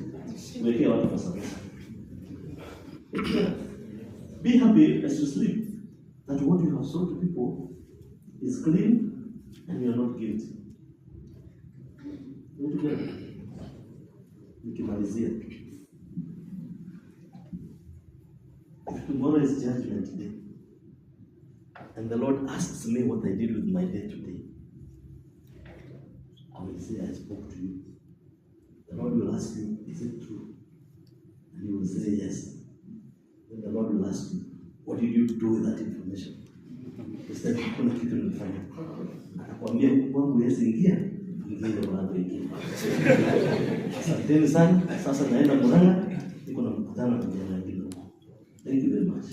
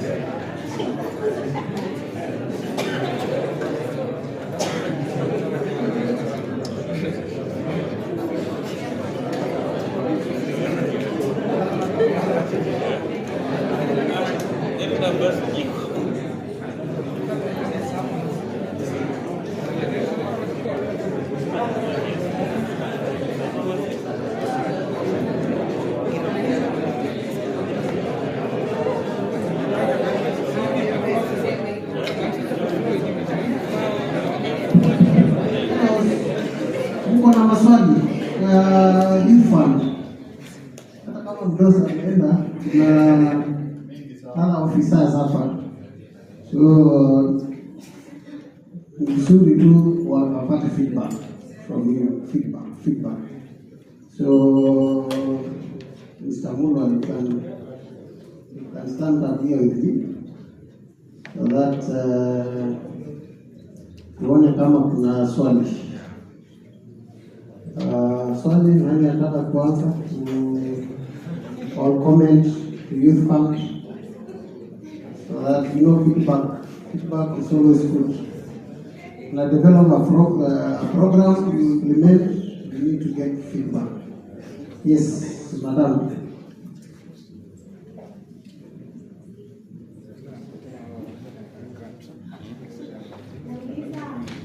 Interest how much? What percent?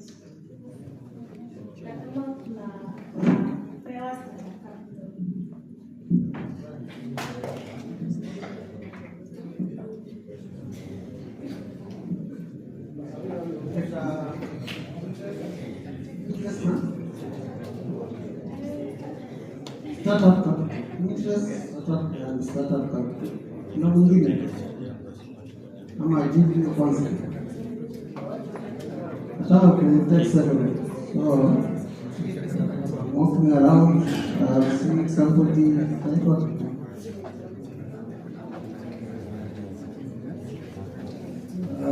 after how long are you supposed to refund to the money that you have been given?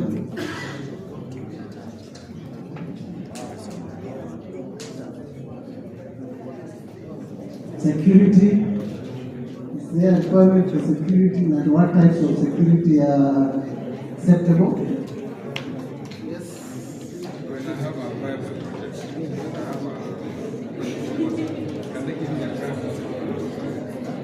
Is there option of a grant? Grant, not a loan. If the project is very viable, in a car use. So can you have a discussion on a grant instead of a loan?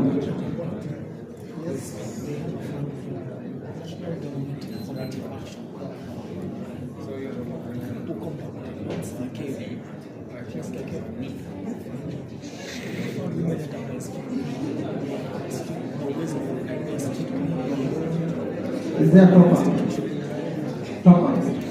In case something happens, you need to take another loan, and you cut a top up. Is guarantorship a requirement? What type of guarantorship is required?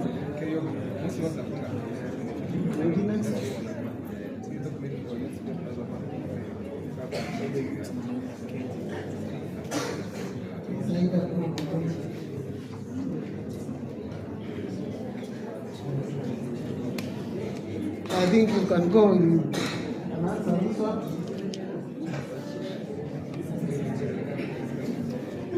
Thank you very much, Nicodemus. Thank you very much for those who have raised these questions. My name is just as they were said, Peter Mulo. I'm a credit officer based in Nairobi. Let me go straight to the questions. Someone asked about interest. Our loans, we have two categories of loans when we, in the perspective of interest. We have loans without interest, and we have loans with interest. For the group loans, the CEO did mention that you can get a loan as a group of 5 people, so long as you're in a registered group, from 100,000 to 1 million. These loans do not attract any interest. We give you 100,000, you return 100,000. But then we charge a management fee of 5%, which is deducted at disbursement. We also have other loans which do not attract interest, and agribusiness loan.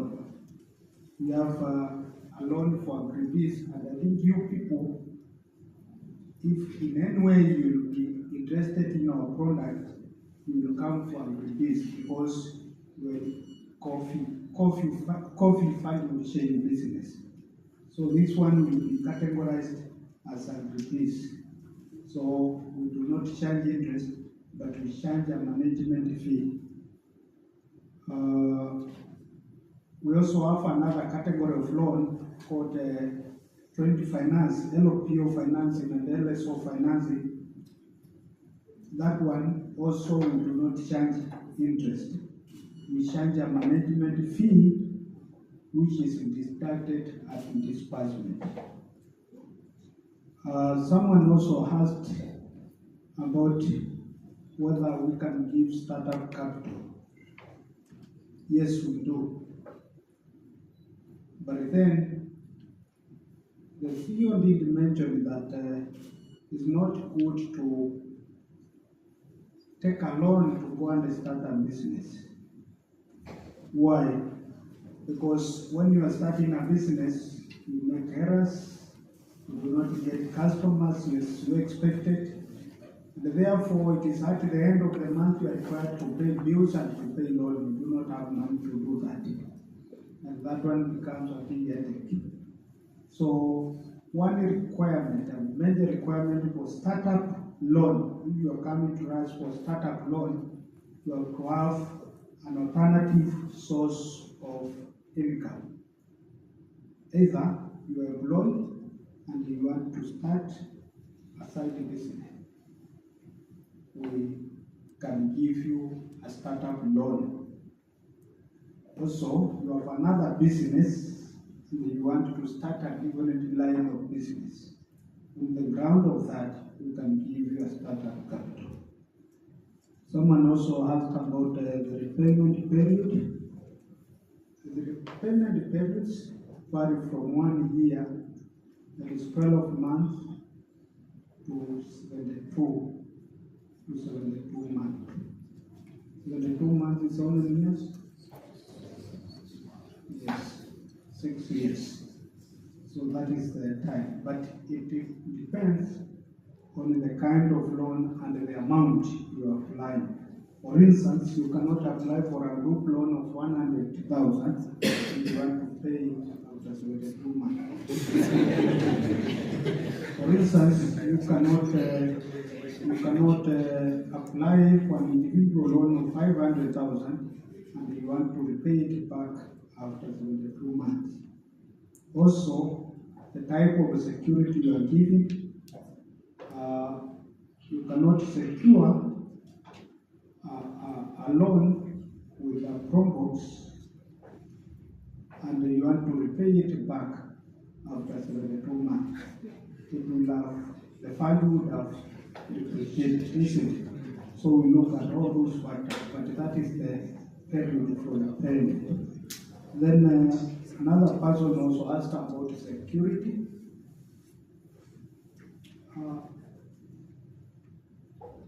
Let me say, all our loans are secured in one way or the other. Group loans, we secure them through congruency. So if you come with 5 friends of you, you come to us to get a loan. If one of you goes with your loan, then we shall follow the others. That is what we call congruency. So that is kind of the security we are calling congruency. And that one, people say it is not security, but it is. So all the other loans we give at the fund must be secured with conventional security. So conventional security, we mean title deed or logbook or motor vehicle. Recently, we launched a new policy where we included share capital certificate as a source of, as a type of security for loans. And we also included what we call cash in lieu. Cash in lieu. Cash in lieu is like the one used by SACCOs, that you have to make some deposit with them to get loan from them up to how many times of your deposits. But this time now, you are not depositing with us, but maybe you have some money you have saved in money markets or in other kinds of savings. We hold that, we shall hold that one cash in lieu with us. That one we use as security. Someone did talk about a grant. This is a very simple question. We do not give grant at the moment. Neither does the legal instruments establishing us allow us to give grant. Top-up loans, yes, we do give top-up loans for loans which are paid half and at least for 6 months. Then guarantorship, for our loans have got guarantors. You have to provide a guarantor. You have to provide guarantors, 2 of them, for all the loans.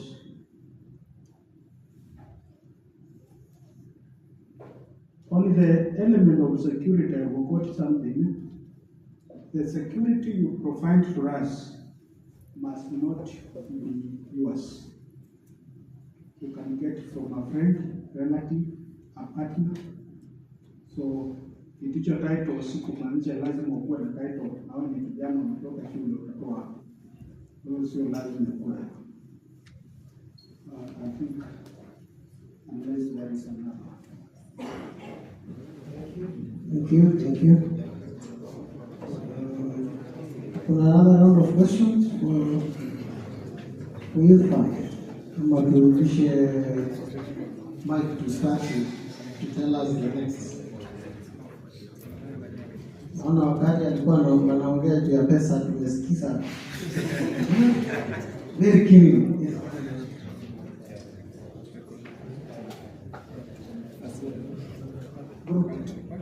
Group numbers. How many? From how many to how many? There's 2 points. Any other questions so that you can take several of them at the same time? As the group has to have gender balance.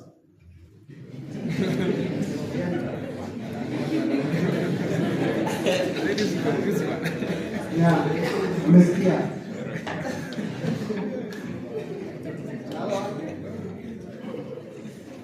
I think umesikiza kingi kabisa, so inaonekana tumeelewa vizuri. Ndio mambo ya pesa inaingia vizuri.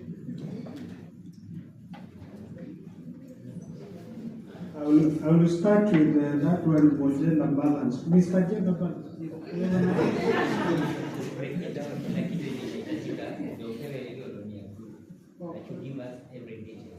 Requirements for group loan.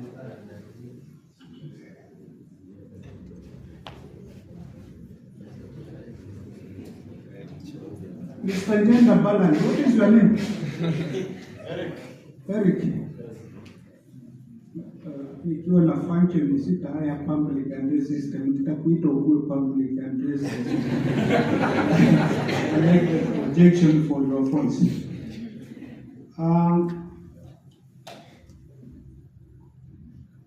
Group members for group. CC, we look at 5.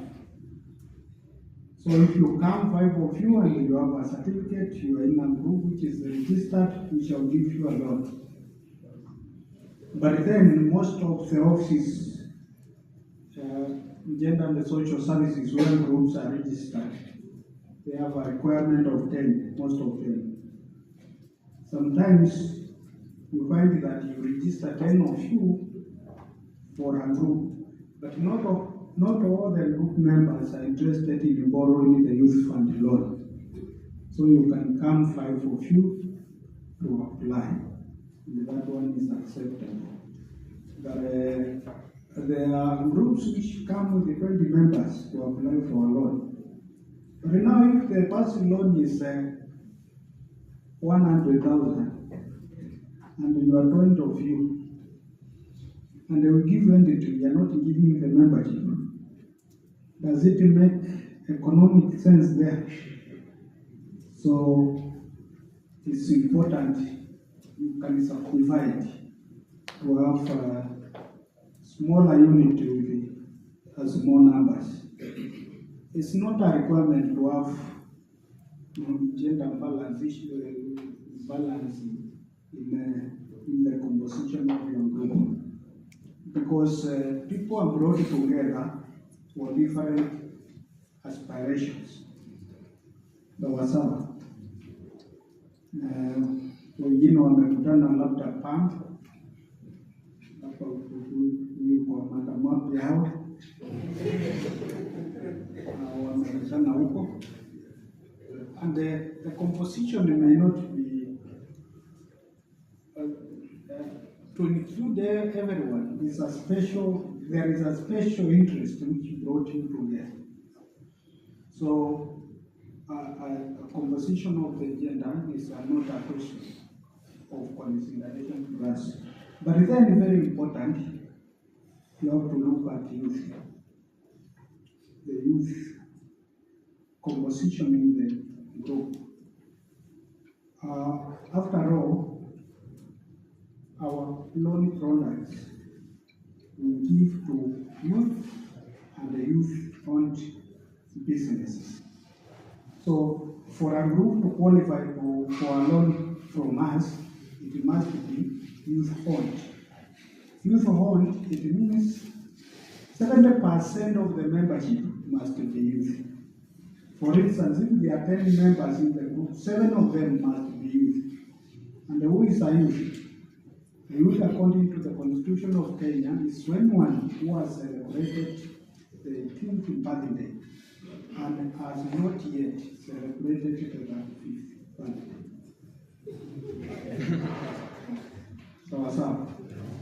So, lazima ikuwe 70%, then 100% leadership. Chairman, treasurer, secretary must be youth. So here group in so you have to look at those factors. In fact, and I advise most people, and I like when I see a group which is composed of only the family members, like Kinyanga sana kufanya hiyo, kwa hiyo sitakuwa na challenge kufuata. Kwa sababu kwanza nitaenda kwenu nyumbani, tutaonana na baba yenu, mama yenu, tutaonana na ango hapo. Joyce akipewa toroki yake aende Mombasa apatikane, James naye apotee, nyote hata mpotee. Nasema vijana wangu walivyo sasa, hizi kusu tunachukua pesa inalipwa hapo. So si vibaya kukua only from one family. Sawa. Okay, requirements for group loans. 1, the group certificate. 2, composition, vile nimewaelezea. The other thing, you need to have a bank account. Sio lazima ikuwe na pesa, mtafungua tu. Sawa. In fact, the group loan is a startup loan. Hii hatunanga wasiwasi, is a startup loan. So bank account lazima ikuwe nayo. Then list of members ambao lazima ikuwe certified na Gender and Social Services Officer. Then copies of IDs. These requirements are very easy. I think, thank you. Youth Fund, I think we have done a good job. Yes.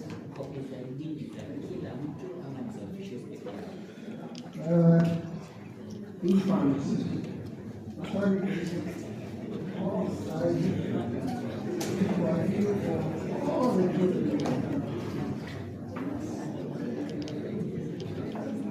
Copies of ID is only for the applicants.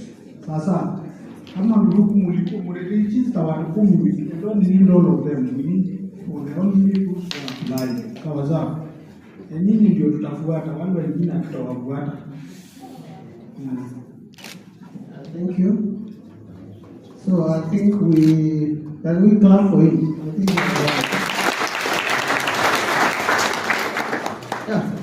nimeona pesa ikiongelewa tunasikiza mzuri. But I want to echo what the CEO said.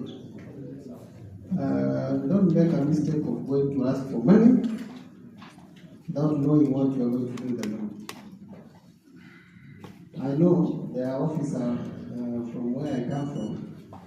we went and met a group of some young men who had a very good business proposal.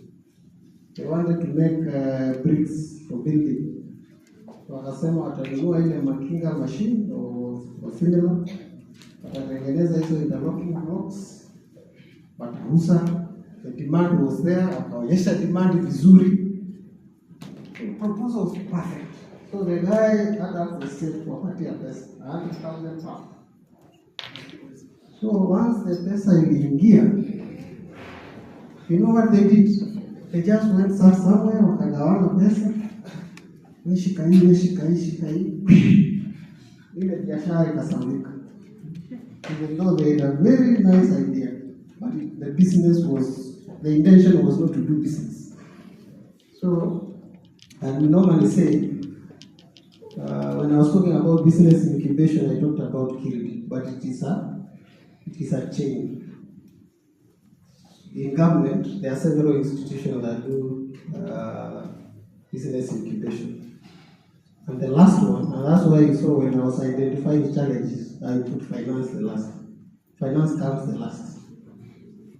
So where do you begin? You begin at Kirby. Because this is where your idea is refined to a product or service to take to the market. Then once you do that, you need to protect it. You move to Kipi, where your idea is protected. Once you have it protected, you want your product to be certified. You go to KEPS. They give you the permission to sell in the market. Or else, ukianza kukimbizana na wao kwa soko, you will waste a lot of time. When they are confiscating your products, KEPS, they go together with KRA or compliance. KEPS, KRA, you make sure you register your PIN. And you are compliant, or else utakuwa unashinda ukikimbizana na the county permits. Make sure you are compliant with this, or else utakuwa unashinda ukiama ukikimbizana ama wanachukua mashine yako. If you are doing some business wanafungia, so you lose business opportunity. Then from there you move to the next level where you need some business skills. On the business skills now, you want to know how to be a good manager for a business. So here we have several institutions. We have Kenya Institute of Business Training for KIBT. We have KI, Industrial Estates. We have MSEA, Micro and Small Enterprise Authority, and others. Then once you become a good manager, now you can move to the financiers and go and ask them now, my business, yeah, at least unaielewa vizuri. Now they can give you the money to move, to expand your business, to move your business in the next level. But when you ask entrepreneurs, what is their problem in business? Wakinua mkono hivyo wanasema financing. But that is not the biggest driver of our business. The biggest driver of our business, you must have a viable business idea or a product or a service that you are going to sell to the client.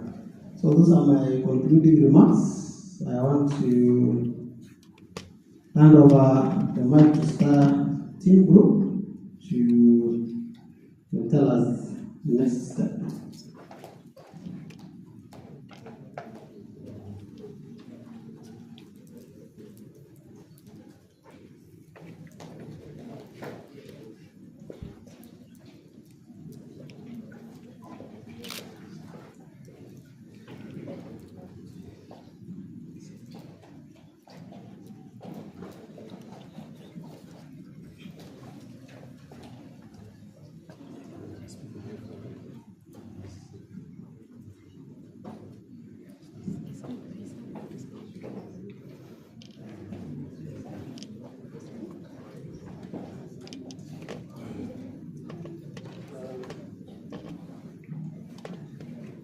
I think I hand over to you, then you can introduce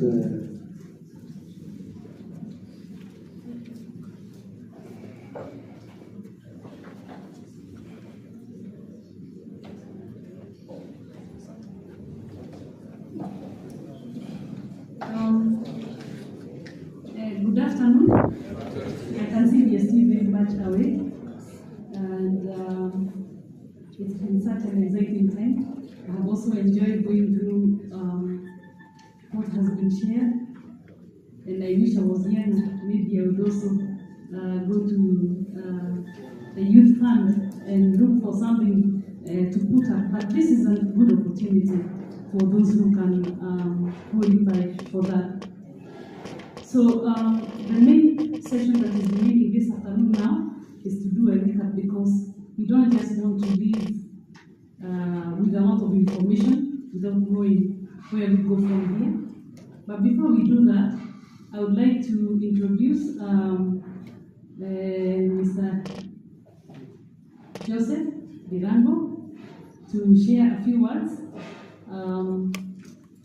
the CEO of Starteam. Thank you.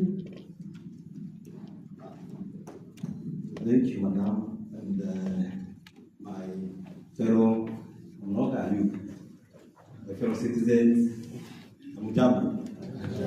Sorry that I'm late. I should have been here in the morning. I came early. Then nikapata bado watu wataita basi kwa champus. Then I had to ask somewhere. And I've been following. It has been online. I've been following up, and I had to go for a training of farmers in M. Those who were just doing for M.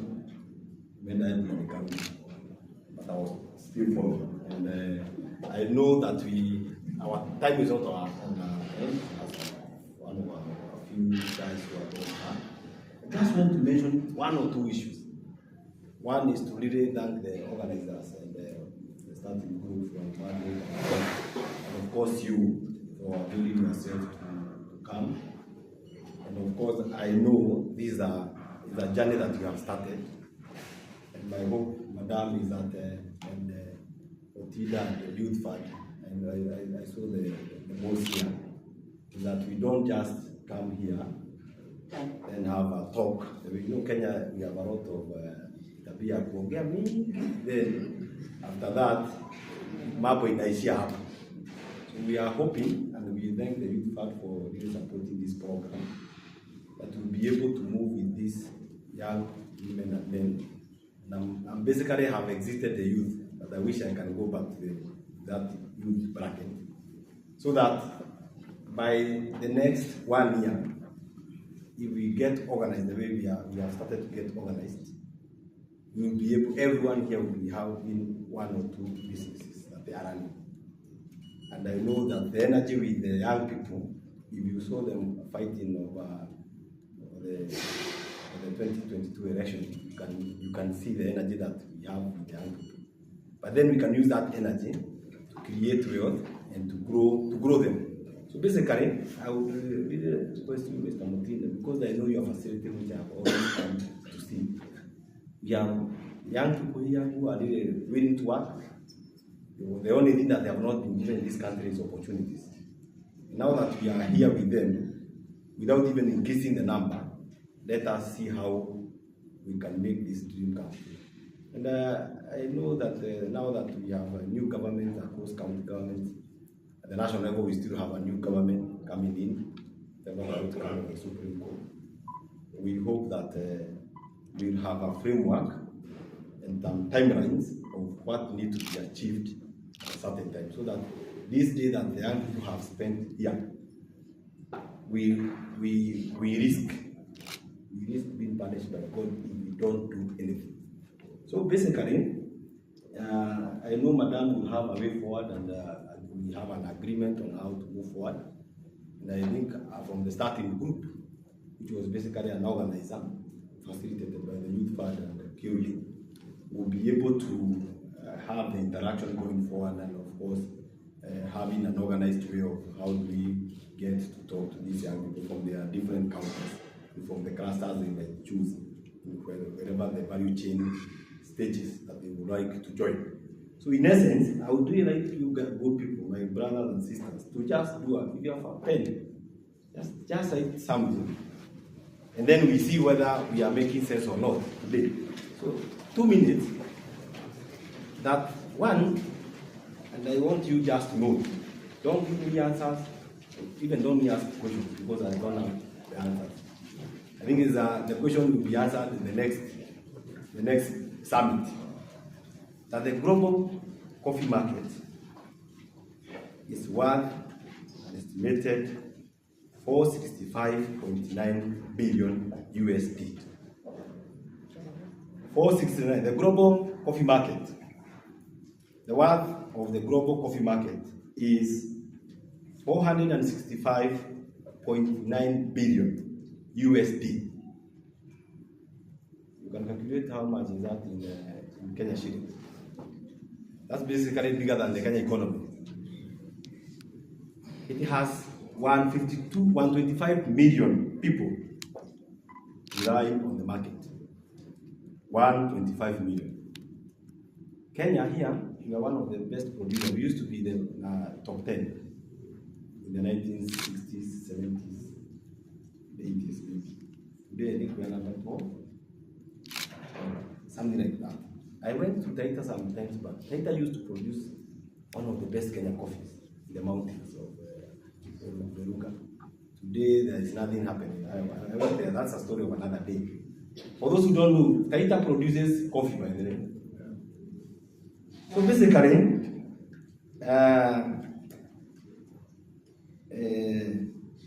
if you calculate the number of people who are employed in Kenya in the coffee sector, you don't know how many. Who has an answer to that?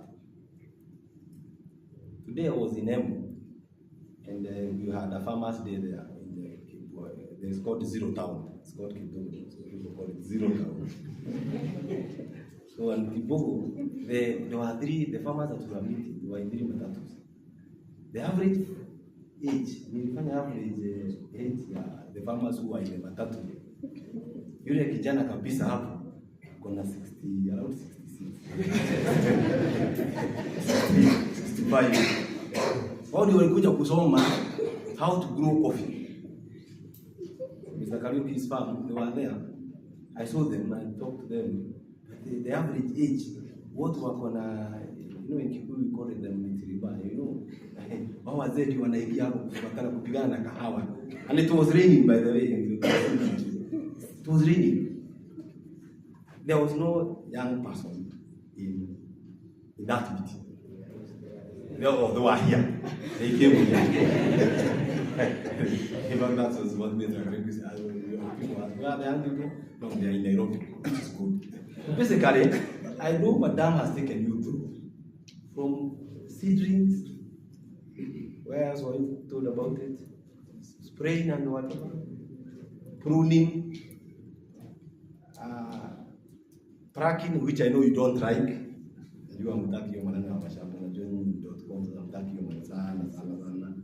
But anyway, those are work. Then after pruning, after bracking, it's taken to the factory. It's smearing. So I know Madam has taken you through the stages. So to me, I would request you, kindly, pick up out of this 125 million people who are learning on coffee. Please be part of this 125. Be part of this 125, and then the value chain in coffee has other opportunities. And I want to give you a case of India here that I was really looking at. And to add to the statistics before the India case, do you know how many cups of coffee are consumed globally every day? Someone try. Someone try. Number of cups consumed globally every day. Coffee cups. You just write, because these are statistics, 2.26 billion cups.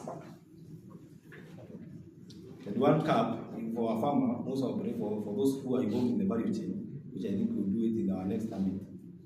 If you are involved somewhere, you have your contribution of these 2.26 billion cups. So, how can you even use what we have currently?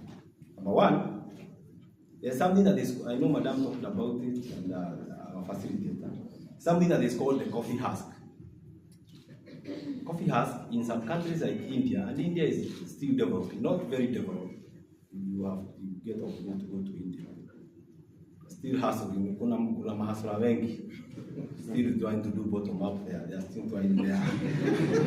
Still hustling. So coffee husk is basically used to make furniture and broiler breeding. For those who do chicken, for breeding their broilers, you use those coffee husks. The husk from the coffee after the meat, they are used for doing those ones. Coffee pulping, and Mr. Bogo is there, who is very passionate with pulping, is basically used. Those pulps are used in South Africa and Europe and even Brazil and France. They use that pulp to manufacture wine, by the way. Wine manufacturing, and QD is here.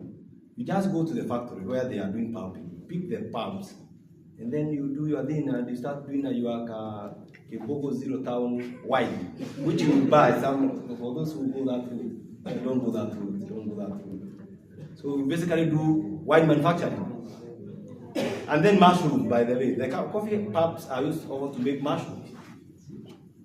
The silver skin in the pulp after the pulping is used for cellulose and cosmetics. By the way, I went to Zanzibar another day, just recently, and I found those guys getting perfumes from coffee leaves. Making perfumes from coffee leaves. Those coffee leaves, they are making perfumes and cosmetic products from them. Another problem with coffee maybe, and a good thing for us, maybe we can think about as young people, it is said that statistically, and I studied some economics, so that's why tukiongea kizungu mingi, ima hesabu mingi, 11% of the global greenhouse emissions basically come from the food waste. Coffee has waste, a lot of food waste from the husk and the rest. So these husks from coffee and a lot of waste from coffee, they are dumped into your general places and the rest. So basically they emit, scientists are saying that this wastage from coffee, they are emitting around 25 times more of methane to the air. So 25 times more than even carbon dioxide that we are all worried about. So basically, if we are to really look at the waste that we have, for example, now the case of India, the amount of tons of agricultural waste, and from coffee and from the other agricultural waste, is around 350 million tons of agricultural waste. That waste, the Ministry of New and Renewable Agriculture in India has basically given statistics that waste can generate more than 18,000 megawatts of power. And you know how power is expensive in Kenya. So there's an opportunity, QD, maybe help us, to get that waste, and in our own home streets, house streets, we start generating energy that can run our businesses, cottage industries. Sasa, maneno yangu imeishia. So niwashukuru, and I hope that this meeting, as we go home, let us not go home and sleep. Let us try to work for each other. Let us interact. Let us build network here. Let us become passionate. For those, I met this young man somewhere, and I will be a story. And he was carrying a jerrycan of coffee, and I told him, I really like what you are doing. So let us have passion. Let us agree and have a way of connecting to each other, and let us build each other. Every day, let us do something that can improve our revenue. And finally, by the way, social media. I want you to go, because I know you are going to say, is a smartphone, your map. Inaitwa TikTok. Sini ni watu wa TikTok. TikTok na ingine, kuna kingine kapya. Telegram. Badala ile mambo mengine watu wanafanya hapo matusi mingi ya mambo ya siasa na nini. If you can be able to go and check, try to get names from Vietnam coffee, Indonesian coffee. You find young people as low as maybe 17, 18 or 16. They are the key sellers of coffee from Vietnam and Indonesia. There's a lot of, every day they are posting the prices of their coffee. So you have opportunities that we can engage our factories so that you become the agents who sells and who advertises the coffee and putting the prices there. And they can earn you a living. Thank you so much. Mungu awabariki. Hope to see you soon.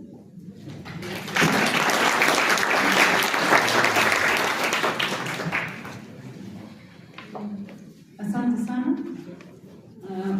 We are happy that you took the time to come and at least have a face-to-face word with this wonderful team that we have had today. And now we just at the conclusion, and we are going to do that as a team of 3 people. Ms. Wambui, kindly, can you just come here? And Sami?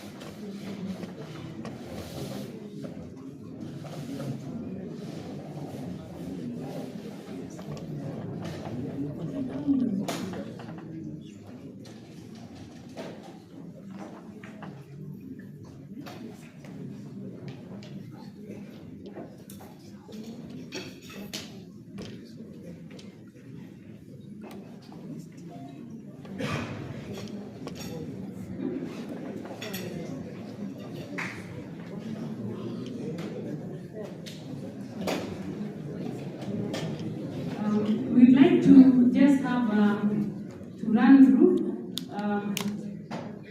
some of the points that we have identified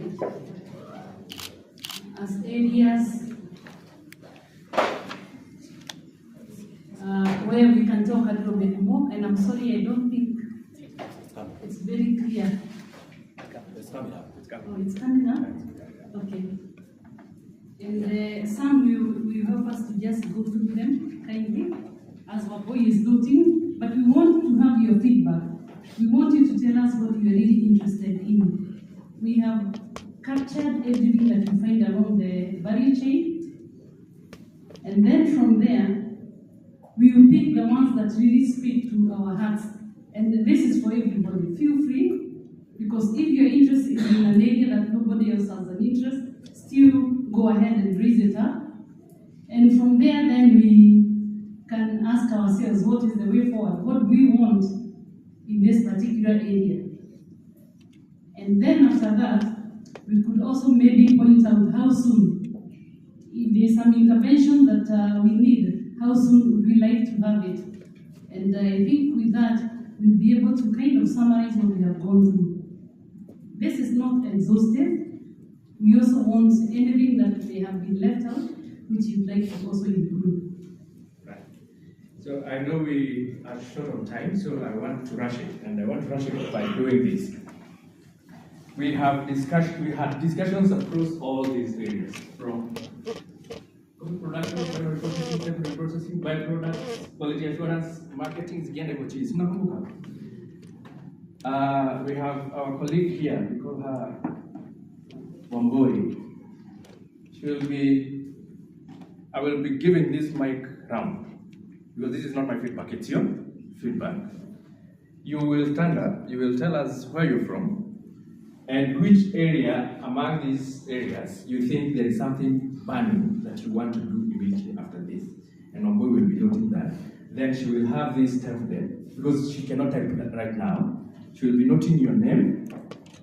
So name, what is important? Name, county, and gender, of course, gender we can, and what you want to do. Whatever she picks is what will be shared with this team. Who wants to go first? It must be solid, something that is burning, and something that is doable. in any part. It doesn't have to follow any format. She will be noting in which area. Coffee production. For example, we can start with that young man from Nyeri. What exactly are you going to do with that? Oh, there's another mic going around. Okay, so I think I need to be around here. Hello and good evening. Good evening once again. I'm Beatrice Mihaki, currently based at Kiambu, Githongori to be specific. I'm an agronomist by profession, and yes, we've discussed all this along the day, and I'm grateful for this opportunity to be here. But I felt that there is a gap, because as per all the speakers who have presented their presentations here, in terms of farm management, well, most likely I always dwell on, I deal with farmers directly, because they sell farm inputs, that is the agrochemicals, and I feel that there is a gap, because as far as I'm concerned, 90% of the farmers who come to visit our shop and buy these farm inputs, or supply of farm inputs, and by these farm inputs, they don't know how to use them, number one, meaning that there are less or none of the agronomists who can go to the farm and teach them on how to use these inputs and make it right. Because as far as I'm concerned, as you've spoken, in terms of value addition, if I don't do it right down here, it simply means even up there you won't get the right product. So we have to concentrate more on those producing down here before we think of those up there. So I feel like if only a few of us who are passionate about agriculture could get that chance to have farm visits and educate farmers on how to do it right. Because if I was to be asked about coffee production, trust me, the program is with me. I know everything pertaining to coffee and production of coffee. And if only we would get that opportunity to have those groups and be sponsored to help them understand the importance of doing it right down here for them to get the feedback. Because they always feel that I'm putting too much but I receive little in return. So yes, that's my interest. And if only one could come down there and we help those farmers, I'd really appreciate it. Thank you. Okay, thank you very much. That's very good feedback. Now, based on my understanding, we don't want someone to come. We want you to do. That is the action. So basically, if I get you right, she is saying she would want a program that provides farmer education at the farm level. We can call them farmers field schools, we can call it extension education, or whatever you want to call it. But basically she's saying, I would want a program that provides education to the farmers at the farm level. So now, we have picked that as that.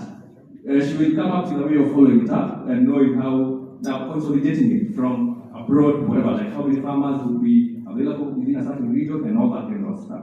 So maybe like farmer field schools or something like that. Okay, thank you very much. Who is going next?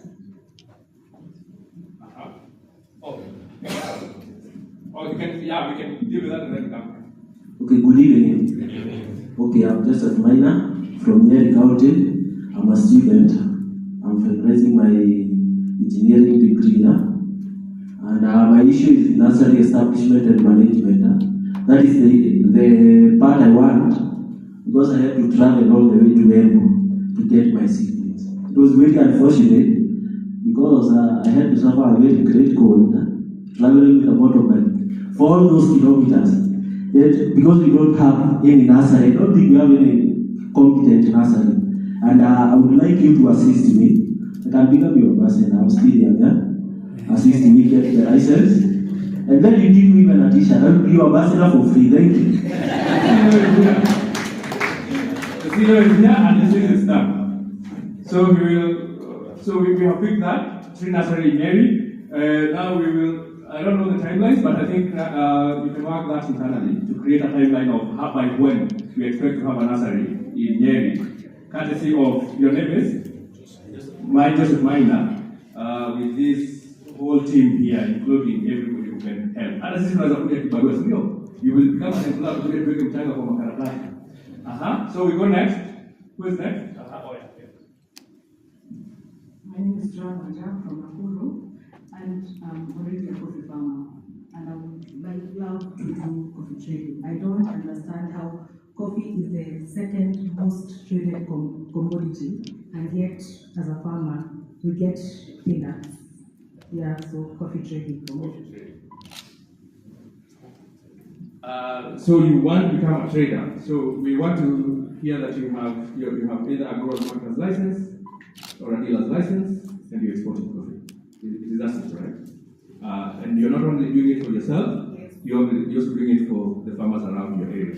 So in terms of, for example, licensing, certifications, and what is required, the Starteam here can now maybe organize. If people are interested in that area, they could have maybe a forum to provide guidelines on what is required for you to become either an exporter as a coffee, what do you call it, grower's marketer's license or a coffee dealer. There are two different licenses. And trading also, the way she was saying, like, you see the way stock exchange is done? Yes. Yes, exactly. The way she was saying that, yeah. Okay, I think the CEO is getting it very well, so it is well captured.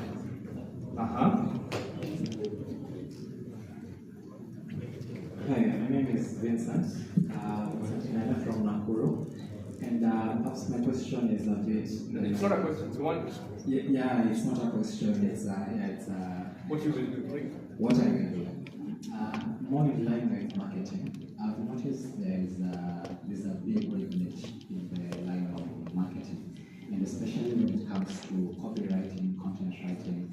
These areas are coming up, and when you look at some of these platforms, working for outsiders, it's really paying competitively, right? Copywriters and copywriters earn good money, right?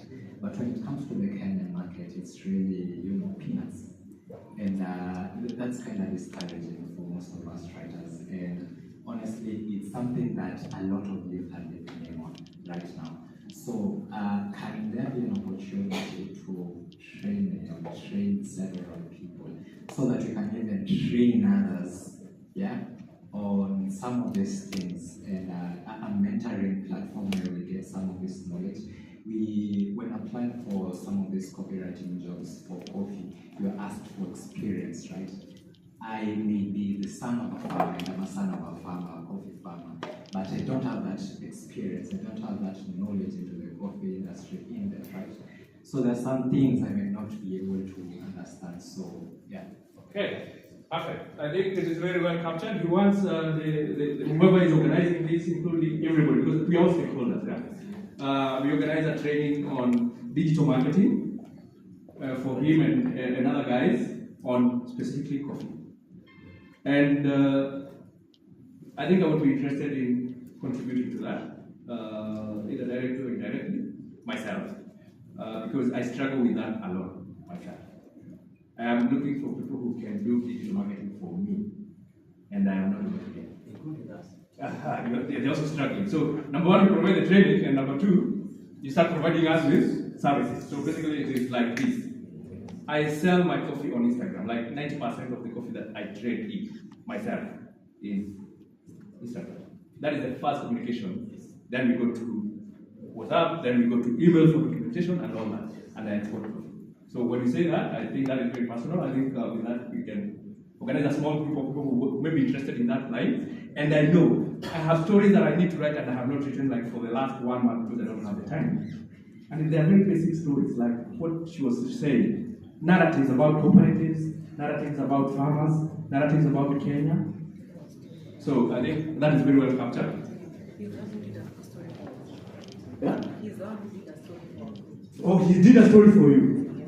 So I think we follow up and see who else is interested in that, and then we can start building our digital marketing team on coffee.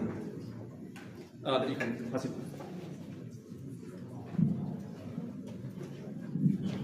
Good evening. My name is Fiona Kendi from Meru County.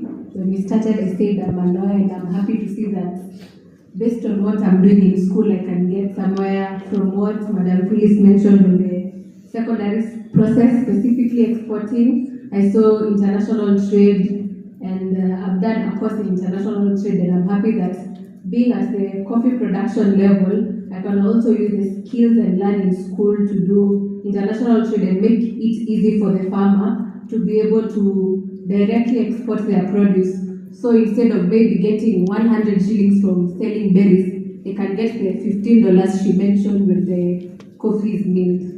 So I think you can do training in encouraging people that other than being coffee farmers, you can do some other courses in school that will help you fit in the value chain process. Thank you. All right, thank you very much. That is very good. And you're trying to see how do we help our farmers access markets. So we have 3 people here talking about the same thing. She said it, he's indirect. So I think in terms of accessing markets, for our farmers, for our families, for our fathers, for our parents, accessing markets is a critical, for us, is a very critical component. So I think she is about accessing markets and helping markets. So when you're organizing yourself, you can try to see how we, zote zinaingiana vipi. Aha, there is, we start there, we go there, we come here, we go there. Good evening. I'm Martin Kirega from Taita Taveta County. So first of all, I would like to... Come again, a second name? Martin Kirega. Kirega. Yeah, from Taita Taveta County. Yeah, first of all, I would like to appreciate Starteam, the management, for the invitation for today. And you know, as the CEO had said, coffee had been there in the back years, but there was a problem in between. Now, after the invitation and thanks to our facilitators for the education for the day, now I think we're going to revive coffee in Taita Taveta. So we started from the bottom. I appreciate it. Okay, so he's saying, Coffee Revival Project in Taita Taveta. Interestingly, we had that conversation with Phyllis in the morning, and we had a conversation with this young gentleman here. So I think that is a conversation that can be picked. Put Phyllis stroke. What is the name? Leonard. So I think that is a conversation around Taita Taveta and how do we invite coffee in Taita Taveta. Thank you very much for that. Thank you. I'm Kelvin from Nairobi. I've realized the majority of us here are concentrating on marketing and those the other levels of like quality assurance and other byproducts. We have forgotten on the production. When we were talking, and our madam here, you said you will have little knowledge on the production.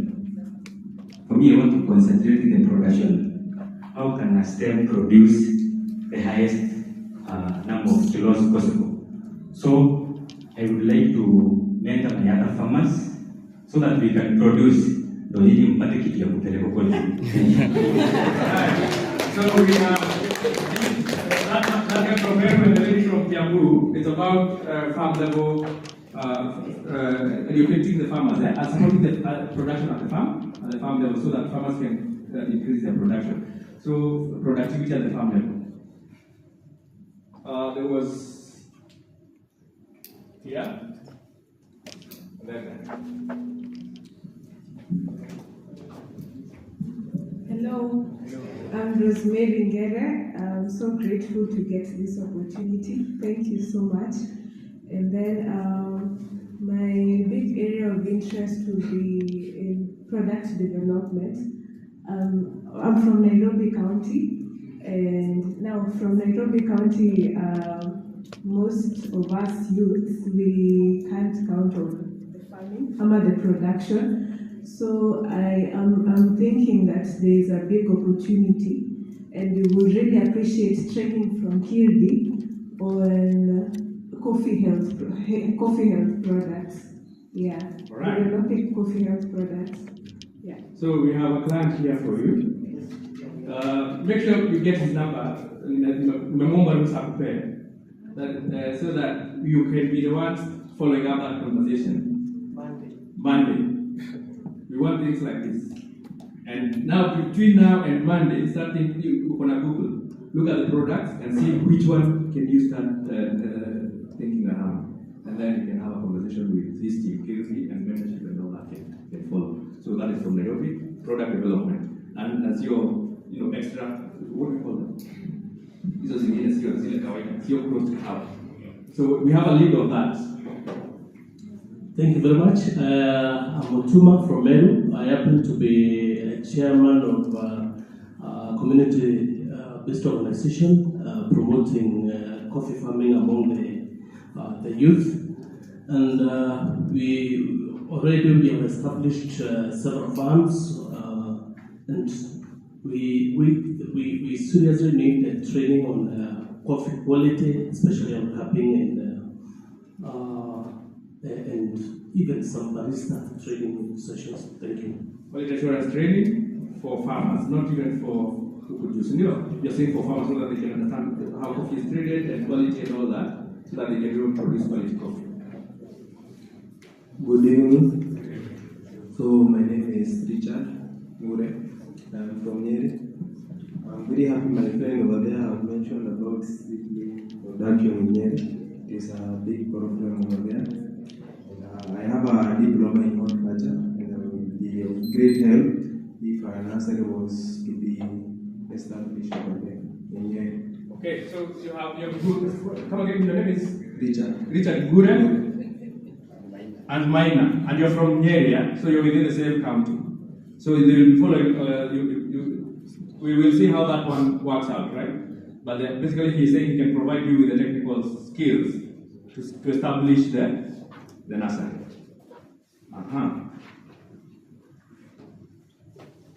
Hello, I'm Victor from Embu County.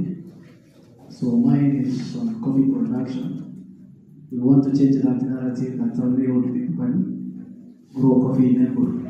So we made as young people to train about the production. All right. Using information in coffee production in Embu County. All right, I have to move to this other direction. Hello. Good evening. I go by the name of Eric Mungeni from Embu. I'm also a teacher by profession. So one thing I want to clarify is on quality assurance, more on youth. Because I understand those many youth who work in our factories are not educated. And even they don't understand.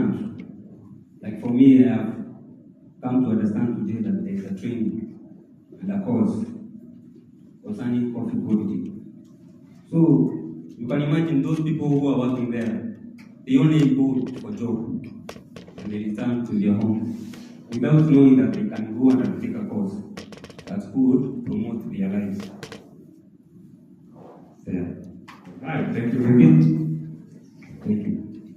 Thank you very much. He's talking about what our agronomist was talking about, now making it available at the village level, where we have, what do you call it, like village technical people who can provide that education and the extension kind of assistance. All right, who is next? Good evening. Mine is just to enhance on what Mr. Joseph said. Actually, we're doing the waste, some research on the waste bulk, trying to find out if it has some windows. So we encourage those who are creating sessions to include waste management innovations, so that we can know more about the waste and how we can manage it to make profits out of it. Thank you so much. So instead of calling them waste products, we call them byproducts of coffee. Waste is not a very good. So we are now saying we are moving beyond coffee. We are looking at what can we do with the byproduct of. That is the pulp. That is the husk. That is the leaves. My brother exports leaves in very small volumes, but it's an interesting one, to Denmark, and they make, it is used for wine making. He has a few farmers in Morocco. I have never understood how they do it. You are shamba majani zikiwa zimekauka, alafu wanaziweka kwa ziko zinaenda. So it is an area, now with research, this is with Google and all these kind of, we cannot start understanding. So, byproducts of coffee and what are the uses of, to make value out of it. Good evening. My name is Leonard Murom. I'm an accountant by profession. I come from the private county. So I want to put emphasis on what my countyman said. That is when dividing the factories to the county. So there are still some few farmers who have remained. So I hope it will be when the Starteam will go to the ground and create awareness to them, because most of them ceased plant the coffee because of there are so many brokers. So the brokers really affected them. And then two, I want to pose a challenge to Mr. Mtinda. Mr. Mtinda, we need a roster for second processing, that is dry milling, so that we are not supposed to be transporting the coffee, the small coffee that we have other parts of the county to do it for us, but we should be doing it in our county, so that employment opportunities might be created for us, and also the farmers might get to know how or where their products are grown. Thank you. All right. So we have a challenge. There are the physical saying they want a roast tree in Taita for to roast their own coffee and sell around there. So it's a challenge thrown, and I think very well captured. Where are we going next? Are we done?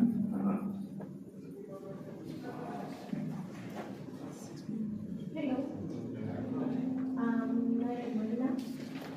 Mine is quite different. Street finance in Kabarak, and I think I have this love for anything that generates money.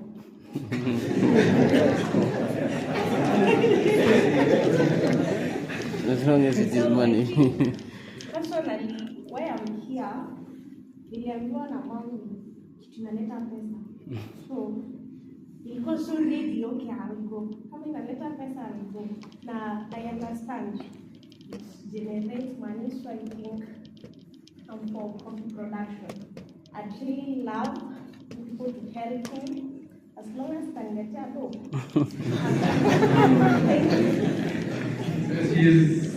She's establishing a coffee farm. There is a point where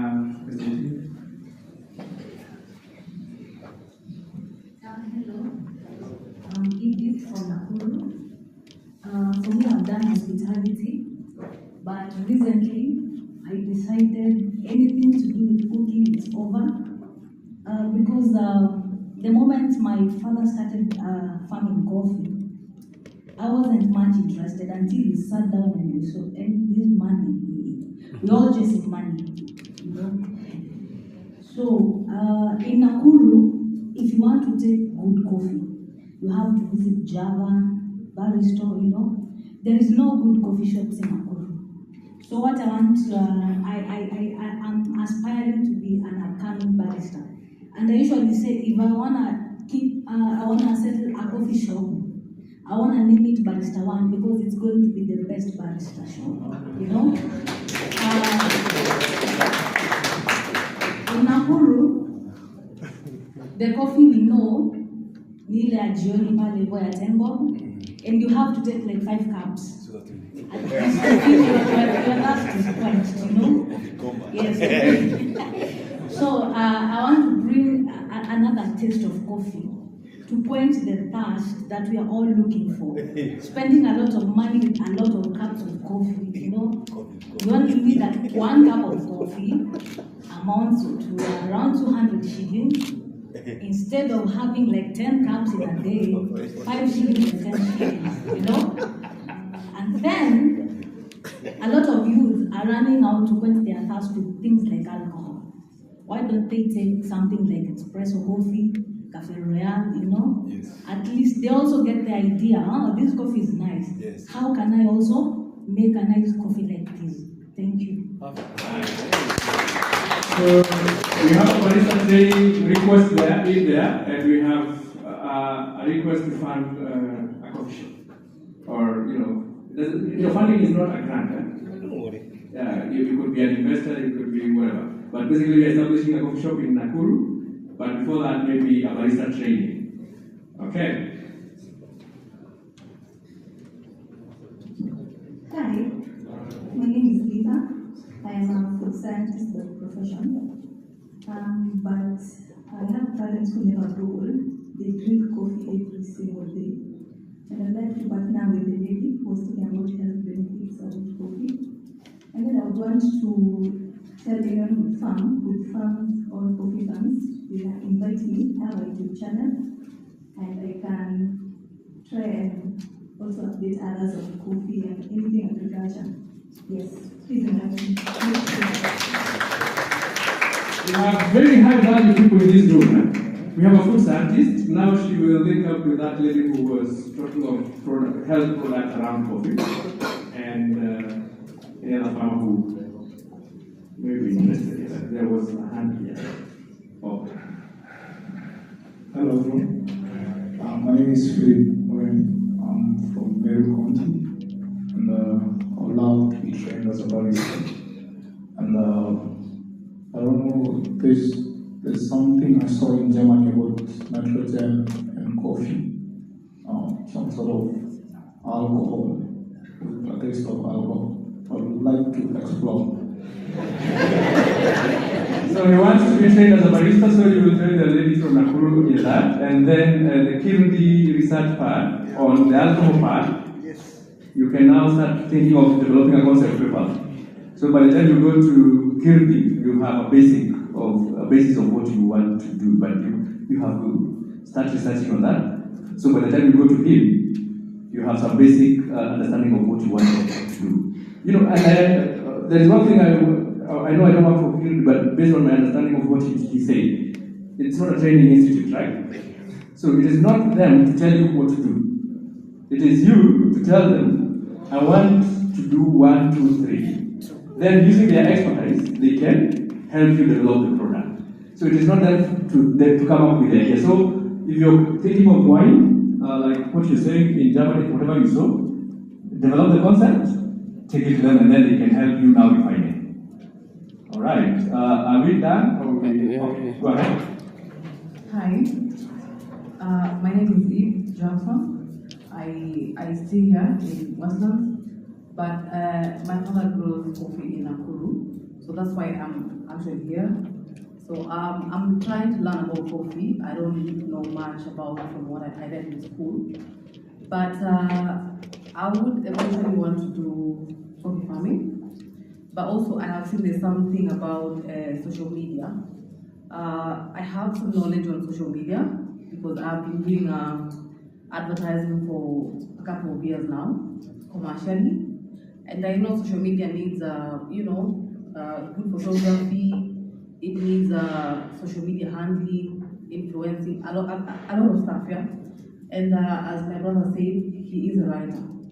So if we incorporate all those things, I think I can find a space in social media marketing. All right, thank you very much. And I love that because it is a disconnect between the producers and the consumers. The producers is what the CEO have just said. Their average age is 60, 3, working on working sticks. That is the guy who has to deal with a buyer, who is a barista in Berlin, who has a hearing, and whatever a hairstyle. You know baristas in the West, yeah? Hippies. Hippies. So how do we connect this 63-year-old man to this barista who will buy the coffee? Because the barista is the guy who serves what you produce. Now, of course, he goes through the importer, the exporter, and whatever, but that is the guy you are targeting. So one of the biggest challenges with our Kenyan coffee, and that was very good that Phyllis captured, story writing, photography, and influencing our brand. We are doing terribly bad. I'm happy he was talking about like Vietnam and those Asian countries and how they keep pushing their product. If we let our parents push their product, believe you me, my mom cannot sell. It's not alive. I would want her to sell, but I know she cannot. She will be told, I make an email, did you respond to what? Need to me a picture, I see you name. You are communicating instantly like this. Who will do that? So that's a very interesting space, and I know there is a very big opportunity because I know the gap between the production side and then the consumer side. Phyllis has been in the industry for a very long time. Unaambiwa uandike story ya a factory, Unaenda unauliza mzee anasema hii factory imekuwa hapa. So that is a very interesting area. I think we can, and it is not very complicated to penetrate because we are all using social media anyway. It's just a matter of changing our usage. Badala ya kupost hizo vitu tumeambiwa na CEO to post vitu vitasaidia wakulima wetu. So I think that is well captured. We have the mic on. Good evening. I'm Kelvin from Taita Taveta County. One, I would like a program on the types of seedling. Since when we were growing up, our farmers used to do the tall ones. I don't know the specific type, but they were tall. We never saw the short one. So I'd like one on the seedlings. Number two is on education. Many of the farmers do not know about the issue of byproducts, the furniture, the perfume. They only know you just get the products and sell to the brokers. Thank you. All right, that is very well captured. I think we go to, there was a hand up. Good evening once again. Well, for me, I would just like to recommend something to the star group. Well, it was a beautiful startup point, this being the first event. It was to rate you and say it is a 7 out of 10, so it is well done. So I wish next time, that is the second summit or rather from here going onwards, let us involve all the stakeholders. Let us have, in as much as it is a youth summit, let us have at least, say, 3 farmers from different counties, the older generation, because for us we're bringing the new vibe. Let us have those farmers, let us at least have 2 to 3 companies that produce these products, so that we can understand where we get our products from. Because as far as I'm concerned, like for example, there are some chemicals that have been bad to be used on coffee, but still these companies are producing because farmers have no choice of what to use next. So let us at least try in as much to involve all the stakeholders, not even if not 100%, but at least some of these key stakeholders that help us produce whatever we are talking about, which is coffee. All right. So there's a proposal for the second summit, indirectly. And in that second summit and the third one, because basically she's saying we will be having summits. So I don't know how often or how regular. The Starteam will guide us on that. And then we want to have the view from other stakeholders beyond us. Because you're bringing in the new vibe. So mzee mmoja kuja kuambia challenges zake, kampuni zinauza dawa, that kind of, so a mix of, they're not the participants, but we want to get their input and their experience so that we can also compare notes. On that issue, I wanted to say something. There's a mic out there.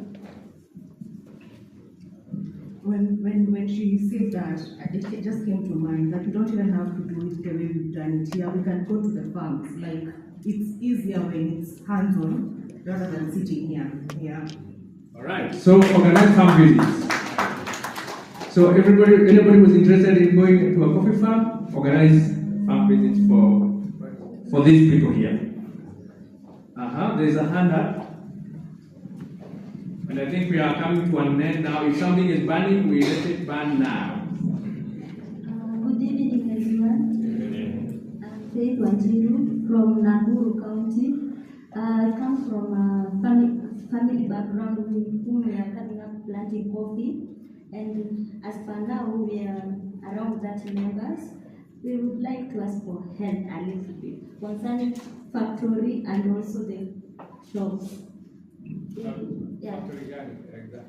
Factory processing of those coffee. They have the factory. And no. They don't. Yeah. So she's saying they are a group of 30 farmers, they don't have a factory. So what do they do with the coffee now?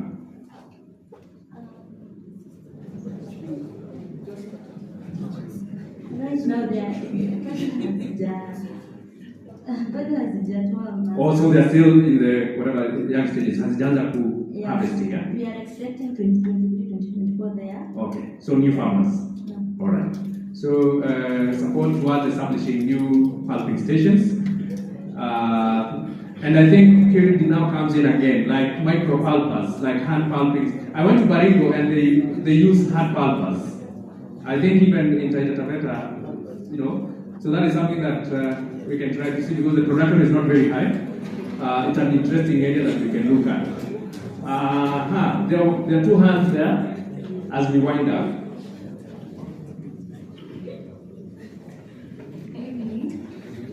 Okay, Yuri Tuangari from Nakuru. For me, I'm much interested in doing coffee technology and cupping, that recurring thing, and that's what I'm about to do as a course. So you want a forum where you can understand what is cupping, liquoring, and all that. And we have Phyllis here who have done it for years.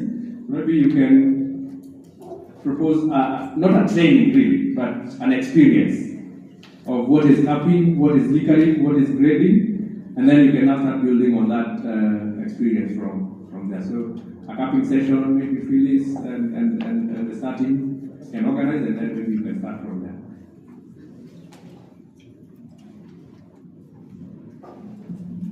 Good evening. I'm Dennis from Nairobi. I'm a warehouse specialist, and I have a lot of experience in warehousing, both locally and internationally. I've worked outside. So I'm interested in logistics and distribution. Since I have experience, I know I can help the gentleman there with the same things, distribution, and also when the end product we can supply to the lady who wants to open a coffee shop and making it seamlessly. All right. So logistics, both local and international. That guy has a lot of experience both locally and internationally. Hello, good evening. My name is Paul from Nakuru. For me, I'm like to get a forum where we get more knowledge of logistics and documentation. So we have another guy who's interested in documentation, logistics, and shipping. So maybe a forum on awareness. Those terminologies that Phyllis aliandika pale, you want to understand them in details. You can go the FCL, what does it mean? Akiambia FOB, what does it mean? You can go the CIF, what does it mean? So we have two people who are interested in that whole process that Phyllis was avoiding. Good evening. Once again, I'm Gada. I've already done the primary processing. Now I want to be guided in the secondary processing where it deals with milling and other techniques.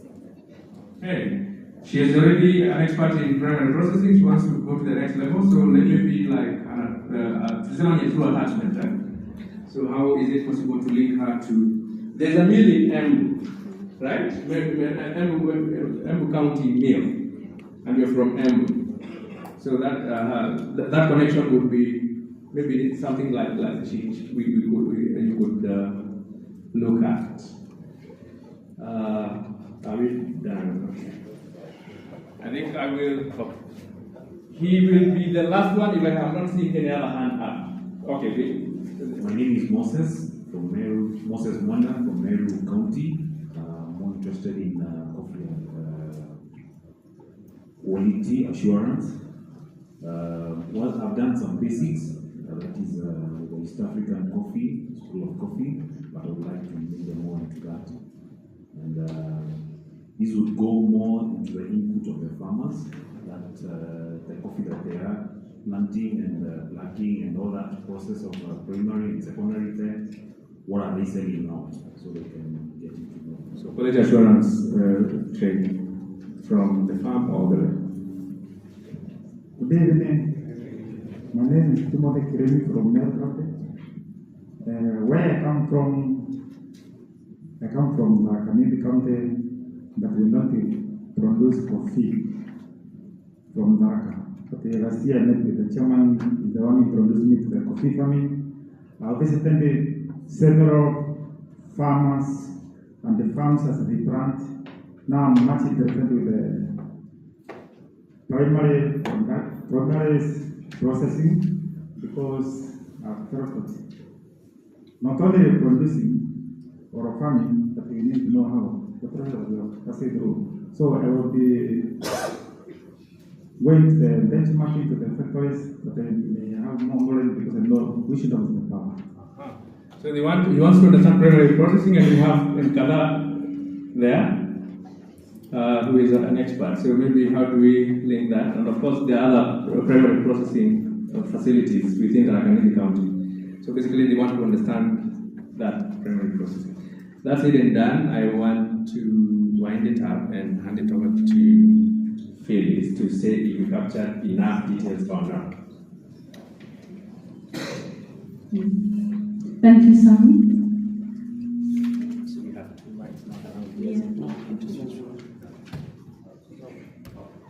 Are we all happy with what we have gone through today?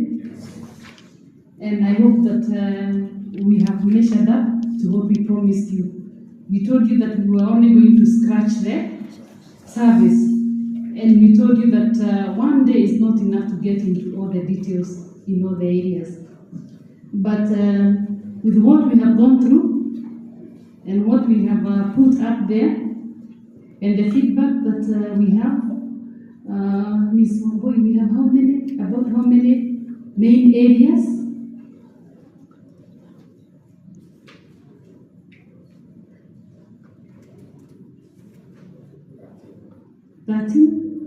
13 main areas. Thank you very much for that feedback. And we are going to sit back down together with the Starteam because we also want to see the way forward. Some of these things might not wait until the next summit because we want to make things as practical as possible. We want to demystify what has been so far and find out what we can do. And for me, I'm very happy, very excited when I hear of people who would like to get into innovation, health products, coffee products, who wants to get involved in different parts of the value chain. And thank you for those who have an interest at the farm level. And I'm happy to hear that there is somebody who has, I think, a shop selling inputs, because that may also be one of the areas where some people who are in a coffee growing area may also find something to do. For us to be able to get enough coffee and good quality, there are those husbandry practices that would need to be taught, and I hope that when we be looking at production, that those things will be addressed. There is one challenge that I have seen as I visit the farmers. Joseph has mentioned that the farmers we saw today was had an age of about 66 years. And there is shortage on the farms when it comes to skills like pruning.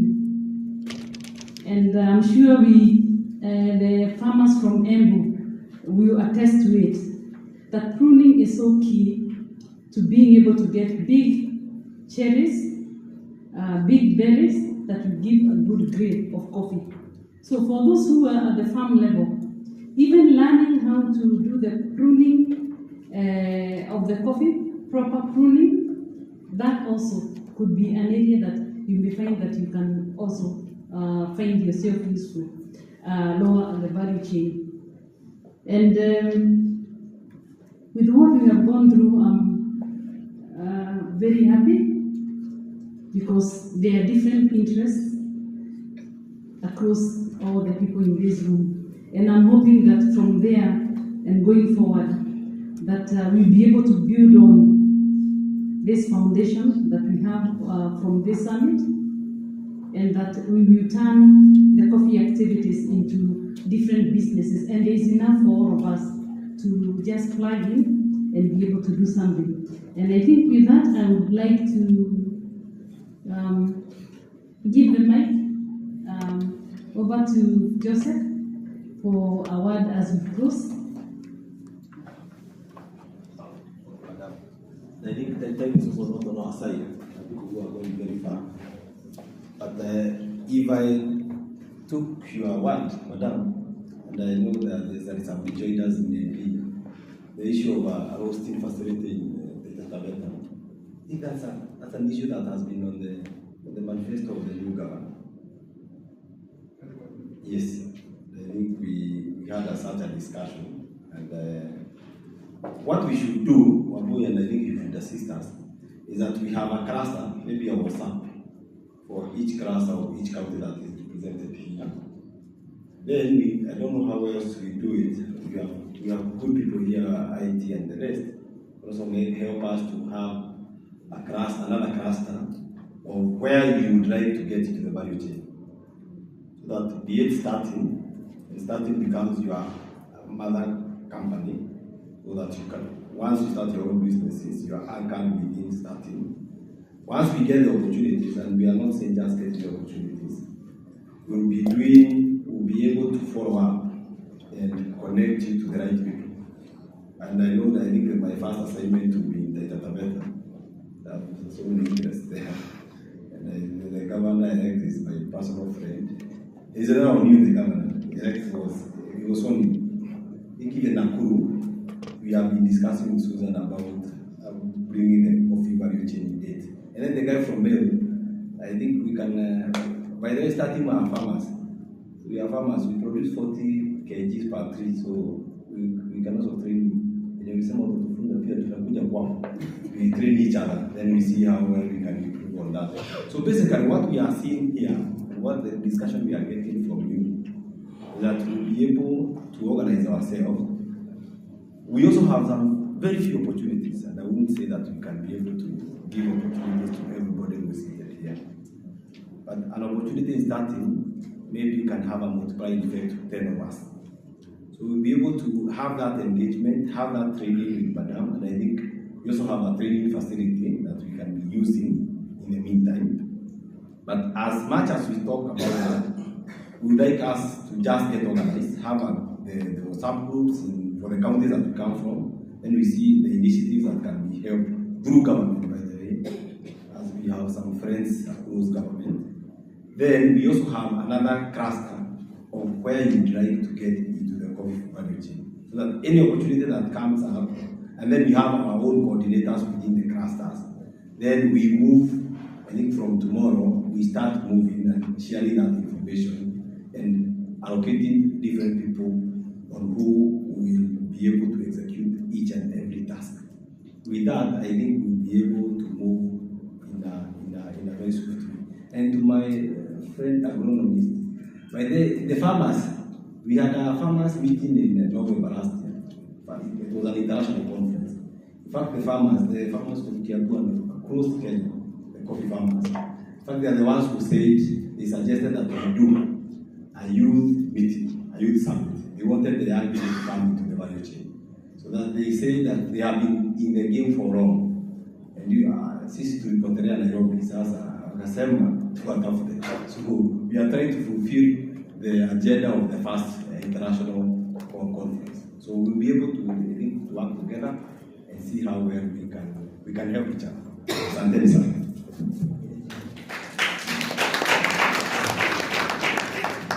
Hi everyone.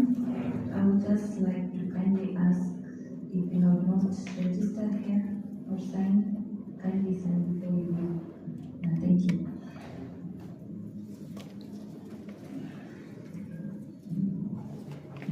I think the only group that I don't sign is welcome Toyota. We sign. Thank you.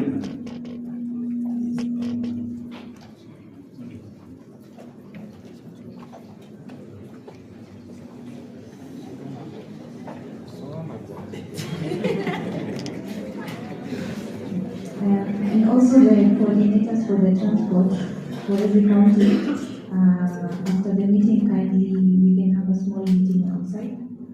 Just me and you, just the coordinators, just to finish off the whatever we have. Okay.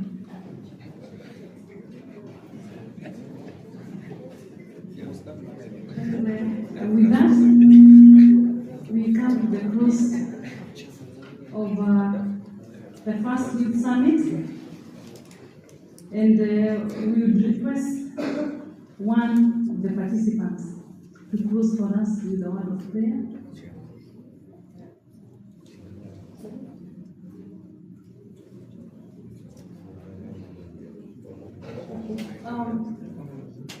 Before we get to prayer, maybe we can have somebody give a vote of thanks from the participants.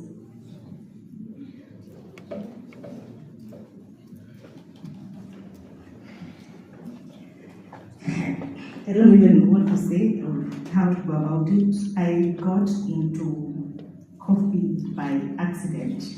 Her mom started doing coffee and she called me and she was like, you must come plant coffee. So she forced me to do coffee and I planted by faith. And today has been eye-opening. I didn't even know what to expect when I was coming. So I can just say asante, asante, asante sana. May God bless you, may God reward you, and may God really shower his blessings on all of you who made this possible. Thank you.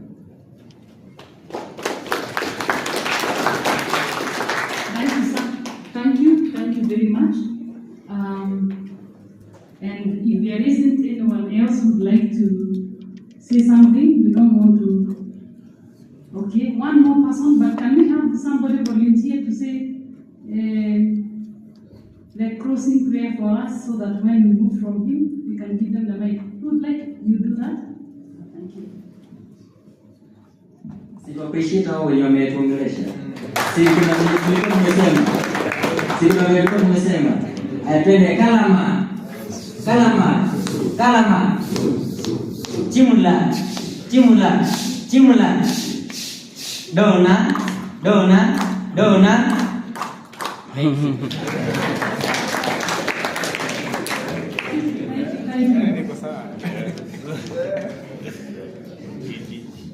Let's bow down for our prayer. Our dear Father, we come to your presence this evening, thanking you for our fruitful day we have had today. We ask you, Father, that all the discussions we have had, may they impact our lives positively. May we take the points that we have learned today from our facilitators to change our lives for the greater good. As we depart these places, we ask for journey mercies, and when you do so, honor and worship back into you. We leave everything into your hands and ask you to guide us now and always. In Jesus' name, we pray, trust and believe.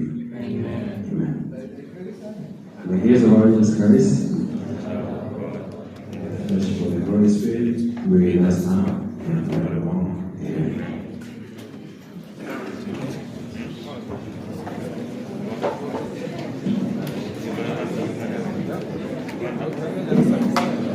Asante.